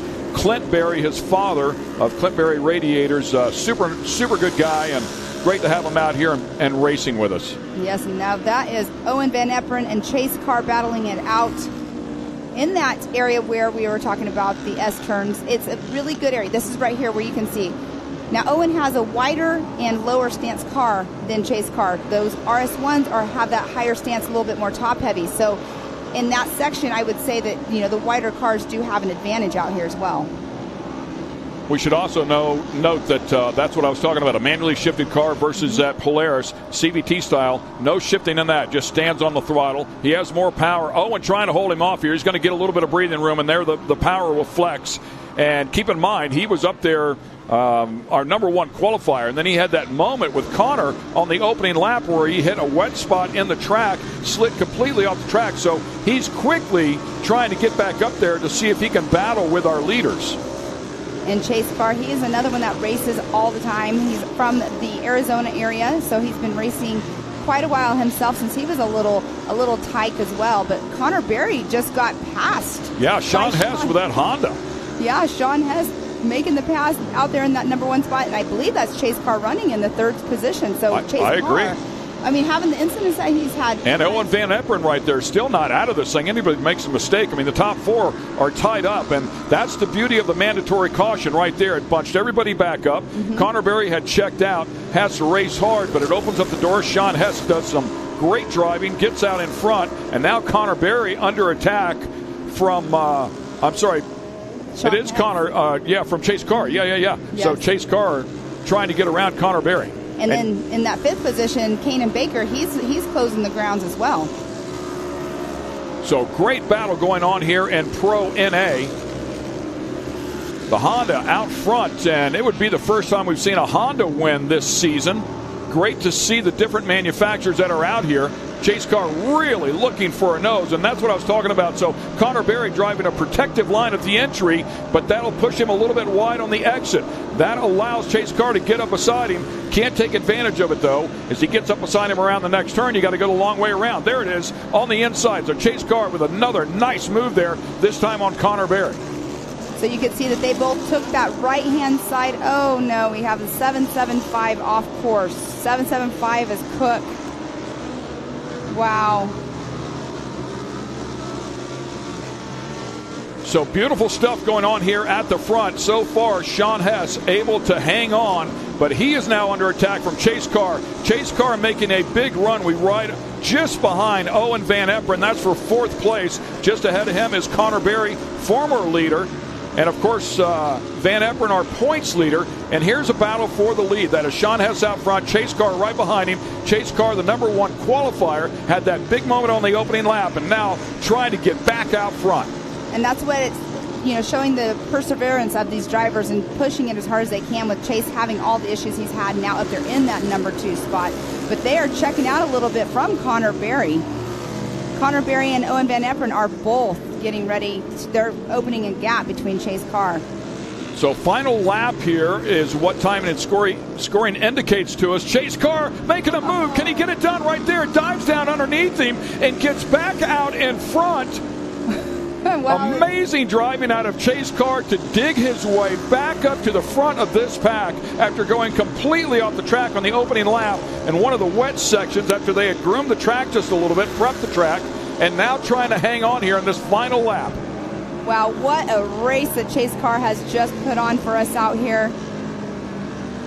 And with Sean Hess, he's probably thinking in his head, I've just got to push it almost to the end. Checkered flags out. Here we go. Chase Carr making an exciting race out of this one. Completely off course, comes back on course, has to get around some of the absolute best in the category, including Owen Van Eperen, Connor Berry, who was leading, and Sean Hess in the Honda. So a great job out of him. Kanan Baker starting off deep as well. Works his way up into sixth. Chris Johnson, Cross Kirchmeier, and Nick Burnham all up there inside of the top 10 as the checkered flag waves here in this first race of round number 4. Good stuff, Pam. That was a great race. If we're getting excited about it, can you imagine what the people at home are getting excited about? Yeah, that's what it's all about, right? And I'll bet you that'll be a good interview as well with Chase Carr. So, of course, Erica Allreed will help us out with that in just a couple of moments. We'll get her down there with our race winner. So looking forward to that. And he's got to get back over there, of course, catch his breath, get the helmet off, and it was a great run. It was a great battle here. Love the mandatory caution. I love it when it bunches them back up, and we have basically 2 races inside of one. So, yes, and Rimreed right there, it looks like he has something going on his front right. Might be flat, but he's just getting around to get those points.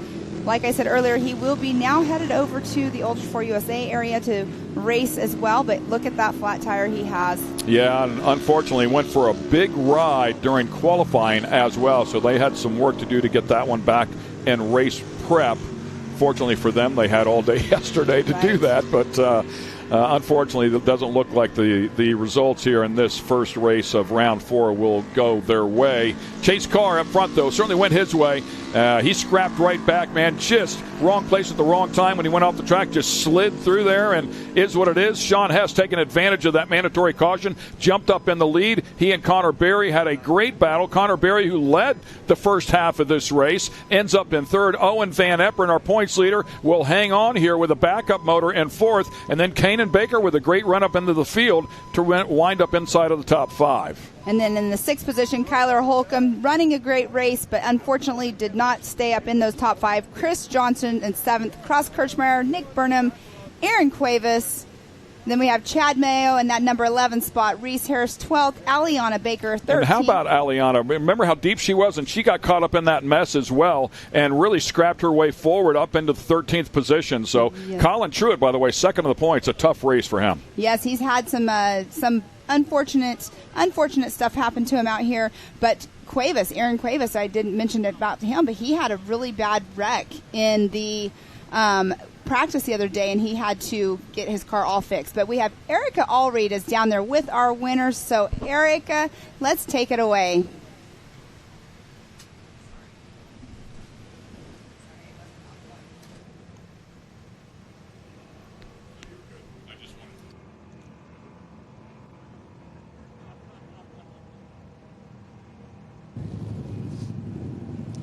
Chase Carr putting on an absolute show for us with that drive and last lap pass for the lead. Chase, was this one as much fun for you behind the wheel as it was for us to witness here today in race 1? Yeah, I qualified P1 yesterday, so I came in strong, but unfortunately, like the first half, I realized I was in two-wheel drive. So when we came into calm caution, I knew I had some work to do. So I flipped some switches and made my way back up to first. But I can't thank all the fans here enough. My mom, my dad, my grandpa, Carlin Fabrication, CBR, Nacho, KMC Wheels, man, everyone that helps me out. West Coast Motorsports, everyone that's here to watch. It's been an awesome experience so far, so we'll see what we can do tomorrow. Absolutely, Chase. And speaking of that competition, Yellow, how were you able to take full advantage of that one? Yeah, luckily it came into my favor. This is the first time we've been doing it here, so I remember that in the back of my head, and we came into that. My dad was like, you got some work to do, so you better figure it out. And I pushed as hard as I could, picked my spots where I was going to pass, and I stuck it. So we're here now. Congratulations on that drive. We look forward to seeing you back in race 2. Guys, Chase Carr on an upwards trend here in Pro NA.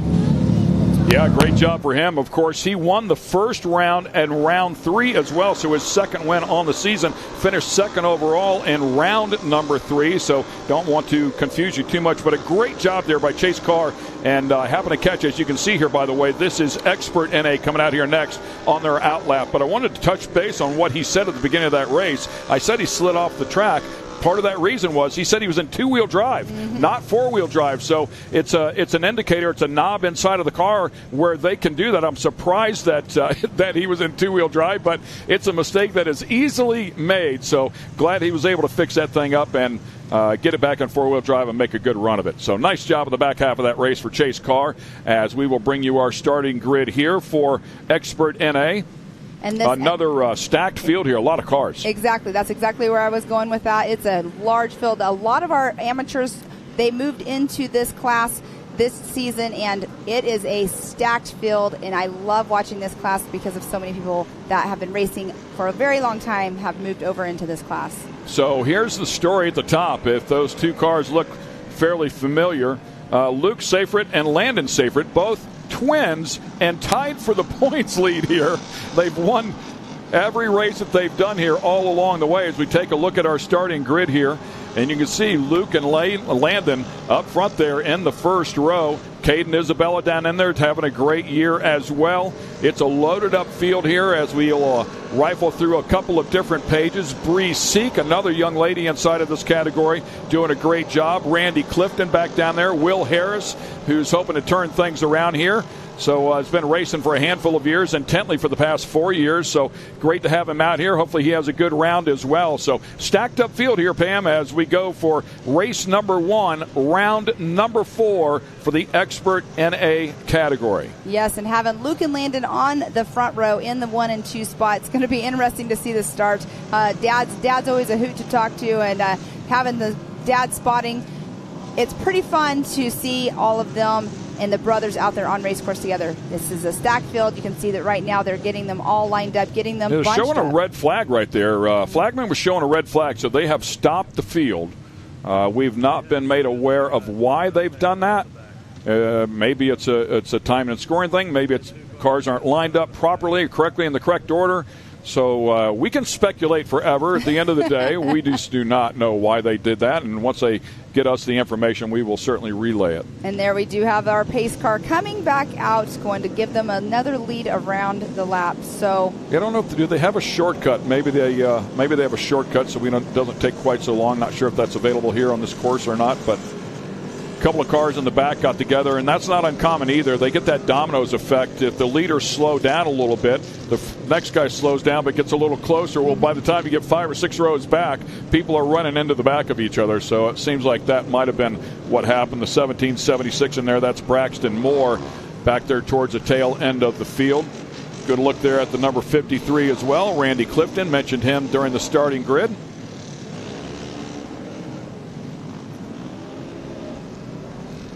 So talked about the 2 points leaders, Luke and Landon, the twins. Blake Helms comes in here third in the points. Blake Helms comes in here third in the points. Darren Green fourth, and Caden Isabella having a great year inside of the top 5. And funny story about Chase Mencken, he was over in the barrel racing yesterday. Get some seat time. Yes, exactly. Seat time is seat time. I'm always a big advocate on that. But here we come around that last turn coming, so we'll be coming around for the green flag here in just a moment. They want them to be, spaced out just a little bit, but they want them to make sure they're uniform as well. But as soon as that green flag drops, it's all fair game. Yeah, big gap right there. Looked like the number 978 of Rick Schroeder leaving a big gap, but it has a couple of turns here to pick it up. Unless there's supposed to be a car there, sometimes they will tell them, leave that hole there. That car didn't show up, but now everybody's filled up the gaps. And you can see right off the bat there, Braxton Moore had to dodge and go to the left just a little bit. You got to be aware when you're in the back. Because it's exactly what you were talking about, the domino effect earlier on. And we got a good start this time. Green flag flies. Here we go with the Expert NA category, race number 1. And that first turn is definitely key to make sure you're easy. We did see a couple cars get into each other just a little bit, but you want to make sure you're holding your line because you cannot win the race in the first turn. Oh, but you can certainly lose it, right? Yes, you can. It can cost you everything.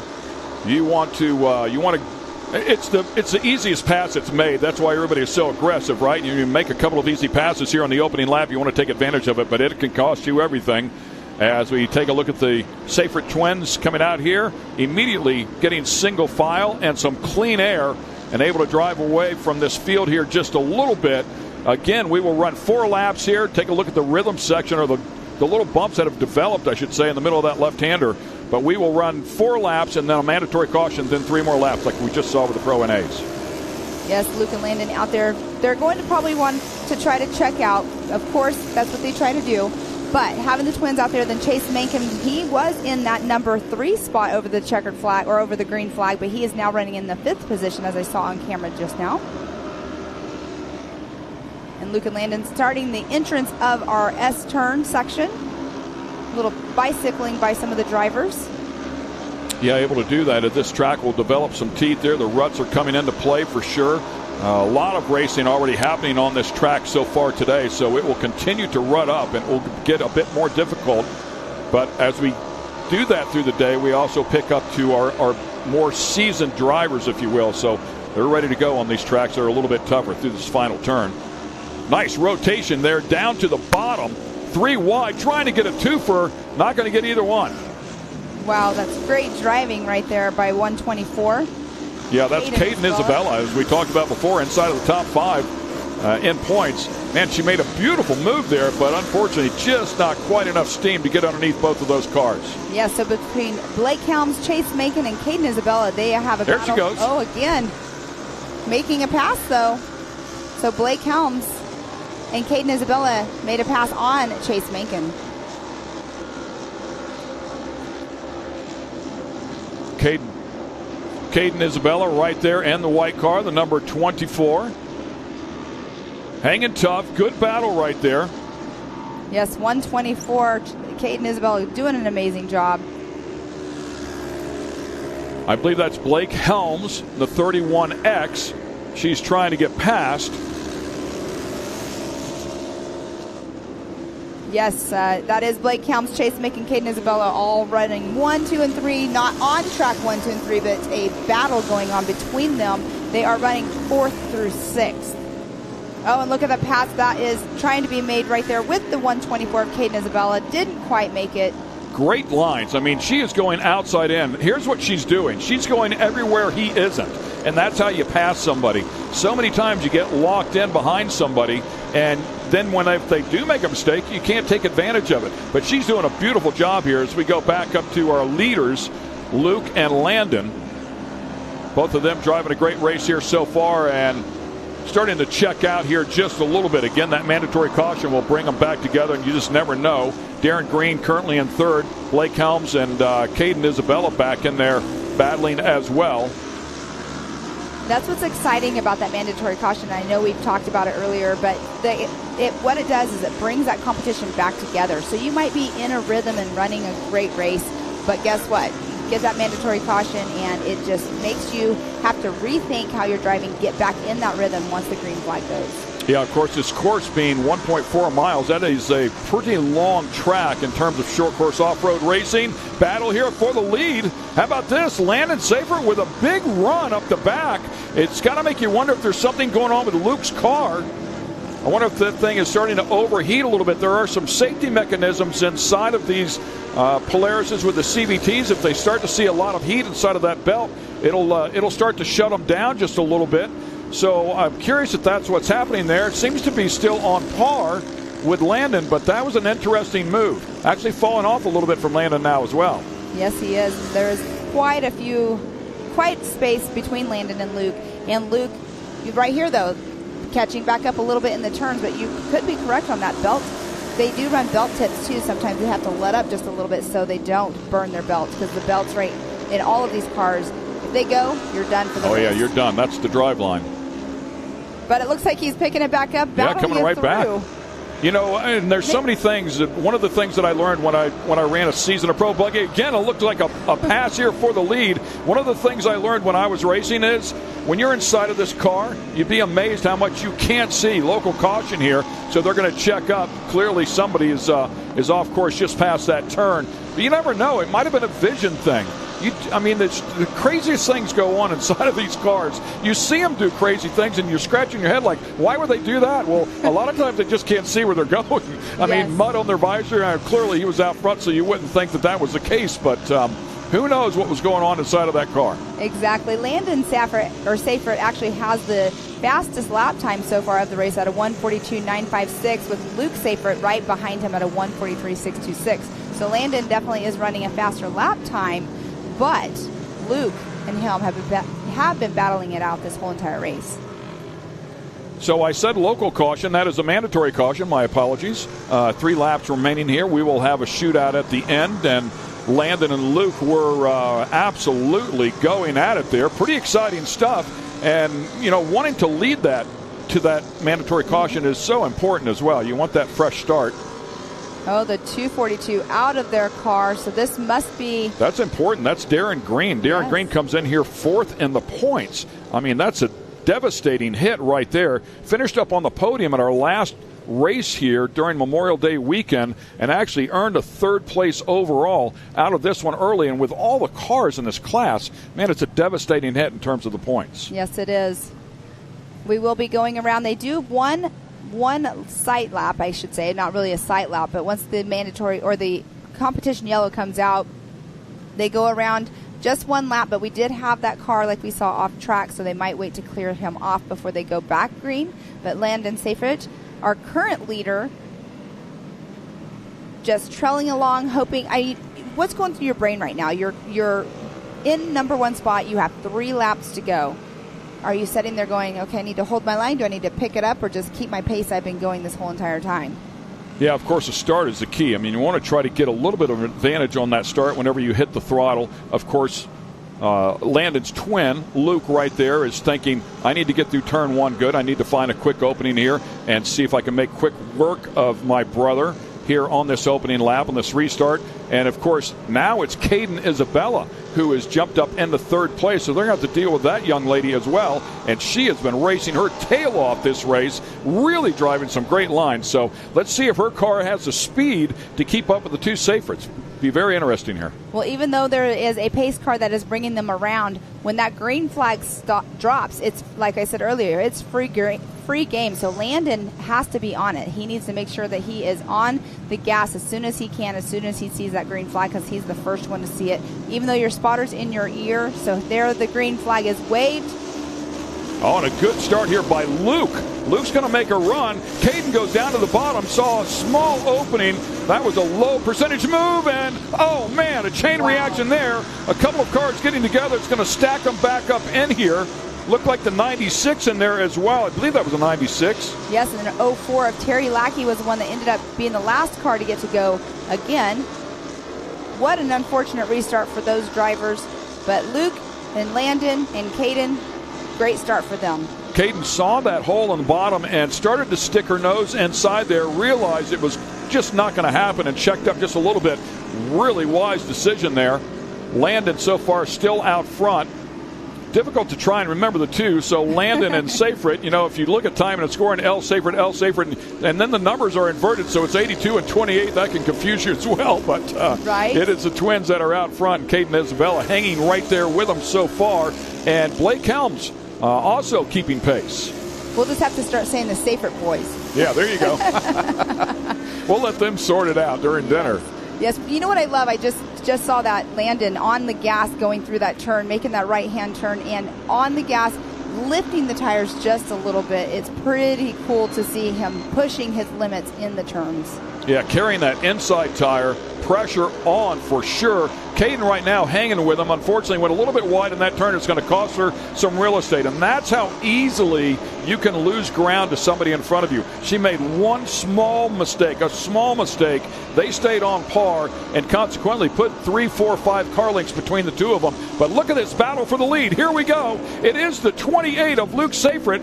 Stuck his nose up there beside him, tried to make it happen, could not get it done. Wow, what a race going on. But now there's a little bit of distance, but almost made that pass, going over the over jump. And that's what Caden has to hope for. Caden Isabella has to hope that they get racy up there. They get to racing each other, maybe slow each other down. She could find herself right back in the hunt here with 2 laps to go. Yes, and that is allowing Blake Helms is also catching up to Caden Isabella. But Luke and Landon going through our whoop section. That is a really fun section. Those whoops are actually really big. They can do full speed through them, but it's kind of like a moto style where they have to, on motocross you have to ride the whoops a certain way. That's exactly what they do on the ones on our race course out here. With the exception of the second race, round 3, which happened right here Memorial Day weekend, these 2 drivers have been first and second every single race so far this year. It's quite a domination of this category that has a lot of talent inside of it. And it was Landon that unfortunately finished 7th there the last time he was out here on this track. So no doubt looking to pick it up here and rebound with a win if he can hang on. And we do have 2 laps remaining, and let's just see what these 2 boys can do. Oh, bicycle by our leader. Oh my goodness, Landon Seyfried just flopped on his side. Yeah, man, I mean, you're hanging it out, right? You're going for it and feeling all the pressure. Luke doing exactly what he should do, which is apply max pressure. White flag coming out here, working his way through this final turn, but applying all the pressure he could. pushes Landon into a mistake. It's going to cost Landon big here now. Unfortunately, Caden Isabella will bump up into second place. Great effort there for her as well. It would be a season best finish for her if in fact she can hang on to it. Safety out there immediately to make sure that Landon is okay. And he was trying to save it. You could see by the way he was trying to turn into it to try to save it, and it just did not have enough to do it. But pushing himself, that turn is a very tricky turn, talking to the drivers. That's the turn that everybody is, worried about, and flopping exactly what Landon just did. Yeah, the RS is a little bit shorter wheelbase. I mean, those things, you've got to have some quick hands to save one of these things whenever it bites you like that. So far, Luke having a great last lap here. No real pressure from Caden. And Landon, unfortunately, he had the fastest lap of the race at a 1:42.956, with Luke being behind him at a 1:43.137. But Luke Seyfried, as long as he holds on to it and doesn't push it too hard, will have that win out here today.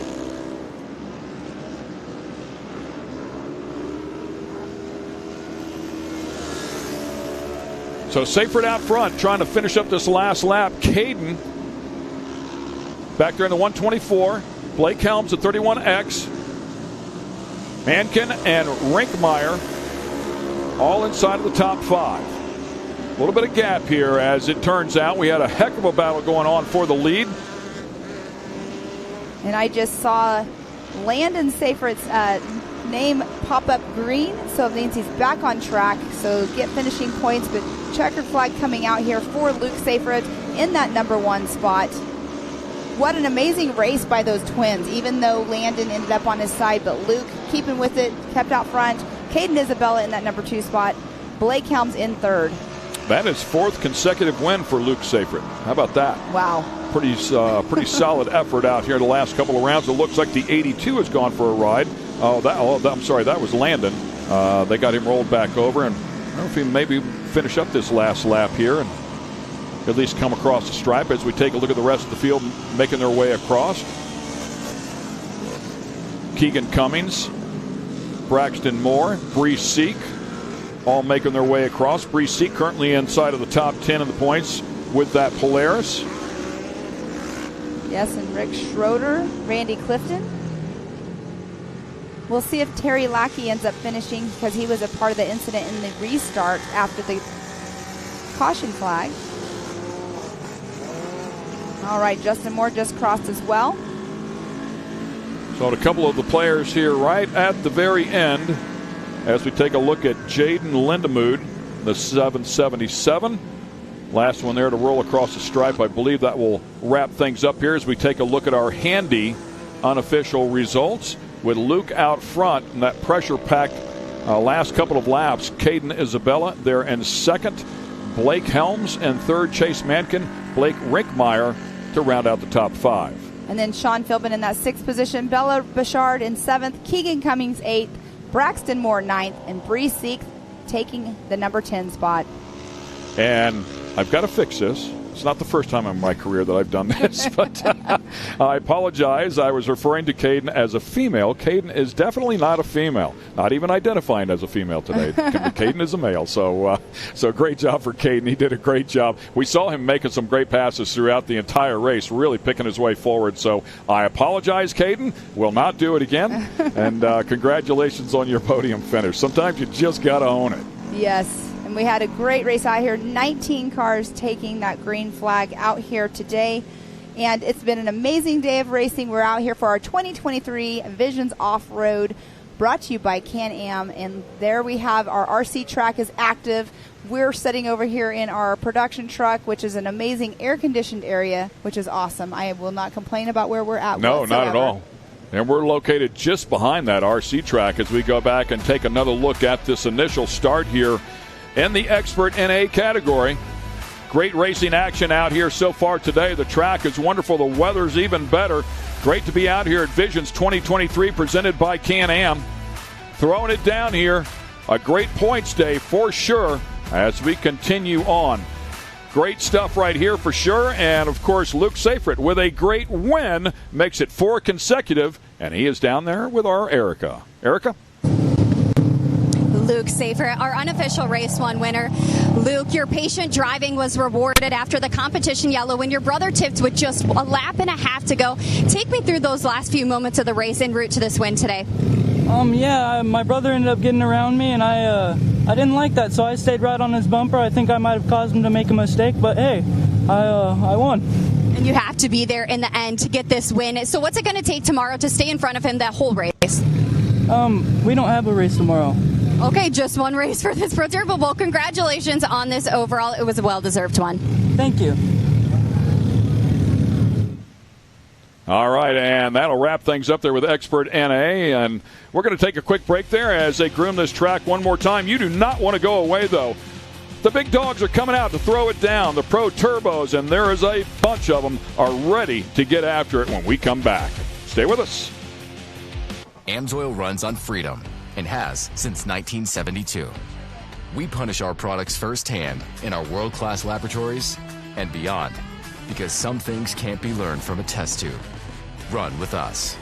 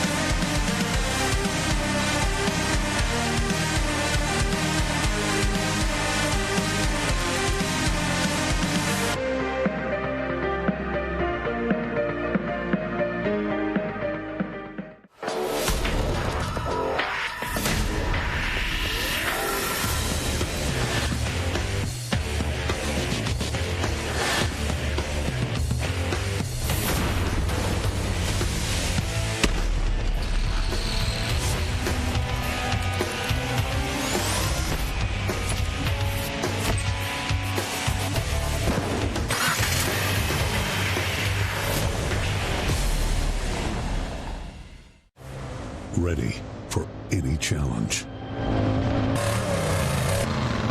Maxxis tires can handle even the most punishing off-road conditions.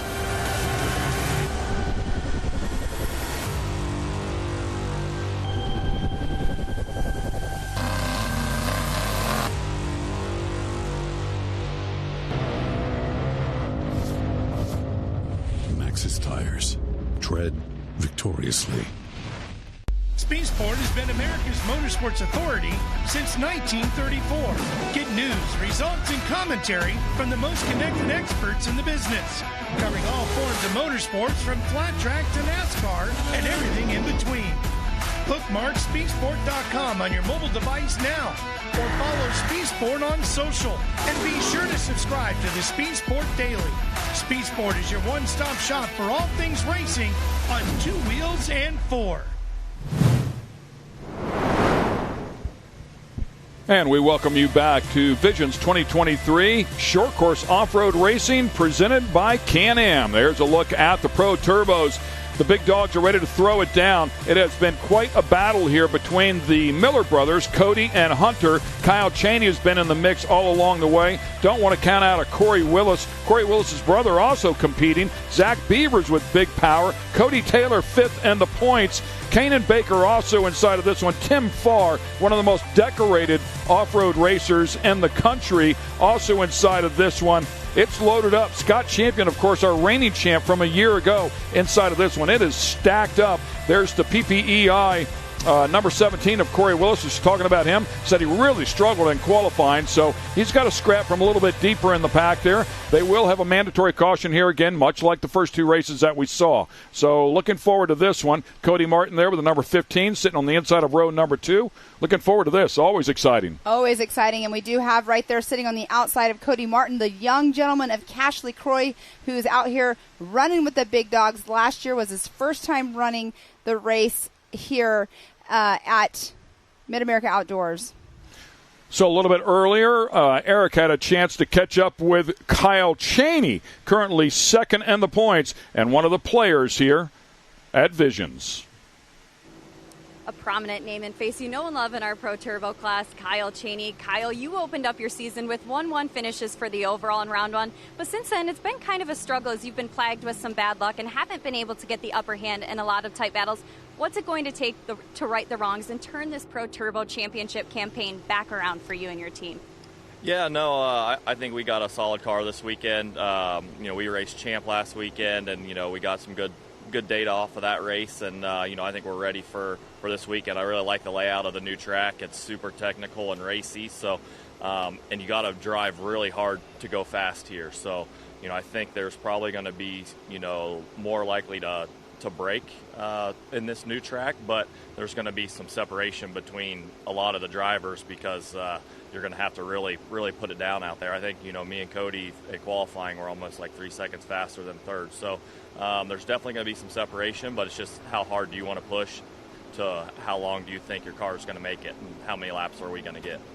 So after the first few rounds we chatted, and you said you and your team went back to the drawing board and got the car on the dyno. So what changes did you make in order to give yourself the edge here this week? We went back to a gasoline tune over an E85 tune, and I don't know. I mean, it's just, we wanted the car to be a lot cleaner, a lot smoother, put more power to the ground, less wheel spin. So, we went and did some shock work and stuff too. So we, I think we're there. We got a good car, and it sucks we're not going to be able to race today. But, hopefully the weather, turns around and it'll be good for us to race tomorrow. Well, good luck out there, Kyle. Thank you. No doubt a dominant factor there. 3-time consecutive King of the Hammers winner, has won 6 cross-country side-by-side championships, 3 more short course championships. The list goes on and on and on for Kyle Cheney. I mean, he's an absolute animal out here and one that you have to watch. And, of course, he and the Miller brothers, as we documented, have really put on a show. Cody Miller qualifying in the number 1 spot as we take a look at our Ultimax grid lineup. Kyle Cheney, P2. Cash LaCroix, 14 years old, up there hanging with the absolute best. Nice job for Cash. Cody Martin outside of row number 2. Cody Taylor and Scott Champion fill out row 3. Jacob Geisendorf and Corey Willis will fill out row 4. Tim Farr and Cross Kirchmeier in the 5th row. And then we have Kanan Baker in the number 11 spot. Zach Beavers, 12th. William Thomas, 13th. Mike Park in 14th position. Robert Van Beekem in the 15th. Mitchell Huddleston, 16th. Chad Dusich in the 17th position. Connor Martell, 18th. Hunter Miller, 19th. And Lucas Pierce, 20th. Yeah, a key name there as we take a look at the last 2. Austin Vanover and Tyler Rimmerreed. Taking a look at Hunter Miller.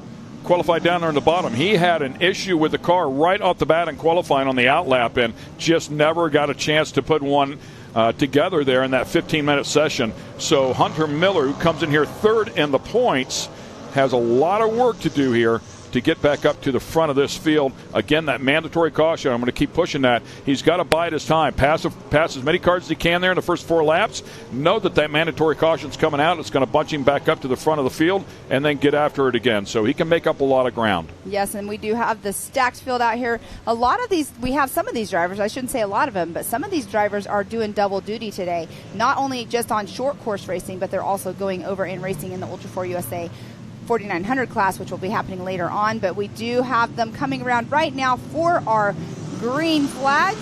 There we go. Pro Turbo getting after it. 2 Can-Ams up front on the front row. Oh, man, and contact right off the bat between the 2. Not uncommon for these 2. They will absolutely throw down. Looked like Cash LaCroix might have wanted to stick his nose in the middle of that as well. Kept the car clean. Wise decision. And Cash looks like he's running in that 3rd position with Kyle Cheney and Cody Miller in 1 and 2. So we'll keep an eye on these guys on this outlap here. Track looks really good. Keep in mind they did water it down, so there's going to be a couple of sections here that are going to be a handful. But both of these absolute seasoned veterans, as we take a look at the number 91, that is Kyle Cheney. So Cheney getting the point of that start as they duked it out there. Yes, Kyle Cheney going through our step-up area, going down that backstretch. The backstretch right there, that's where they get a lot of speed, but they do have to check up slightly just to make that right-hand turn going into the S section. And that was Cody Martin that was looking to stick his nose in the middle of that fray there at the initial start. Cash LaCroix has fallen down into 4th.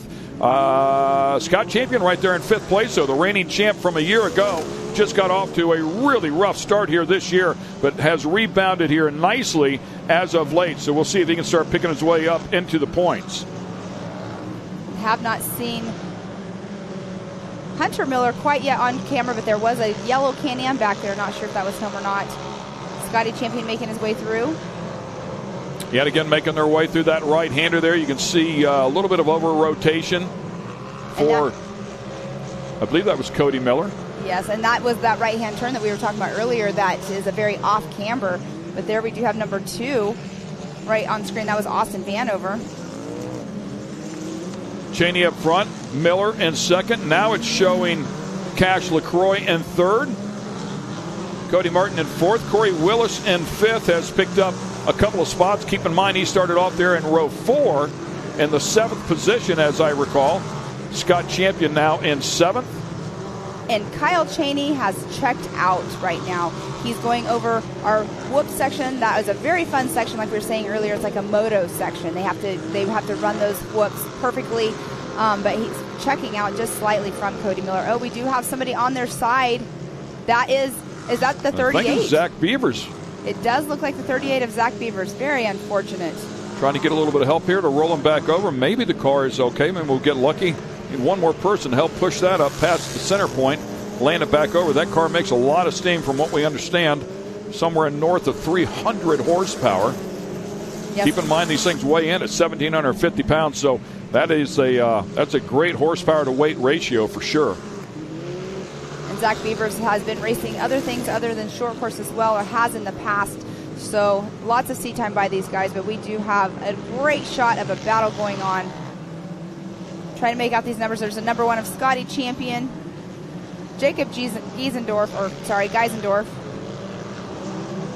Yeah, dicing it out back in here, looking for an open spot. Easy to overdrive these turns and open up the door. Local caution right here, so everybody has to check up. I'm wondering if that's where Zach is down on his side, or if it is another incident. So there it is right there. I believe that's where Zach is, and looked like about a turn and a half early. So they've got to check up. They are able to drive into approximately 50 feet before the first caution and then stay off throttle, not close the gap up as a pass being made right there. Yes, that was the number 4 of Tim Farr. Tim Farr absolutely going after it. And that was Scott Champion that he passed. Yes, these guys are on it. These are the professionals. They've been racing for a long time. You have to be, you need to step up into the pro class, but wow, what a pass that Tim Farr just made on Scotty Champion. Yeah, Timmy Farr, I saw him in his prime, when he was on the four-wheelers back in the day. Absolutely incredible. 13-time Pro ATV champ, including 7 Pro MX National Championships. So he's an absolute monster. Ironically enough, Champion, who he passed, is also a pro moto guy as well. So great stuff out of those two guys. Yes, and there we have the other Miller boy right there going through, pushing his way through, trying to make his way back up to the spot, having the difficulties that he had yesterday. Super unfortunate, but there's Cody Martin and Corey Willis. Yeah, Corey Willis right in the middle of that dogfight. Yes, and Hunter Miller is right on the tail of them. So it's a 3-car battle going through with Cody Martin, Corey Willis, and Hunter Miller. Well, and we've got to touch base right on Hunter Miller. I mean, he started off at the second to last row. So a great effort there, and I'm surprised he made it up as far as he has this quickly, but he has absolutely done what he needed to do to get up here close, especially knowing that mandatory caution is coming up. And it looks like they had Zach Beavers put on the entire side down, but look at that. Corey Willis. Oh, beautiful job. And Corey Willis took that same exact line last lap because he's... Here comes Miller. Miller slides it right in the middle and then tags the outside rear with his left front. It spins him around in a circle and loses a couple, 2-3 spots. But, man, he has been in absolute kill mode from the back of the pack. And that's how he was getting it done. Beautiful pass, though, as he was up ahead of Corey Willis, just attacked a little bit too hard. Yes, and that is what you get whenever you're pushing it really, really hard. You're on it, you try not to spin out or do it something like he was doing coming from the back of the pack, but that's so unfortunate he did that. But you know what? He's going to push it, probably get right back up front. But Corey Willis making it through the whoop section. Cash LaCroix right there going by us. Corey Willis, though, is catching up to Cash just a little bit. Looks like Corey Willis did get by Cody Martin as well. Now, Corey, of course, will have the advantage of that mandatory caution here coming up in just a moment. That'll help him close up that huge gap. That's a time where you take care of the car. Listen to your spotter. How much room do I have? Okay, a lot of room here. All right, just take care of my car. Wait for that mandatory caution. Stay on pace here, of course, in case something were to happen. But no point in really pushing it on the edge when you know you're going to get a little bit of help. Here's a look at the 15 car of Cody Martin. And once again, the 48 of Cody Taylor. Great battle going on between those two. Cody Taylor trying to make that inside pass, did not quite make it. And back into that local caution area. Unfortunately for Zach Beavers, as he had rolled over previously, and still have safety workers down there trying to help him out. Looks like another caution flag now coming out here right at start finish, and that is quite possibly our mandatory caution, and it is. So they'll drive up into that, and hopefully they'll be able to get Zach Beavers up, rotated out of the way, so that we will have a completely green course when we go back racing for these final 3 laps. We have some fast cars up in the front. Kyle Cheney got that early lead and was able to check out and drive away, keep some good track time. 1:44.2 the lap time, best lap time. So a near a full second, 9/10 of a second on Cody Miller in terms of lap time. We'll see if Cody can hang with him. A lot of times the track will come back to these guys as they set their cars up for the end. Hats off to Cash LaCroix, the 14-year-old still hanging in the top 3. Yes, he is definitely holding his own out there. Another young kid that gets a lot of seat time. He races also in like the rock bouncing and the knockout hills. He's racing against our big names later on at the America Pro Rock, which is going to be cool to watch. But Cash LaCroix, young gentleman, just came into short course racing out here with us last year. He's doing an amazing job out here in the Pro Turbo class. And you can see Kanan Baker getting a little slideways there. That's Miles Hasselquist's famous word, is slideways. Yeah, Rob Clever's been using that for a lot of years as well. Going back to talk about Cash LaCroix, that is a Johnny Greaves or a Greaves-built car. So not just Johnny, but Johnny and CJ both intimately involved in that. Really saw something they liked in that young man, and they put together a great car for him. He's certainly taken advantage of it here as we take a look at Kyle Cheney, your current leader, the number 91, and followed up there by the number 22 of Cody Miller. The difference in the Miller cars, as you try to keep an eye on them, the Cody Miller's is number 22, of course, but yellow plaid roof up there on top of Cody's car, typically anyways, as we take a look at Cody Miller and the 2023 Red Bull Ranch Scramble champion and third at King of the Hammers and UTV Pro Stock, 2022 Texas Outlaw Series reserve champion, also a reserve champion in the Red Bull race at Crandon, 2021 Texplex Park champion. I mean, the list again goes on and on for these Miller brothers, for Kyle Cheney, Tim Farr in a different discipline. Great to have him out here, though, as he's been sorting his car out. Is that left rear a little low? That's why I think he's got a flat tire coming about. And that would explain the huge difference in lap time, that near 1 second, if in fact that's the case. It is. Oh, it is for sure flat. Down. Oh, no. So Cash will be looking at that, and Cash's spotter, I'm sure, also making note of that. Wow, that is not going to be good. Yeah, the right-handers are going to be tough. Or Cody Miller, I say Cody Martin. Wow. The right-handers will be tough here for Cody Miller, and that'll be a place where Cash LaCroix is going to want to try to take advantage. Coming back around here, looking for the green. It is out. 3 laps to go with the Pro Turbos. Let's get it on here right away. Cash LaCroix sticks a nose down underneath in that first turn. Tries to come right back. Cash has a spot. Cash picks it up. That flat tire, no doubt, detrimental there to Cody Miller. Kyle Cheney trying to drive away here. Cash LaCroix trying to hang on the back bumper. And we have also seen Kyle Cheney last year in one of our races. He ended up finishing the whole race on a flat tire himself. But hopefully Cody Miller can hang on to it, finish the race. Obviously, he won't be up on top of the box because here comes Corey Willis.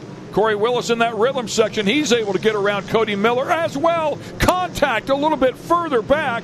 That is the number 15 car of Cody Martin. That might have been Cody Taylor that tagged him.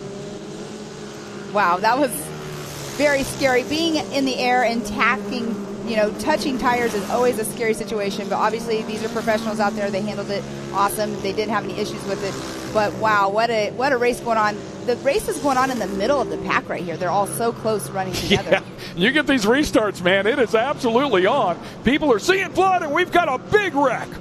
Somebody going for a big ride right there, trying to get a lock on that number. Yes, looks like it's the number 15 Martin. of Cody Martin. Yeah. Wow. vicious battle that was going on around him, and we had just seen that contact previously over that tabletop in that rhythm section. We have another car that just went off course just a little bit, but Cody Martin taking that tumble. Not sure, it was one of the Can-Ams, I'm not sure which one it was that it looked like was in it with him. It was so unfortunate. So stringing them back out here and now, Amsoil is going to bring us a replay of what happened here to Cody. Things got pretty sporty in here. Everybody knows the tail. A little opening down there, and it looked like, was that... That's Hunter Miller. That might have been Hunter Miller trying to take advantage of the bottom there, and it just closed up as fast as it opened up. I saw that small opening, and he's going to stick the nose in there if he can. Unfortunately, Cody Martin, and no fault of Cody Martin's, no fault there. I mean, that's a racing deal right there is what I would call it, but unfortunately, Cody Martin tagged it with that right rear, man, and it launched him. Yes, and Cody Martin was on a slight bicycle when it happened as well, so not 100% control of the car when that happened, so there was nowhere for him to go. But Kyle Cheney checking it out, Cash LeCroy closely behind him. And what we were talking about earlier, this is what you want to do. As a racer that you're racing against a professional like this, you want to try to follow their lines. The people that are winning, that are on top of the box, you want to try to learn their lines. And then you know how to race them. Oh. Cash getting a little off. Using all the track and then a little bit more. Not uncommon when you're hanging it out on the edge. But you can tell right there, it's a kicker that's kicking all of the cars up, and it makes you off a little bit once you are in the air, and there's nothing you can do. But Cody Miller and Hunter Miller battling it out right there, but we do know that Cody that has left that rear flat. Is flat, yeah, for sure. And Jacob Geisendorf right there in the mix. Oh! Big moment. And that might have been, was that Corey's brother? It's Jacob Geisendorf in the number 93. Okay. I see a white flag flying there, so one lap yet to go. As Kyle Cheney out front, Cash LeCroy trying to hang with him. Look at Kyle Cheney's time. He picked it up. He's now at a 1:39.342. Yeah, getting after it. Not real sure what. Oh, just tagging a little bit of dust, it looks like, down there on the bottom. Yeah, Cheney driving away here right now. Cash LeCroy just needs to keep his nose clean here, come across with a strong second-place finish. That would be a great effort there if, in fact, he can finish that up. It would be his best finish of the season by far. Finished up here sixth Memorial Day weekend, the second race. But great job by Cody Miller out there with the flat tire. He's still running in that fifth position, so we'll see if he can hang on to it to keep that top 5 spot, at least for the race today, being one of our points leaders.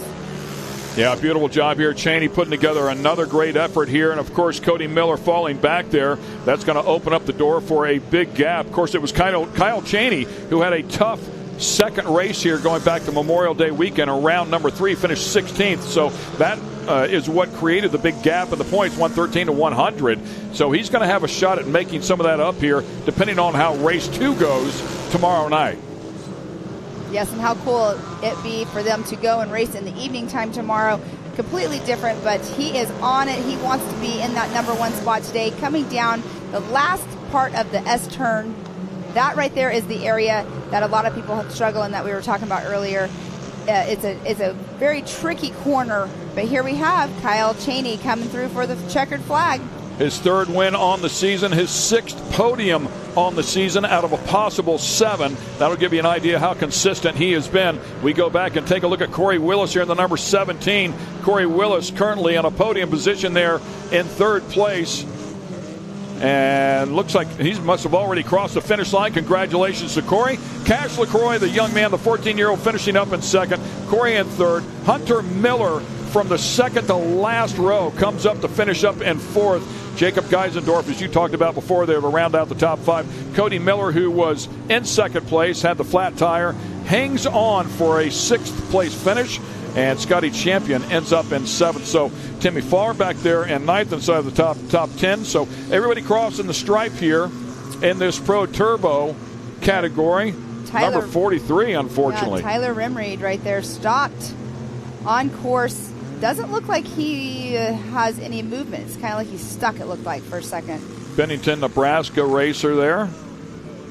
He's racing in multiple classes this weekend. So we saw him in the Pro NA. Now he's in the Pro Turbo.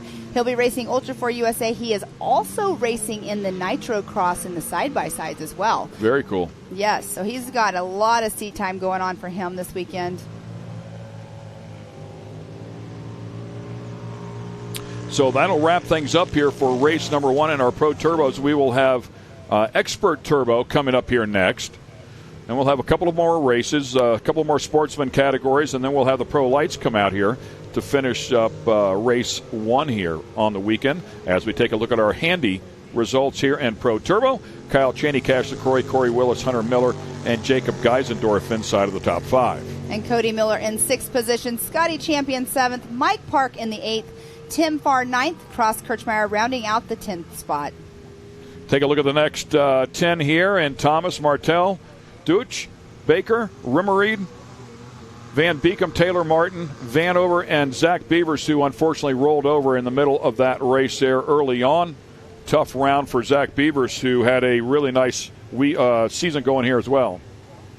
Mitchell Huddleston and Lucas Pierce to round out the field a little bit deeper down in there. And unfortunately, there is Cody Martin getting towed off race course. He'll be working hard in the pits, getting his car back together. He wrenches on his car. He works on his car. His family's out here with him, and it's super cool because he has his little kids. His little boys are out there always working on his cars with him, or trying to. So the start of the Pro Turbo race, and to give you a little highlights package here of everything that's going on. Cody Martin was in there. This is an incident that involved Hunter Miller, who was scrapping up from the back, and, of course, Corey Willis as well. Great stuff going on there after that mandatory caution.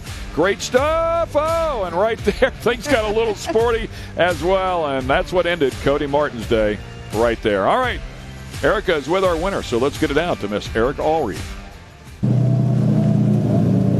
Kyle, redemption was the name of the game coming into this race, and I'd say you'd accomplished just that with this race 1 win. Is it safe to say that this was the drive you were looking and hoping for after recent struggles? Yeah, for sure. And then after qualifying, I wasn't real happy with my qualifying either. We qualified 2nd, and I felt like we were a little faster than that.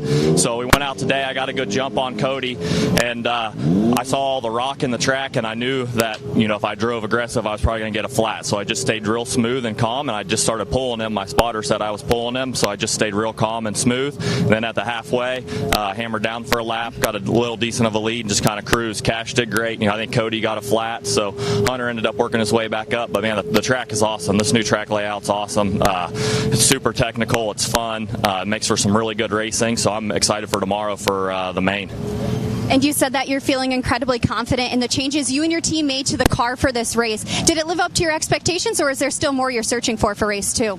Yeah, we're going to go back and review the footage and see where we can make changes. I know we weren't the fastest everywhere on the track, so we'll go back and make changes and see if we can't get there for tomorrow. But we got a great starting spot for tomorrow, and they're racing Ultra 4 right now. My teammate Nathan Parker's over there racing right now, and we race Ultra 4 here in a couple hours. So I ain't even going to take the suit off. I got to go right over there, hop in my Ultra 4 car, and go race for another hour and a half. So I'm looking forward to it. Pulling double duty here this week, and congratulations on this race 1 win. Guys, a more characteristic drive for the number 91. Once again, congratulations to Kyle Cheney, and we have the Expert Turbo lining up, and as they get them lined up, we will take a quick break here. They're going to prep the track here just a little bit. We'll get them all ready to rock and roll when we come back. We'll turn them loose. Stay with us right here at Mid-America Outdoors. AMSOIL runs on freedom and has since 1972. The rest of the market has been trying to follow our lead ever since. But a head start is a head start. Run with us.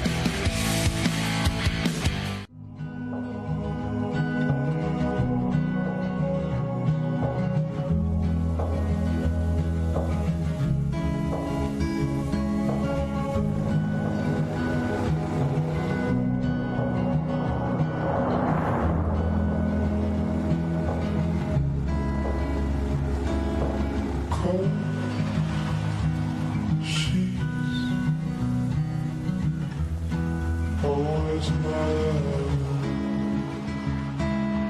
I am searching high, I'm searching low in the night. Ooh, does she know that we think the same? Ooh, don't wanna cry.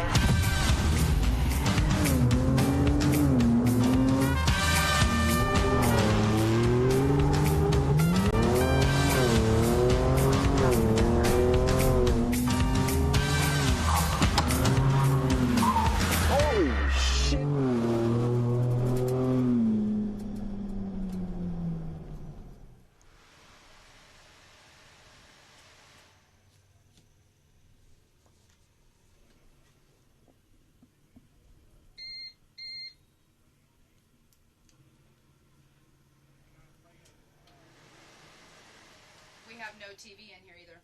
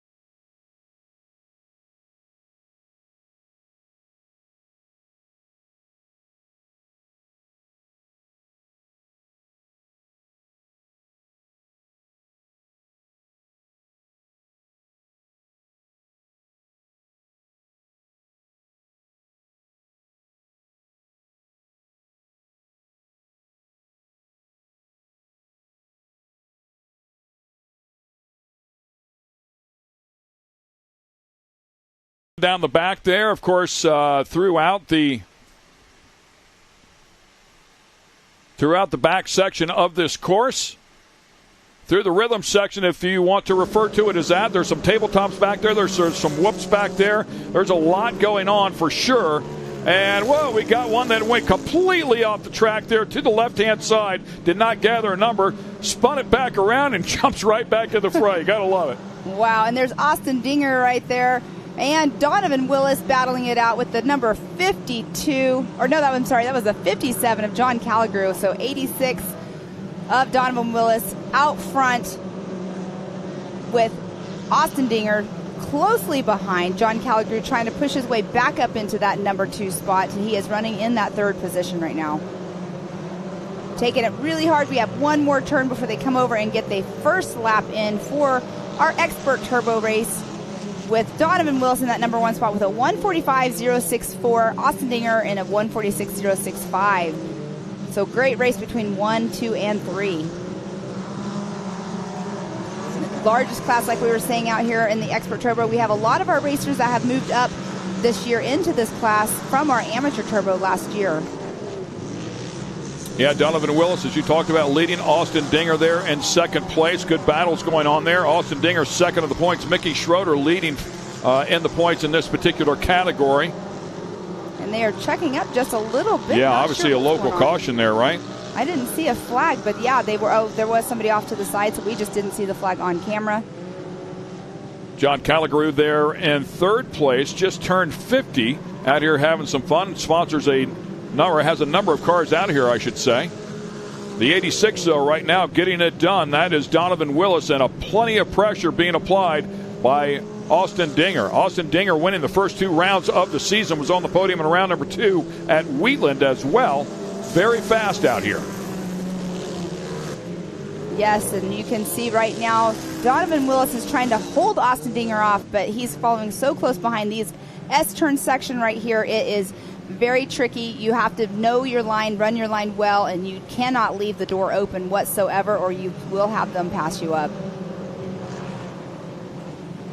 Creating a little bit of space now between the two as Willis is getting away just a little bit, but those two with a great couple of first laps here out on this race have created a big gap between themselves and third place of John Calligrue. Johnny Kays.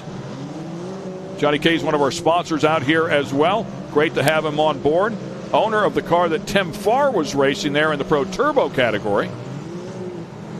And Donovan Willis hanging on to that number 1 spot, but look at Austin Dinger getting ready to try to take that pass, and unfortunately getting on the outside, so I'm not sure if Donovan... Oh, here we have a local flag. caution, so that pass attempt will be null and void. By the way, Chase Kemp jumping up into the third spot along with Rusty Pipes. Austin Braden now all inside of the top 5. So Austin Dinger out front right now did make that pass. Not sure if that pass was made right before they were able to make that pass, because you cannot pass under a yellow.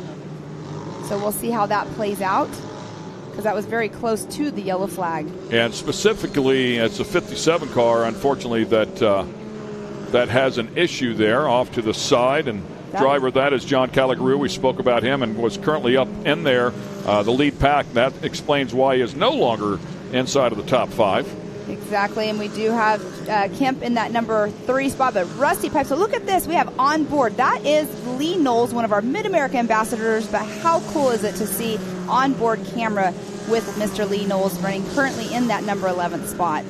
Yeah, 2022 Amateur Turbo champ with 3 wins and 5 podiums. Was third in Amateur NA in 2021. So has been out here for a while. The reason why he is one of those ambassadors.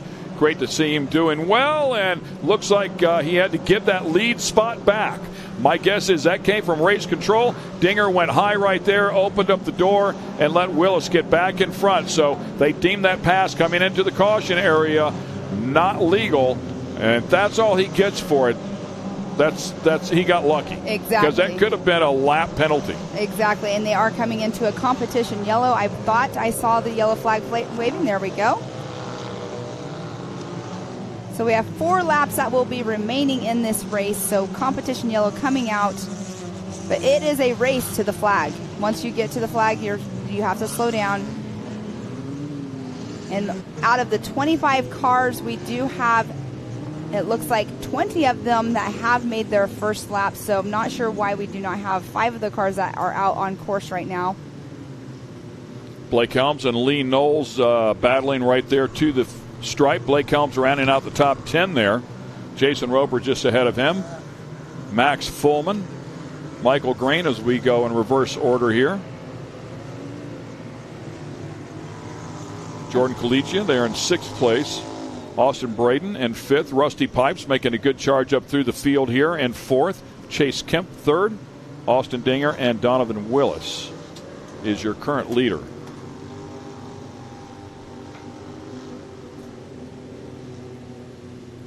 And they do make a couple loops around. They do not go, obviously, around the whole entire course when we're under the competition yellow, because that would just take way too long. So they do take a couple laps around, and then they'll get back going here in just a moment. We have 4 laps remaining of our expert turbo race. And if you're at home, just make sure you tune in to AOE.TV all week long. We have all kinds of action going on, all kinds of activities going on, I should say. But there's Lee Knowles, who had the onboard camera and his bright orange Mid-America Outdoors Super ATV Can-Am. Yeah, Donovan Willis comes in here third in the points, looking for his first win of the season. Did finish second here in the first race, round number 3 during Memorial Day weekend. We're speaking of Blake Helms and Lee Knowles there just a few moments ago. Let's get a look at the number 41 car of Lee Knowles, one of the ambassadors that you were just speaking of a moment before, and the onboard camera there on the lower right-hand side to show you what it's like inside of the car. You can see the screen up there as well in front of them to protect them from the debris from the cars in front of them. Pretty much a stock dash inside of that one. I love seeing this in-car view. It's pretty cool. Yes, that screen definitely, because we do have rocks out here, but all short course series usually require screens on the front of their vehicles. You do not want those rocks flying in, because the rocks can be as large to break the visor on your helmet, or hit your hands or hurt yourself. But we are getting ready to go back green here in just a moment, as Rusty Pipes and another car contact. Yeah, a couple of them hooked up there.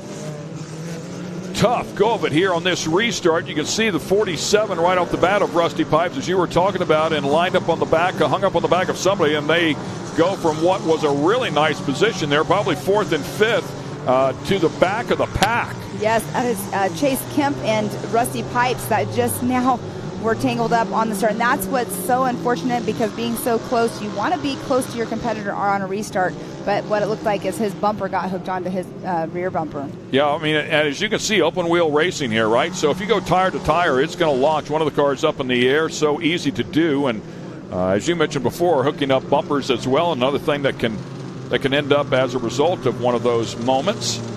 So both of them, I mean, one in podium position and the other one right outside of podium position, and now in the back of the pack with a lot of work to do. A lot of ground to make up. Rusty Pipes did have an unfortunate incident at the Memorial Day weekend race out here, where he ended up not being able to race the second day. But Rusty Pipes, there we see him. It looks like his front right has some kind of issue possibly going on. We'll see when they come back around here as you're watching Rusty Pipes. I believe Austin Dinger might have taken over the lead here from Donovan Willis. We'll see if we get a good look at that. Oh, because we showing the 86 right there of Donovan Willis, but there's a car way out in front, and that would be Austin Dinger. Great move by Austin Dinger right there.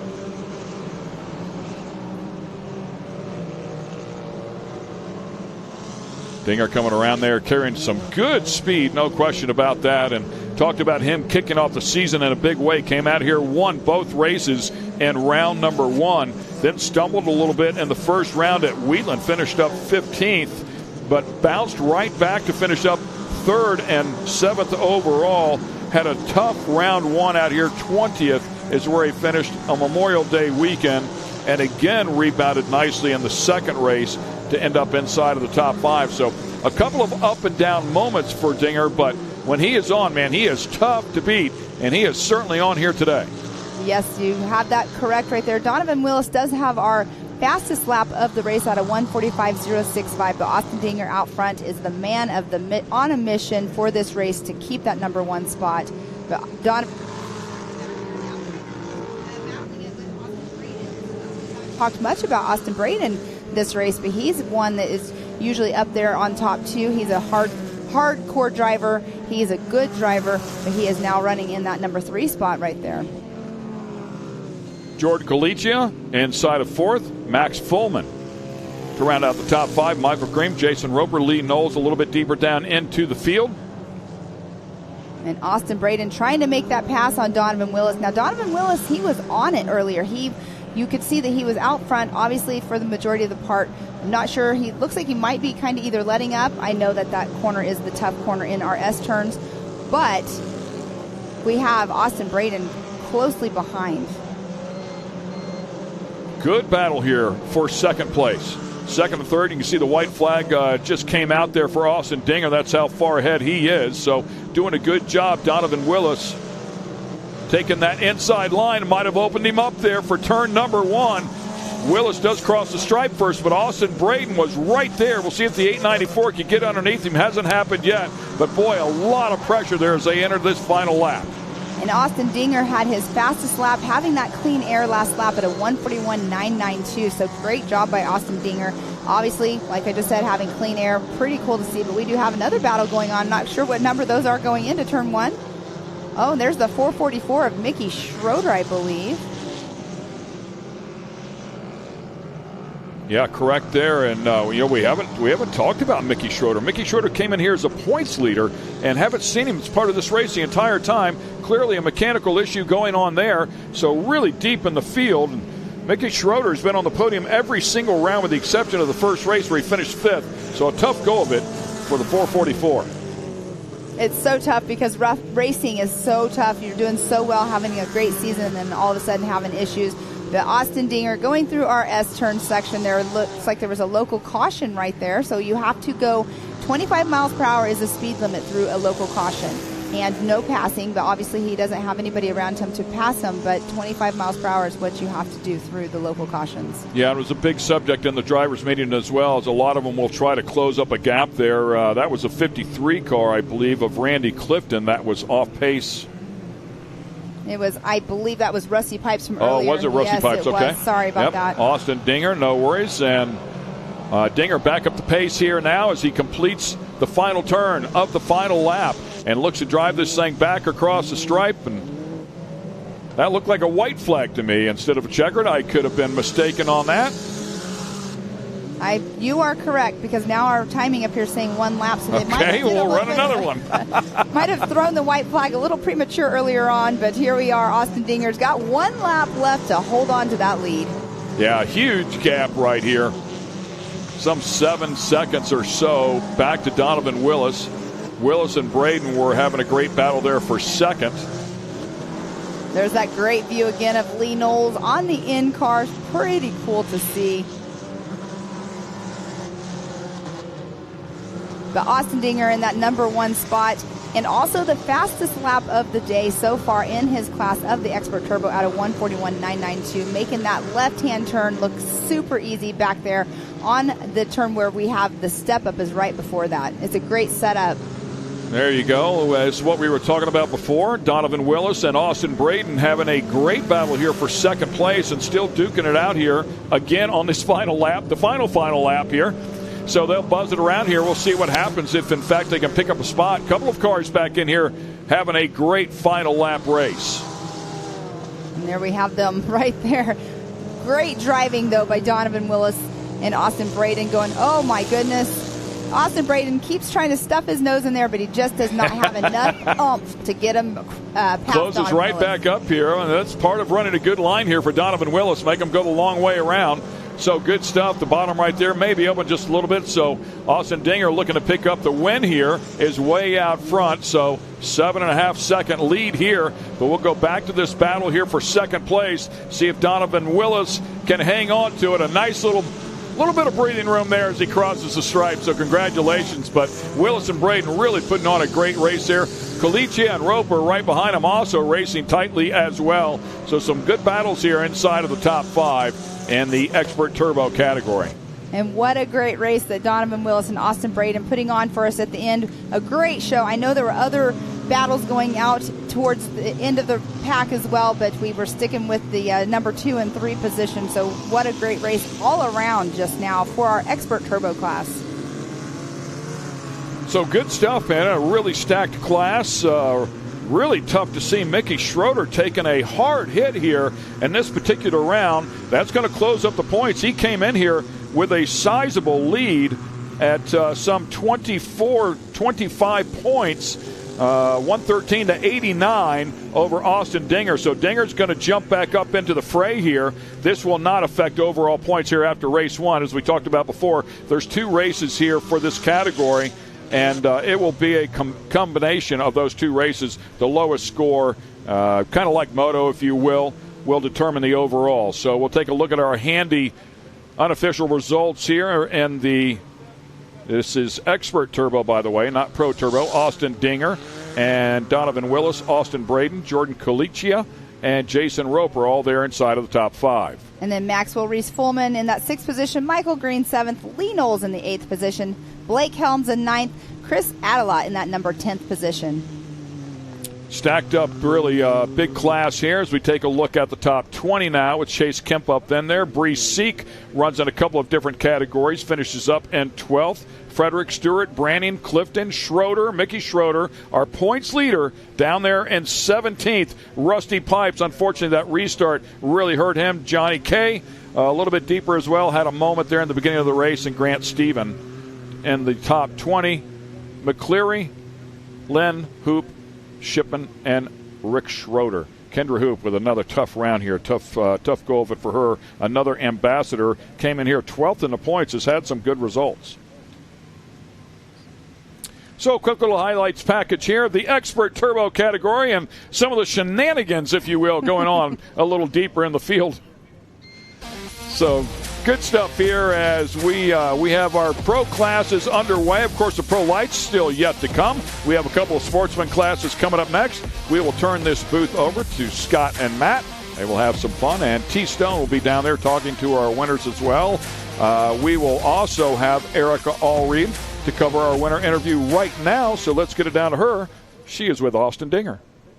Austin Dinger, our unofficial race winner. Austin, you were one of the drivers that was actually excited to only have one race to prove your stuff, as it gave you more laps and more times to work your way from your 5th qualifying position to 1st. What was it like negotiating the traffic and chaos for this top spot today? Well, the start was super interesting. We had I think we went 5 wide into turn 1. Everybody sitting there banging off each other, and just had a good line and stayed on it. Was able to get right behind Donovan, which is a great racer, so I trusted him, and we ran. Got the halfway caution, and then after the next corner, I was able to get around him. So it's a good feeling. Been struggling with some car issues, but it's a good weekend. So happy to be out here. Thanks, Mid-America, and thanks to all of our sponsors. As the race wore on, you seem to get faster and faster and continue to set your fastest lap times. Do you feel like everything just clicked for you today? I do. I still don't feel super comfortable in the car right now at the track. It's definitely, there's a lot of different conditions out there right now, but the car's working good as we settled in. It was nice to get in a groove and get to drive a little bit. So, yeah, it's a good feeling. Well, if that's how you race uncomfortable, I'm curious to see how the rest of the season goes for you, but congratulations on this overall. Awesome. Thank you so much. Nice job there. Thank you, Erica, and congratulations to Austin Dinger there as well. Beautiful stuff. All right, we'll take a quick break here. We'll turn it over to the other guys, and we'll go racing in just a moment. Stay with us. AMSOIL runs on freedom and has since 1972. The rest of the market has been trying to follow our lead ever since. But a head start is a head start. Run with us.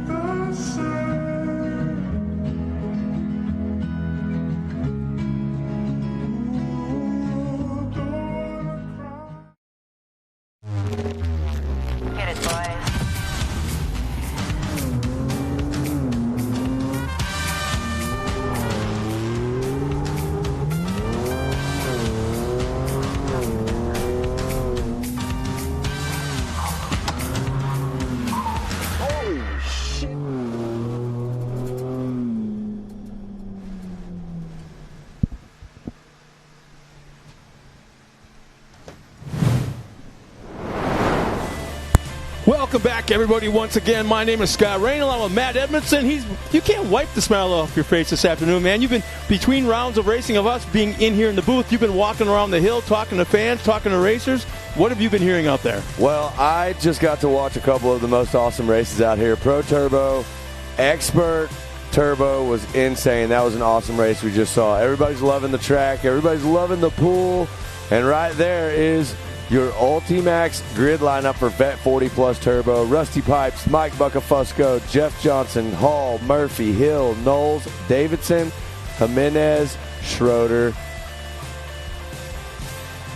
All coming up here just shortly, along with a few more drivers there. You see them locked and loaded in the gate right here.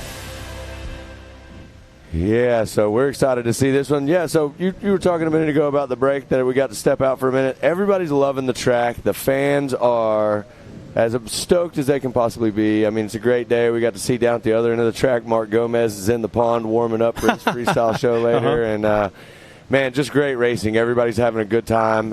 You know, the mood, the vibe is all time, and record crowd. We're just having a blast. It's kind of one of those deals like today's racing specifically.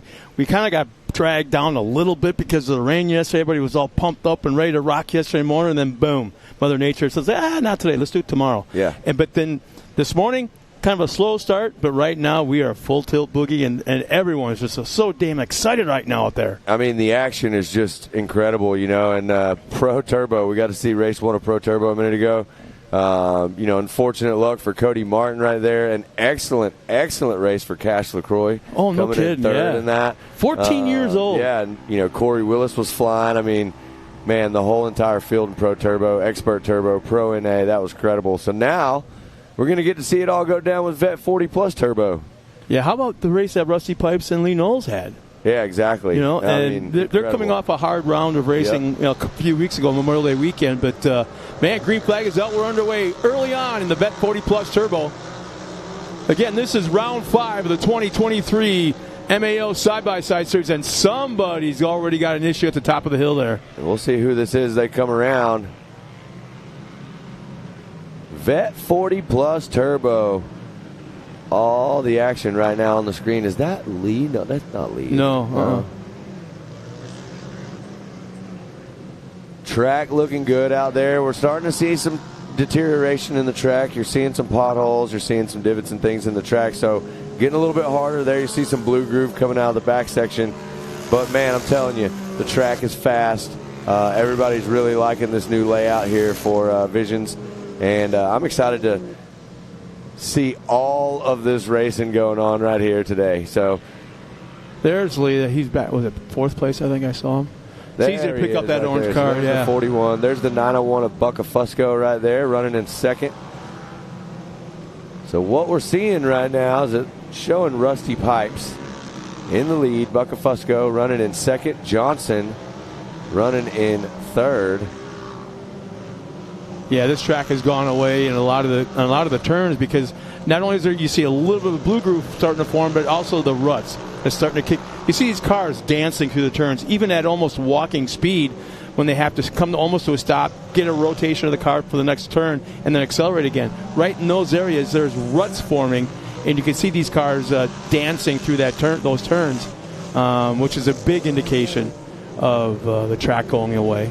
We're on board right now following this battle. And there you see Hall making a move on Buckafusco, getting that position. Buckafusco going to try to hold on to it on the inside right here. Couldn't do it now. Lee Knowles has set his target on Buckafusco. If he can find a way, he's going to try to get around him and continue working towards the front of the pack. Yeah, I'd say, you know, with the addition of the competition yellow, I think everybody on that track, if they've planned their strategies correctly ahead of time, and a lot of the drivers haven't ever done this before, so they don't know how to handle that competition, at the halfway point. If they plan it right, you want to be 3rd place or further forward. I'm happy with 3rd. I'm happy with 2nd. I don't have to lead at this point in the race. But if you're 4th on back, you want to get your butt as far forward as you can. Well, there you see Knowles. He's still trying to find a spot to get around Mike Buckafusco. Murphy out front leading the charge right here. So it looks like Murphy, Hall, Buckafusco, and Knowles moving on back. Pritchard rounding out the top 5. And there's my man Perry Mahaney in the 6th position right there. We got a battle right here. Bucka Fusco is literally doing everything he can to keep Lee Knowles behind him. Lee looks like the faster driver right now on the course, so he's going to. That was a pretty beat-up car there. Find it. I guarantee you Lee's got a spot. We talked about this earlier. He knows where he's faster on the track, and he's looking for that opportunity right now. And Bucka Fusco is driving a great defensive race right now to hold on to that spot. Yeah, I got to throw it out to Lee Knowles. He had a beat-up car after Memorial Day weekend and have it turned around and repaired, fixed, rebuilt for this weekend. It really shows me a lot of how bad he wants to be back here, because that car was beat up. Yeah, Rusty Pipes is the same way too, so we're seeing him out there. He's running in 9th right now on the course. Looks like he just dropped back to 10th. Maybe having an issue out there. Here we got a battle at the front, Murphy and Hall.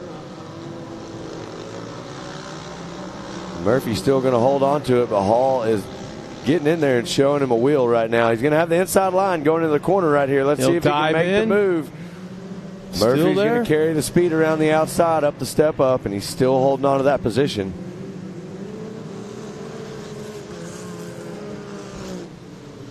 Four laps left. We will have a competition caution that will come into effect here just shortly. Yeah, that white flag will back up. But right now, Murphy, Hall, Bucka Fusco, actually looking back, it looks like, yeah, Lee Knowles has made the move. So Lee Knowles has moved up into the 3rd position on track right now. And if I know Lee well, he's set his sights on 1 and 2, and he's going to try to run them down. Lucky for him, competition caution will be coming out here just shortly, and that'll allow them to re-rack, tighten up, and the race will be on again. Yeah, great time to make that pass for position right before the comp yellow, which should be coming out this time around. And there's that blue groove forming. Man. We saw it happen in Expert Turbo.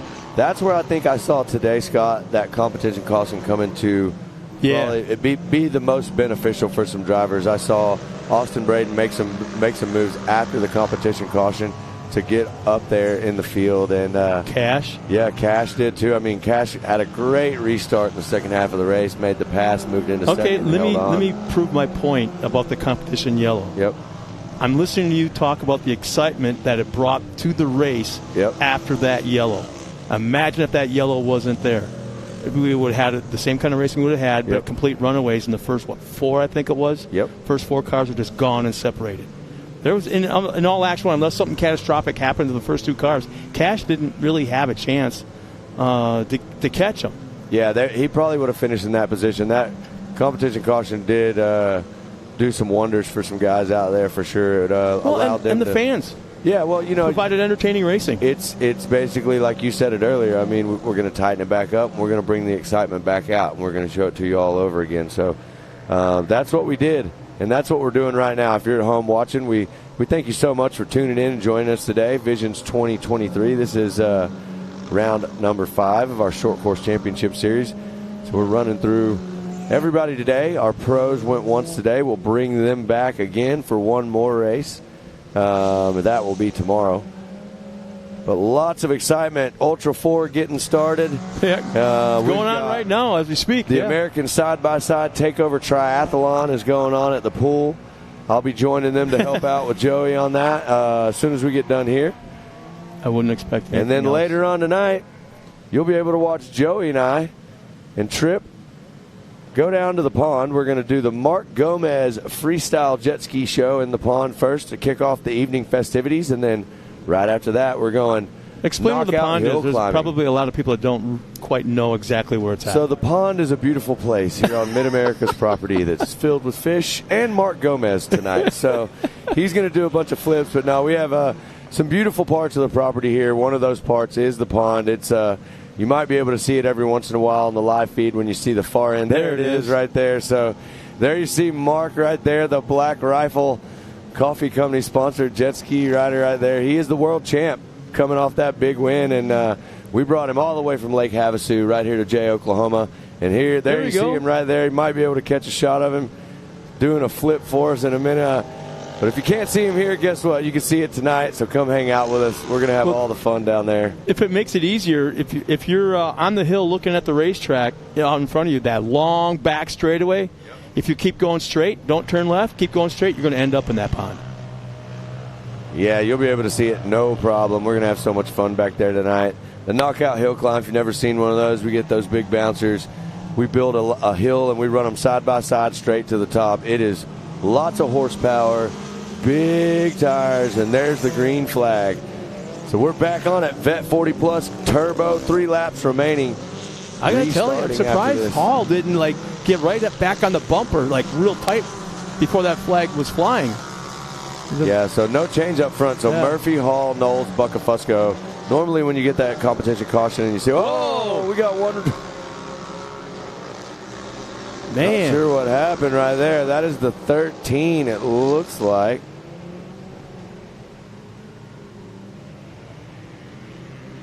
Would it be Jimenez? I'm not sure. Mahaney? I'm going with you on the 13, so I'm going to guess, since we don't have a 13 in the lineup, I'm going with the 3. We'll get our... Oh, let's go back up front. Got a battle up front, right? So you got 46 Hall is sliding in there. So I do believe Hall has just overtaken the lead from Murphy right there. There's Knowles still running in third. So 46 making his way around the 39 of Murphy. Lee Knowles is now I believe that Murphy's having a problem, it looks like, because Knowles is right on him, ready to overtake him. It looks like Murphy's trying to drive some defensive driving right now. And there you see, still no. Buckafusco's back in the mix too, so not really sure what's going on right here. Rugged Radios is telling me right now that is the 73 of Pablo Jimenez. So you were right, it was Jimenez. We hope he's okay, and we'll get that car back off the track and continue racing. The Cybertizing car, there he is. There is Gus, the man, the myth, the legend. Hardest working individual on the property, I would argue. I'm surprised he doesn't have a house on the property someplace. He just lives here. Yeah, he pretty much does live here, but... yeah. Well, our producer says we wouldn't have time to go home if he did live here. He'd come right... And the thing is, some of it's by his own choice. He can't sleep because he knows there's another project that needs to be done. Is that Lee pulling off the track? Lee pulling off the track. Oh, What's man. going on here? Maybe he's having an issue with the car. I see him put his hand up there. That is no good, unfortunately, for Lee. Not sure what happened. So we got Hall, Murphy, Buckafusco now moving into the third position on the track. Well, you can't mention one driver without mentioning the other.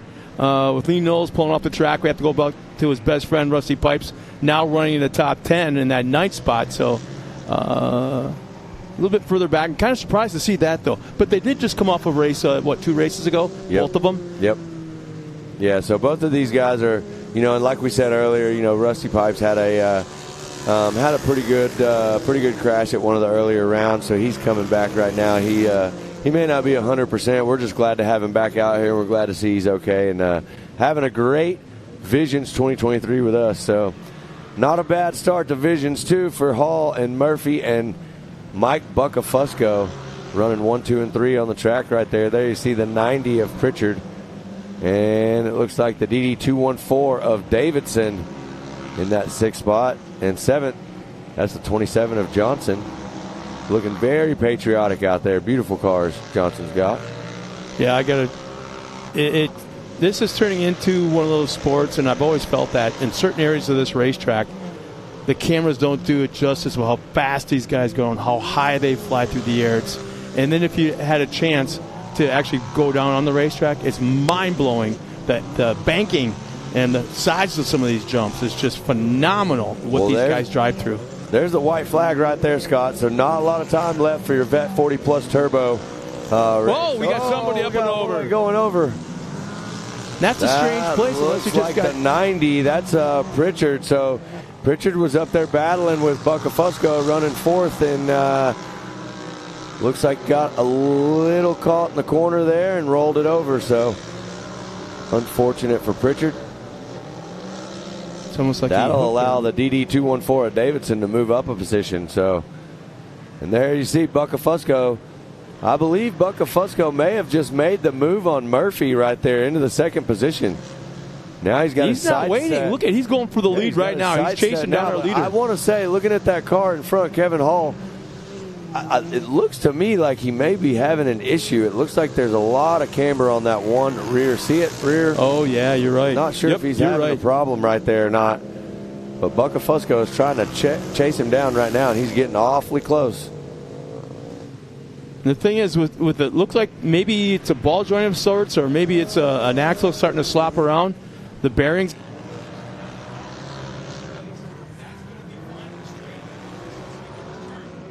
When the back end of the car is going to be loose and bouncing side to side. But in a straight line, it's okay for the most part. But when you're in those turns, that's when he's going to suffer. Well, let's just hope he can make it. He's only got a couple more corners left. Some of these corners are probably the hardest on that car with them being off cambers and on the side of the hill. But we'll see if he can make it to the finish. The white flag has already come out, so if he can hold it together, Kevin Hall could get the victory here in this Vet 40 Plus Turbo. Just a few more turns. In fact, one more turn right here. Coming around this, we'll hit the Can-Am finish line jump, that Project X tabletop. There it is. Made it last. Bucka Fusco in second. There's Hall. And it looks like the DD214 at Davidson coming across the finish line in the fourth position. There's Jeff Johnson. Looks nice run by Rusty, man. Rusty Comes Pike back. Moves up to six. Yeah, there's Perry Mahaney. Bearded Stitch right there in seventh. Great race for Perry. Vet 40 Plus Turbo. So we saw Vet 40 Plus NA go earlier. This is the Vet 40 Plus Turbo. If you're at home and you're watching, that is the difference of a turbo car and a naturally aspirated car. They make a little bit different power. Both extremely fast on the track. We have seen NA cars run in a turbo class, but you'll never see a turbo car run in an NA class. So there's Jimenez he's back on the track. So that must have been a baby rollover, not nothing serious. You know, just had to flip over real fast, make sure everything was good. And now he's back out there and on the gas, coming through the finish line right there. Pablo Jimenez, the 13. So we still got some drivers out there. And there you're seeing your handy unofficial results right there. Murphy, Bucka Fusco, and Hall, 1, 2, and 3. Then you got Davidson, Johnson, Pipes, Mahaney, Pritchard, Jimenez, and Knowles rounding out your top 10. And then you've got Hill, Schroeder, and Young there in your 11th through 13th. So that is Vet 40 Plus Turbo results right there, presented to you by Handy.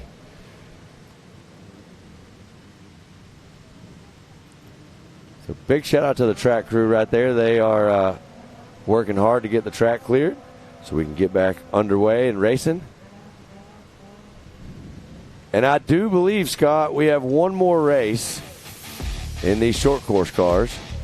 But right now, check out these highlights. This was an awesome Vet 40 Plus Turbo race right here. We saw Mike Bucka Fusco and all of them right there on the track just doing work. So great job to all your Vet 40 Plus Turbo drivers right there. They had a great race, and it looks like we are locked and loaded and ready to go on the line right here. So we're going to have what looks like another rolling start right here. Yep, I was going to say, yeah.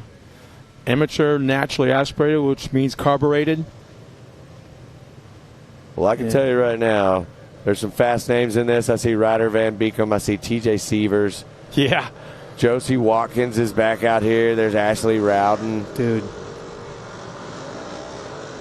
Well, it sounds like Tiffany Stone has our winner trackside getting ready for the interview. That'll be kind of cool. We haven't seen Tiffany yet this afternoon, so that'll be nice to see.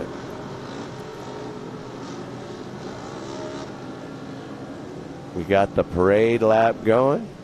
Thanks, guys. Down here with the number 46 of Kevin Hall. Kevin, that was a great run out there. We're still figuring out everything unofficially, but going off of that, you had a 6th, 8th in the last few rounds. Now you're top of that spot. How does that make you feel? Oh, I feel pumped about it. I'm so excited to be here again this round, and just look forward to next round, and just, loving it out here. Well, we've done something a little bit different for this round. We entered that competition yellow. Anybody who knows, that also gives you that chance to really hold off stuff. How does that change your drive drive style, knowing that we're going to have that mandatory caution, but yet you still got to push through? You don't have to be flat out off the start. You know it's coming. You just work your way through the pack and take it easy and make it last to the end.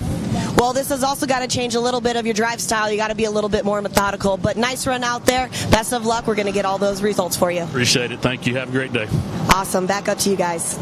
Well, thanks a lot, Tiffany, as we get ready to go racing just a moment away from taking that green flag for amateur naturally aspirated with a lot of cars in this field. Yeah, this is a very big field right here. So the amateur NA, we saw amateur turbo was a pretty big field also. So there it is, the Ultimax grid lineup. Van Beekem, Sievers, Greenfield, Watkins, Medlin, Rowden, Jordan, Speaks, Summers, Schroeder, Lemming, Worley, Popper, Deesh, Schindel, Strickland, Hawks, Cotter, Sandberger, McKesson. And that is it right there. Wow. So all the action, TW moving out of the way. They're going to get the green right here, and we are ready to go racing. I'm going to go out on a limb right now. This young lady has been so fast today. We could be witnessing history. I don't want to jinx her, but we could be watching history. I don't think it's ever been done before in MAO history where we've had a woman, a young lady, win 3 races in a single day. I'm not sure we have either, Scott. That's a good point. We're about to see if Josie Watkins can do it. She's running in 3rd already. So she's got to do a little bit of work to get around Sievers and Van Beekem, and they are no slouches in this amateur NA class. So Van Beekem out to the early lead. Nice job by that young man. Another young driver out of the Phoenix, Arizona area. We got some drivers bunching up in the back. There you see your top 3 coming down the hill, high speed. There's that big that big divot in the track. We've been talking about that. I've heard some other drivers talking about it. But that did allow what I believed is Josie Watkins moved into the 2nd position. We'll find out right here in a second. I want to say something may have happened to Sievers because he hit that thing so hard at the bottom of the hill. I think unless we see him come in the picture very soon, Watkins I think is right he may have stunned himself. He may have a stinger. He's in 3rd position right now, so still on the track. Watkins has moved into 2nd position, and now she is on the gas trying to chase down Ryder Van Beekem, who's leading the charge right now. Sievers back on the tail end of Watkins, though, not letting her get away. So hopefully that's good to see, because I know he was running in 2nd at the time, and he nailed that rut at the bottom of the hill, and all of a sudden just like, I don't know if his foot kind of slipped off the pedal, which could have been happening, but for a moment he lost his spot. He kind of stuttered, so I wondered, I was starting to wonder if he had a stinger or kind of knocked himself loopy a little bit. It did buck that car quite a bit in the back when it hit that, so hopefully everything's good right there. You see it, it looks fine. He looks like he's back up there and just ready to do battle with Josie. Josie's driving a great race right now, holding on to that 2nd spot. There you see Medlin running in 4th, and look at Rowden. There's another female in the field in the top 5. That's awesome right there. So, we got one over on its side right here. We'll figure out who that is. Lost a front left right there. Wow.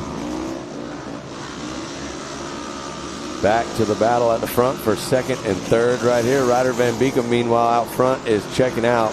Fast lap right now, 150.144. Josie Watkins with a 152.781. So a little bit off pace there with Ryder Van Beekem, but still in a great position, running in that 2nd spot. So you're right. You said it earlier. It's pretty awesome right here to see 2 of the ladies in the top 5 right now in amateur NA, with Ashley Rowden running in 5th position and Josie Watkins running in 2nd. And the track is holding tight in most of the areas. You see a little blue groove like right there. They're not too much worried about it because the trucks will be able to handle it, which is coming up next. The last race of the afternoon with, I should say, short course race of the afternoon with the Pro Light trucks. Whoa, look What's at the moves happening here? Made right here. Wow. Is that would be Schindel. The 121 of Schindel engaging the turbos and making some moves right there. I take that back. They don't have turbos. Nitrous? Yeah, he did something because he slungshot himself right up there in the 2nd position around 2 drivers. See, now this is what see what happened right here. That also allowed Sievers to move back into the 3rd position. So that's pushed Watkins back to the 4th spot. So now our ladies in the field are 4th and 5th right now. See, the cars should not, they're supposed to maintain the same space between them through the yellow zone, and it looked like to me Seavers made up a ton of ground. Now 2 cars behind. They all bunched back up as if it was a competition yellow. Yeah, the great thing about it is, and here's the instant replay from AMSOIL, so you can see exactly what happened. It, we got checked up. Yep. Oh, there's our bicycle. You saw that front left wheel just fold under right there, and that's what went ahead and got that car over on its side. So 4 laps remaining. Van Beekem, Schindel, Seavers, Watkins, and Hawks. Something's happened to Ashley Rowden. She's dropped back to 8th position. So you've got Hawks, Medlin, Jordan, Rowden. Look at Schindel pulling the outside of our leader, Van Beekem, right now. They're aimed at the pond. They're sending it. Wow. That is a move right there. Schindel going around the outside. If that's not deflating right there, when you get past on the outside of a high-speed turn like that, and you had nothing for them, I guess you're racing for second almost. But what a power move by Schindel. Van Beekem led the whole entire way. Schindel coming through and taking it over. But, Scott, we got competition caution that'll be coming up here shortly, and it's going to allow Van Beekem and Seavers and Watkins and everybody to bunch back up. And we'll also have to pay attention to, if any, I'm sure our race officials are, but if there was anybody that advanced any positions, went too fast under caution, like you were just discussing something like that, that could play a part into what we see as the official results at the end of this also. It's hard to make those calls while the race is going on, because if they take their eye away from looking at tape of what just happened, that means their eyes are away from the current racetrack, and that they can't do that. So I'm sure they're going to work on it. Van Beekem trying to go around the outside and find some speed. There's the competition yellow. Competition caution, yep.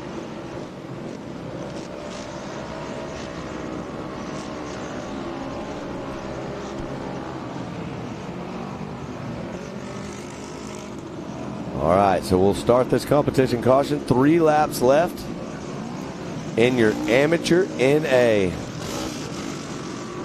Final race of the day on the short course track in the side-by-sides, but don't go anywhere if you're at home watching. Next up, we're going to have the Pro Light trucks take the course. Pro Lights immediately following after the Pro Lights. That's right. We're headed up to the pool. We've got 4400s going on, man. Well, yeah, you can watch 4400s if you're at home. The broadcast will follow them right up there. Be able to watch what we're doing at the pool, unfortunately. Which I know where you're going to be. Totally not. It's not as cool as 4400, so definitely going to want to stay tuned in and watch that. Yeah, I mean, definitely better in the water, but we'll be watching it on the big screen at the pool. There you go.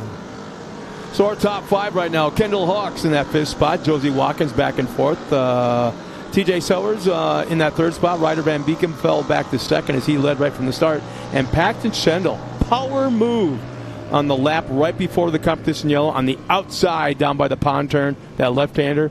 I'd have to say, as much as my heart's pulling for Josie, my head is telling me it's going to be Paxton. When he pulled that power move on that left hand passing on the outside, I don't think anybody can have anything for him. Well, I can tell you this. There's 3 laps left. Ryder Van Beekem is going to be on a mission to get back around Schindel. I don't know if he can do it, but he's definitely going to try.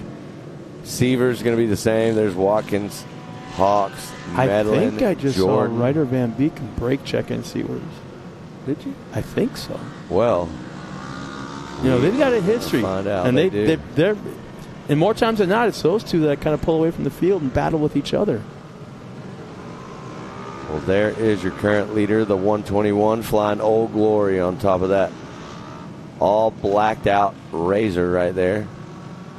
And Ryder Van Beekem in the second position. Yep. Big kid, young kid. Yeah. Always happy, always having a good time. And there you see TJ Seavers running in 3rd position, the 101, also in the Polaris Razor. You know, sometimes when I'm watching these guys race, and you take a moment and think about it after watching them a couple rounds, a year or two, I hate calling them amateurs. You know, that's an amateur class. My gosh. Yeah, it's definitely Ryder Van Beekem's been putting on a show for us for a while, and so we've seen a lot of races with him, and now we're seeing Schindel come in here and show us that he's got all the speed as well. So every one of these drivers out here are incredible racers in this amateur NA division, and definitely look for them to be moving up in the next few years for sure. So that's the exciting part. Here we go. How about this? Van Beek making the move on the inside.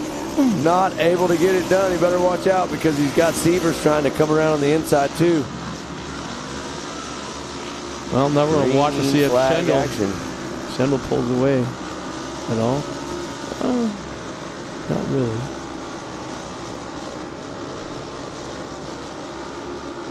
So Schendel's still the fastest on the track as far as lap times. Here we go again. There's the battle. We are going to duke it out right here all the way to the end between these three at the front. I feel like Schendel, Van Beekem, and Sievers putting on a show for you at home and everybody here at Visions 2023.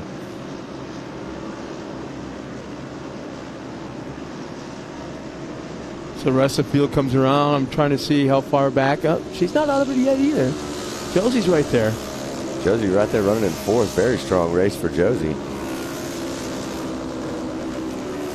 All right, here comes Ryder and the crew. Ryder's running in second.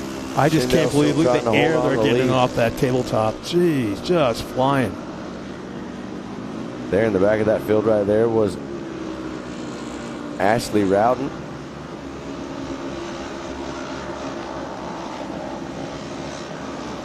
Tighten it up. The gap's getting closer, Scott. We may be able to see a battle here to the end. Ryder wants to get around Schendel so bad. You can see it. He is pushing that car super hard. Hopefully he can push hard and get around. We don't want to see him push too hard and make a mistake. We've seen that happen several times today with people that are right there ready to make that pass. They just push a little too hard. I'm liking how Van Beekem's car is handling. Watch him go in the corners. He'll nail the brakes. The car will dive down in the front. He'll set the car, be able to make the rotation. Get back on the throttle. The back of the car just like sits down. Front bite, front traction. But then look at Schendel. Anything, anywhere that Van Beekem has gone and tried, Schendel's right there. Yeah, right now Schendel's still got the speed. I mean, Van Beekem's right there close, but he's going to have to get a lot closer than that if he's going to make a move on Schendel.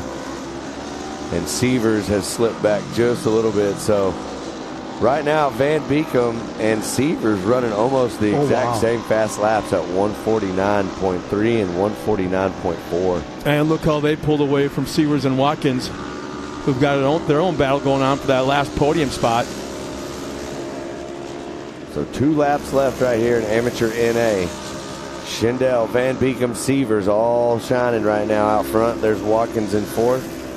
And there is Cotter in the 5th position. The white flag is coming out this time around as they make their way around the racetrack. And our current top 10 right now is Jackson Lemming back in that 10th spot, Kendall Hawks, Dakota Medlin, and then 8th, Crichton Jordan 7th, Cruz Worley 6th, Mason Cotter in the top 5, Josie Watkins 4th, TJ Sewers in that 3rd spot, Ryder Van Beekem and Paxton Schendel up in the top 2. And yeah, they pulled away. Yeah, the 121 of Schendel on the gas right now, trying to get to that checkered flag. He's going to have one more lap as they come around right here. There you see the white flag waving. So this is the last opportunity for Ryder Van Beekem. If he's going to try and make something happen, he has got to put it together inside the next 2 miles. Yeah, it sounds like a long time, long distance. 2 miles, but not at these speeds with these obstacles. Yeah, you're coming down this hill right here, clocking upwards of high 70s, low 80s. If you're pros, you're probably moving a little bit faster than that, but this is a very, very fast track. You can do a big, big 2-mile track like this, and not a lot of time when you're carrying the speed these drivers are carrying. And this is, we see the 116 on the side of the track. That's unfortunate.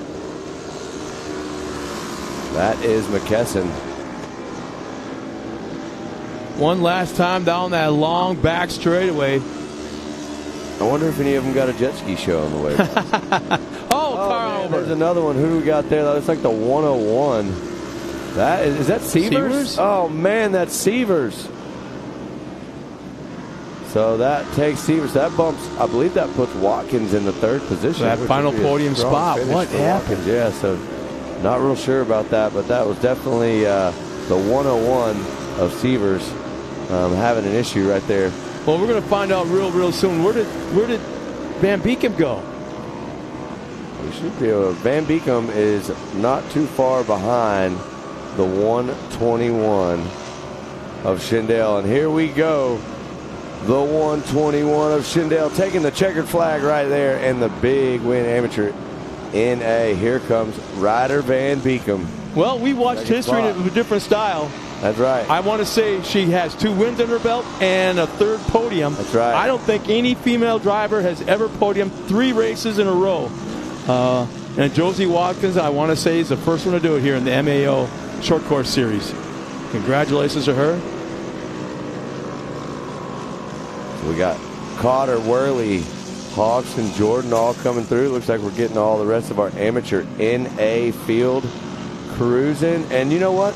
I think we have an Amsoil instant replay that we are going to show you what happened to Severs right now of what happened to Severs out in the front of the field right there, coming around the corner. It looks like, if I'm looking at the tracks right, it looks like he may have gotten a little wide and some loose stuff and caught traction. Unfortunately, ended up on his side there. So rough one for Severs. Great race, though. They're getting that car flipped back over to make sure he's okay. Big shout out to the track team right there. Our recovery right guy in the middle of it, Gus. There is Gus. Man. Yep, holding on. Wow. Whatever he's taking to stay healthy, I needed about a 6-pack of that. Well, there you have it. Elevate your day with a handy, and you can have these handy unofficial results right now presented to you by me. Paxton Schindel, Ryder Van Beekem, Josie Watkins 1, 2, and 3. That was an awesome race for them. Josie Watkins, incredible day right there. Mason Cotter, Cruz Worley, Kendall Hawks, Crichton Jordan, Dakota Medlin, Doug Summers, and Ashley Rowden round out the top 10. Jackson Lemming in the 11th spot, Landon Popper, Rowdy Speaks, TJ Severs, Colin Greenfield, Annie Schroeder, Cohen McKesson, Austin Deesh, and Carson Sandberg. Then you've got Jonathan Strickland in the 20th position right now. And that is the handy amateur NA unofficial results. Look at that right there up at the top. My favorite person out here at the track. That is Uncle Brad. Uncle Brad. Uncle Brad in the house. And there is our highlights from amateur NA. So Ryder Van Beekem getting out there. Ended up getting overtaken for the lead. There you see Schindel making the move right there. Absolutely flying coming around. So we've got Schindel out in front, and once he got there, he just ran away with it. And I do believe we have an interview with him right now with Tiffany Stone. Nice job, Paxton. That move that you made right before the comp yellow, that really secured the second half of the race for you. Implementing that, how do you feel? I feel great. The track was super good, just at prime time, and just the car handled amazing with the track. Well, in that first half, you were running lap times about 148. Towards the end, you were about 144, getting faster. Did it seem like the track was coming to you and the drive style was going to what you needed? Yeah, I started getting more used to the track because it's my second time here. But the track, I adapted to the track super nice, and with no one in front of me, I could just run my clean air and just go.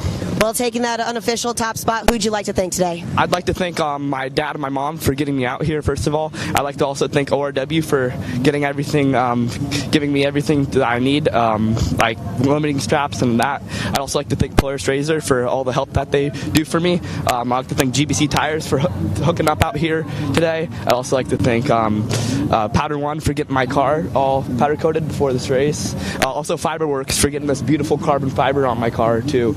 And Buggy Whips for my beautiful whip, and everyone else who helps me out there. Well, nice job, Paxton. This is showcasing why taking that top spot right before the comp yellow really helps you out. You can kind of set the pace and drive the style that you want. Back up to you guys. Well, thanks a lot, Tiffany. And congratulations to that young driver. We had one heck of a race out there. In fact, I guess you and I are going to step aside one more time as we get ready for one more short course race here this afternoon. It's the ProLite MAO trucks in just a moment. Meanwhile, we'll see you after this. Lightweight, agile, and strong, the Pitbull is perfect for the job. The Pitbull is the first and only lift that can be used in the pits and in your garage. Elevate your racing with a Handy.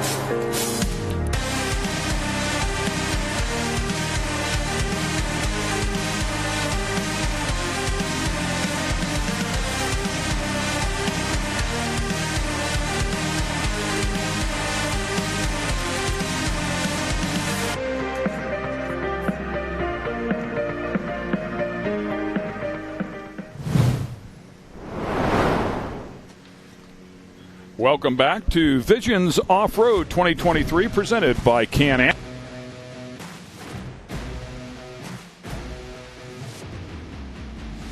And we are back here once again. So one race yet to go here this afternoon, and that will feature our Pro Light category. Of course, we'll have our pros back to run another round tomorrow evening, late in the afternoon, and wrap things up here. That'll just be our small portion here of what's going on at Visions. Ken Stout and Pam Hall has joined me back in the booth here. And Erica Allreed will be down there to talk to our winner in just a moment. We'll get you our starting grid here for the Pro Lights. This is round number 3 for the Pro Lights. For all of the side-by-sides, as you know, Pam, it's been round number 4. So the Pro Lights showed up for the first time this year at that beautiful place in Wheatland, Missouri. So it was great to see them as we bring to you our Ultimax starting lineup. Kyle Greaves, Johnny Holcher, Connor Berry, and Kanan Baker will all be in competition here today. Unfortunately, a couple of the other players not able to make the call.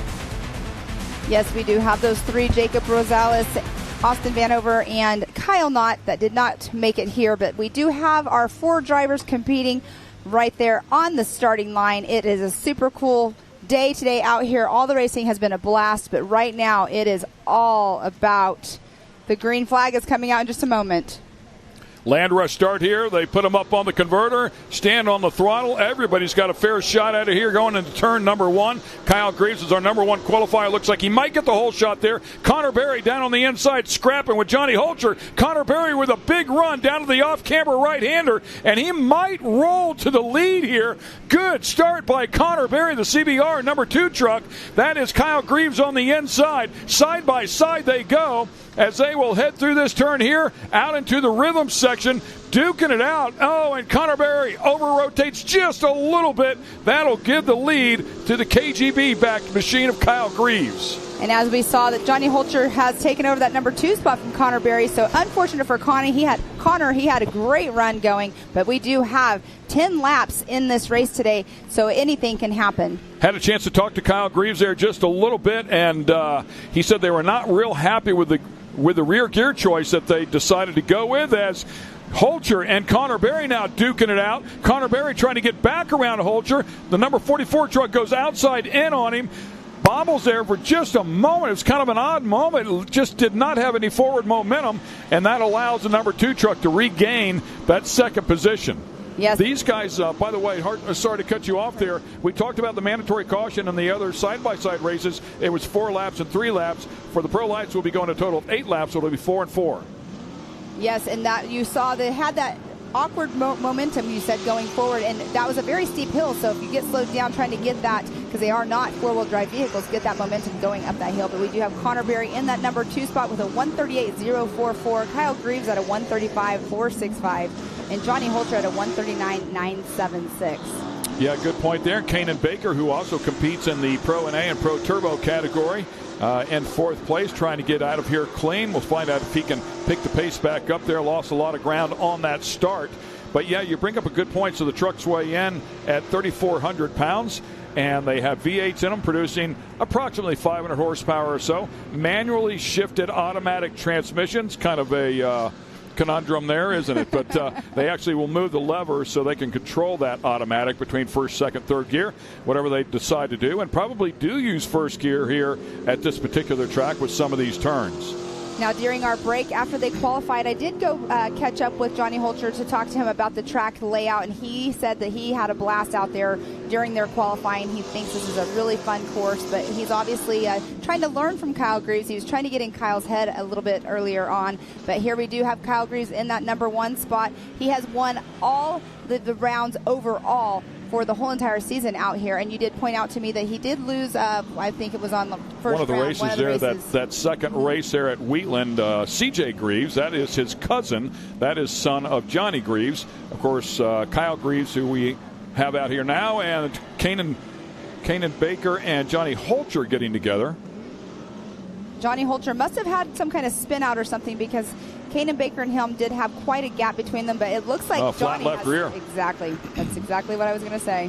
So that'll definitely slow him down. Might even be, I'm not sure what the hot pits area here is like, but with the mandatory caution still in this race, it might be worthwhile for him to come in there, change that left rear, and get back out here, see if he can salvage a spot or so.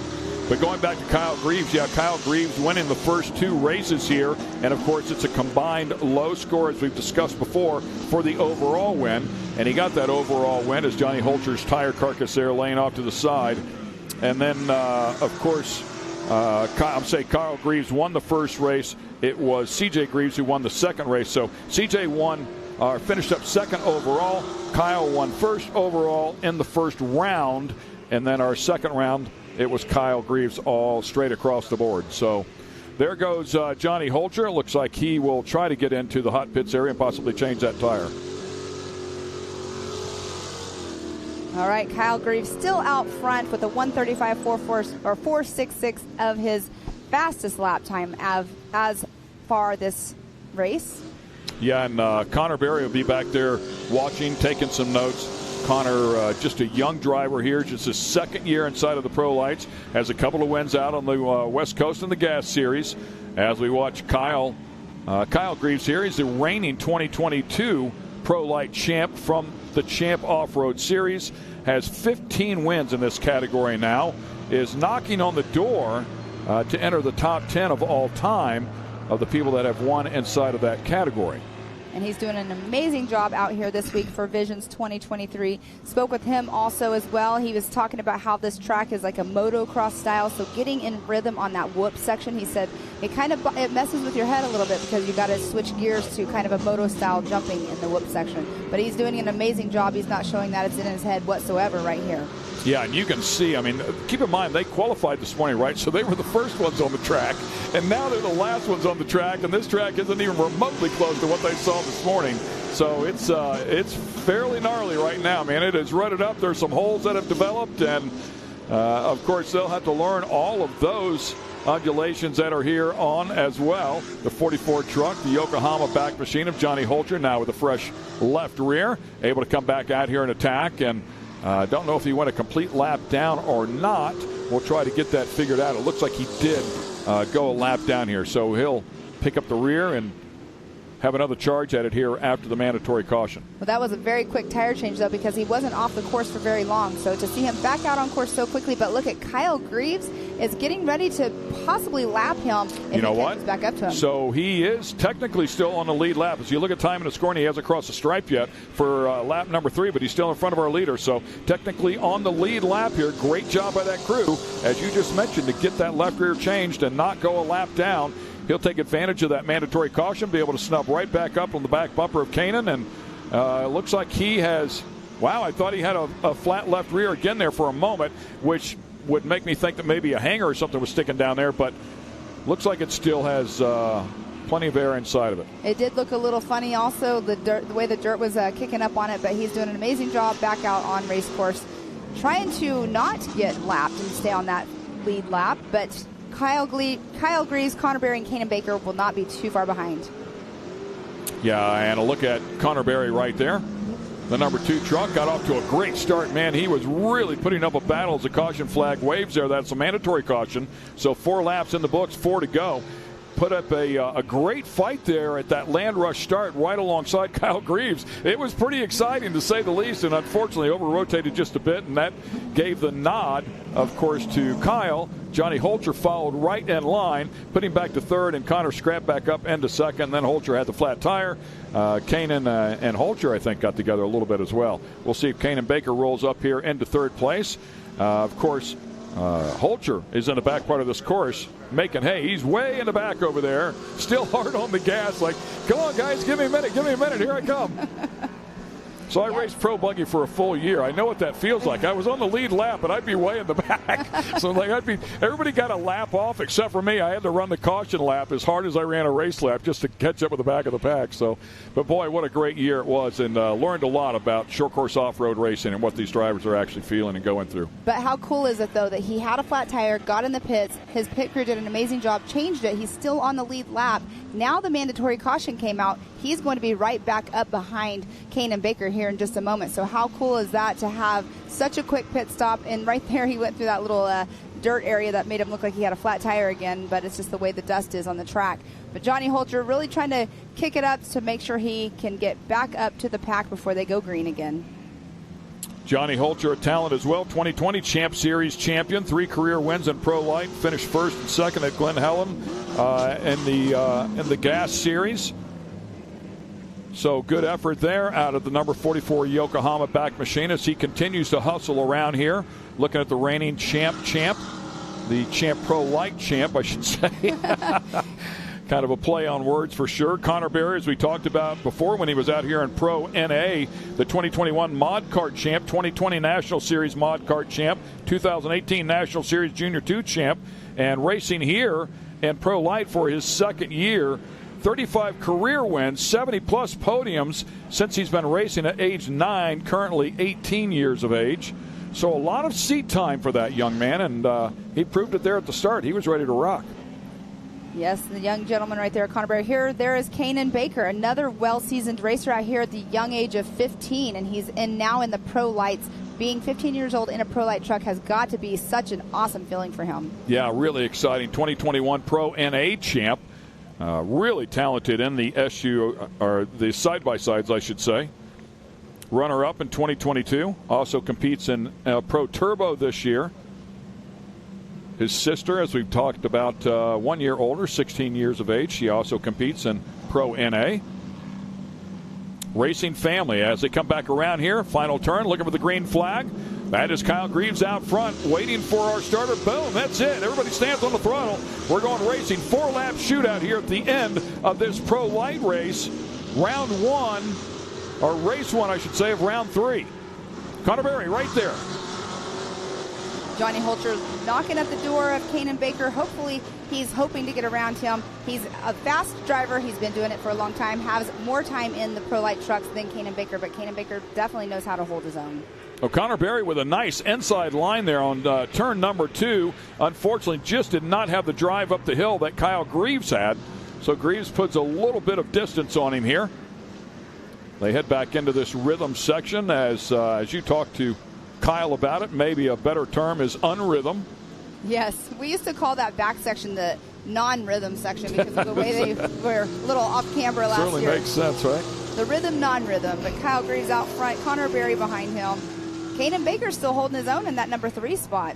Kanan getting a feel for it. First time, Kanan has been in this category this year, so really only a handful of races, and Connor Berry gets off course, goes for a vicious ride. I can't believe the left front is still attached. Wow. And stuffs the nose right down underneath there. I don't think made any contact with Kanan. Kanan racing him hard. Kanan will race you hard, but Kanan checks up just a little bit right there, and somehow Berry hangs on to the spot. Of course, that opens up the door for Holter to come after Kanan.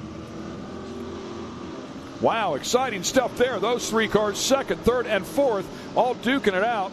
Connor Berry getting off course just a little bit and really banging the front end of that truck on a hill there, if you will, a hillside. Yes, that was a hard hit, but his truck's still going along, and he's still in that number 2 spot, which is another amazing thing. But how cool of a camera view was that? It was like straight on from where he hit that rock hill. Make the highlights real for sure. And how about this? Amsoil instant replay is going to give us another look. So kicks him off that jump a little bit, goes off the left side of the track, and I thought his day was going to be done. I mean, it blew the fiberglass off of that fender because the left front tire just was jammed up into the well so far. Yeah. Wow. Our producer said his teeth are still chattering. He might not have any teeth left. I don't know. Oh, my goodness. But you know what? He's still in that number 2 spot, kept on trucking along. Like it didn't even seem like it fazed him when he just hit the rocks and off course. But right foot down. Exactly. Pedal to the metal. Oh, wow. That was an amazing replay. An awesome Amsoil replay right there by our production team is completely amazing, and they're working hard to keep this going for us. But we do have Kyle Greaves still out there in that number 1 spot with the fastest lap time of a 1:35.466. So roughly almost 3 seconds faster than Connor Berry overall on the fastest lap time. Yeah, and he's got enough room now to get out there and take it easy through some of the sketchy parts. But however, the battle for second is absolutely on. Oh, and Johnny Holter was just squaring him up. Had a shot at that second position. I was just about to give his crew kudos again for changing that tire, like you said, keeping him on the lead lap, now taking advantage of the mandatory caution and bumping his way up into second if he could get there. And unfortunately, man, that track threw him a curveball and around he went. Yes, you're 100% correct. I mean, just that little bit of a bump. Unfortunate for Johnny Holter because, like you were saying, he was getting ready to square up and take a pass on Connor Berry if he could get around him. But Connor Berry still in number 2 spot with now Kanan Baker in third. Kanan Baker CBR right machine, yeah. And Kanan there in the number 21 all-white truck. All of his vehicles are white and gold, so all of his race cars. And then Aliana, she has that awesome hot pink and black color. She runs in a Polaris RS1 as well. But Kyle Greaves, 1:35.466, still has that fastest lap time out here for round 3. Kanan Baker up and down as this track continues to change here dramatically. Kanan's been as quick as a 1:45.5 last lap around there, 1:49.4. However, keep in mind the vicious battle that was going on with Johnny Holter, and right in front of them, of course, was Connor Berry. So whenever you get in a situation like that, it's going to cost you a little bit of time. You can't rip off a fast lap. However, this guy just continues to get it done. 1:46 flat, quick time 1:35.4. He'll just continue to rip them off here. He knows how to group them together. Once he finds his groove, he's as tough as anybody in the country, that's for sure. Yes, and Kyle Greaves, like we were talking earlier, how he made his debut in a Pro 4 truck. An unfortunate, reasoning why, but he made his debut in a Pro 4 truck. And I was talking to his dad yesterday, and he's going to be going back and doing some more testing in that. So he's getting lots of seat time as well.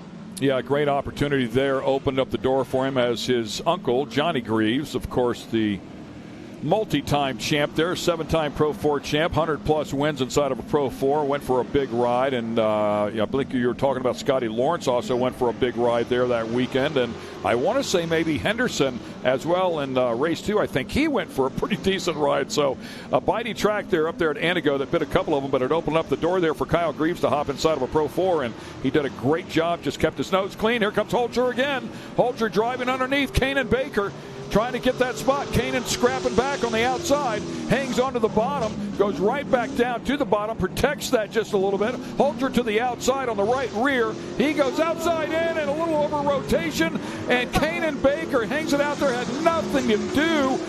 All he could do was wait on the truck, and Holter, I don't think did it intentionally, but on the throttle tags him just a little bit, and that ends it, sends Kanan all the way around. Wow, what an amazing race that's going on right here. It looks like both of them were on that outside line, a little bit of more wet dirt out there, but I don't think Johnny had anywhere to go. Kanan over-rotated, and Johnny was just right there, unfortunately. But Kyle Greaves back on our whoop section, our little whoop section area, but this is our last lap. They have had the white flag out. Yeah, one more to go here for the KGB-backed machine. If you want some good fabrication done, there's a guy that can get it done up there in the De Pere, Wisconsin area, up there around Green Bay or so. He and his father are amazing fabricators. Kurt Greaves in this game for a long time, working on his brother's truck there for many years, Johnny. And, of course, Kyle comes up and now intimately involved here with this program as well, as you might imagine, talking about Kurt Greaves. That is Johnny's brother. Drone there following the 34 truck around here. Kenda Tire's program on that one as well. Has done an amazing job. Talked about him winning the championship last year in the Champ Series. Very vicious series there for sure, and does a great job. So making his way around here. Very knowledgeable person on the other end of the radio there to help keep him calm and cool. No pressure here. Just drive a good, clean line and bring it home. Yes, and just a couple turns left. He's actually on the last turn right now before he goes across and getting that checkered flag. Kyle Greaves in that number 1 spot. Nice job. So that is 4 wins out of the 5 possible. Of course, we talked about his cousin CJ grabbing a win there at Wheatland as well. Here comes Kanan. Johnny Holcher somehow back and oh, that's right. We saw that whole moment there. So where Kanan unfortunately over-rotated. Yeah. So, Johnny Holcher will end up in that 3rd position after they made that tire change. I mean, gathered up another spot, right? Exactly. So put him up on the podium. So great job there out of that crew there for Johnny Holcher to get him back out there. Connor Berry scrapping all the way through. Gave us some highlights as well. And we'll go back and show you this start one more time. It was all Kyle Greaves here today as he continues to chase that $100,000 here in this Pro Light category. Great stuff here. Good battle there for second. Hope you enjoyed that. When we come back, we will talk to our winner, Kyle Greaves. Stay with us here. This is Visions 2023 brought to you by Can-Am. We'll be right back to talk to our winner. AMSOIL runs on freedom and has since 1972. We punish our products firsthand in our world-class laboratories and beyond, because some things can't be learned from a test tube. Run with us.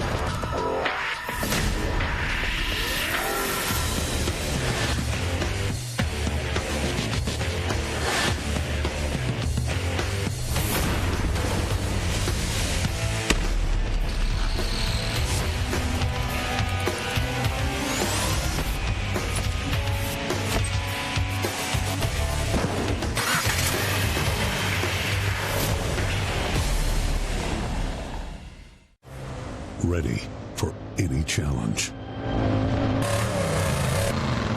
Maxxis tires can handle even the most punishing off-road conditions.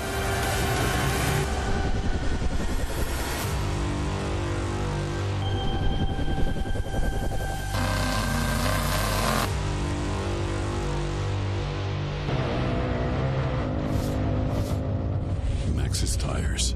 Tread victoriously. SxS has been America's motorsports authority since 1934.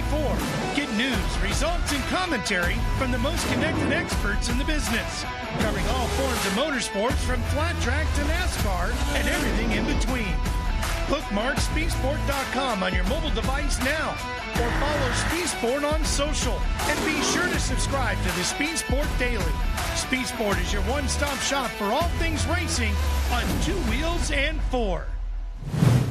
And once again, welcome back here to Visions Off-Road 2023. And, of course, it is brought to you by Can-Am. We're going to show you our results here from our Pro Light category. It is race one of round 3. My apologies. Race 1 of round 3. Kyle Greaves now with 4 wins out of a possible 5. His cousin CJ, who showed up, had not been in a Pro Light truck for 10 years, and he grabbed that other win. But Kyle Greaves, Johnny Holcher, they're showing in second instead of Connor Berry. We'll have to double-check that. And Kanan Baker inside of the top 4. Let's get it down to Erica, who's with our winner. Kyle Greaves out for another Sunday drive. Kyle, this marks your 3rd consecutive win and 4th overall in this truck series. But not only have you just won, you've done so in dominant fashion. How do you manage when to push and when to be conservative, especially when knowing the lead that you have? Well, Connor Berry actually came out off the start. You know, I got to run up the hill, and all of a sudden there was a blue nose that came up next to me. I'm like, holy man, I better get going here. And he played really nice. You know, he could have gave me a wheel in the left-hander at the back, and but he didn't. You know, so it was great racing. And surprisingly, I had a coil wire go out, so I was down a cylinder, and it was almost a blessing in disguise because it wasn't able to let me to blow the tires off as much as the dry slick was. So it was just about patience and protecting the insides on restart because you know they'd have a full engine and I had maybe half. So we just did the best we could. We were scrambling before the race. After practice, we had to change a lot of things, and you know I just got to give it up to my team. You know they worked their butts off. We went from Antigo, Wisconsin, left Monday, drove here, got a prep on the truck yesterday, and it's a really good setup that we have down here. So we're just going to get ready for tomorrow and probably go relax in the pool a little bit because I'm sweating, but I'm definitely excited. I got to give it up to Kenda Tires. They weren't too about this series yet because they didn't know what was going on, but they were willing to throw tires at me and at least get me going down here. So thank you, Kenda Tire, Aaron Precision, KGB Customs, Ultra Race Wheel. JP Remington got me some fuel to get down here, and you know he's been helping me out for 3 years. ATD Charlie, Fox Shocks, Hoffman Motorsports been tuning these Fox Shocks right in. But yeah, you know, dedication to my whole team. They just bust their butts all the time. My dad, my brother, my fiance Kyra, Amber, my brother's fiance is here, so it's a heck of a day, and we're just gonna keep celebrating. And John, I'm dedicating this race to you. I know you pushing me to get in that Pro 4 and do good for you, so I'm just trying to show what I'm worth. Well, speaking of all of those different classes that you race, you found success in no matter what kind of car or truck that you're driving. So what's been going right as of late? I think we're just getting more comfortable in the seat. I know my skills aren't completely there, but we're really working on it. And with all the seat time that we're getting out here and then bringing it back there and just going back and forth, I'm getting really comfortable with my truck here. So we're just going to keep going with that. Kyle, congratulations on this win. We look forward to seeing you back out there for race 2. That was a laundry list of people to thank there. Even he remembered a lot of names. I had to beat up on Kyle there just a little bit. It's pretty good stuff, though, man. Congratulations to him. I'm glad everything went well for him. They've already started grooming this track because we will go to race 2 tomorrow. You can join us here at 6 p.m. in Central Time, and we'll bring the pros back out here, and, of course, the Pro Lights as well, Pro NA, Pro Turbo. They'll all be duking it out for race number 2. That'll happen at 6 o'clock Central Time tomorrow. It's been a great effort out here, Pam. A lot of good racing. It has been a great day of racing. It's not even over. I'm headed over to the Ultra 4 USA, so you guys make sure you stay tuned in. Take off. You got to get there. So for Erica Allreed and Pam Hall, I'm Ken Stout. Hope you enjoyed all the great action here from Visions 2023 by Grand Can-Am.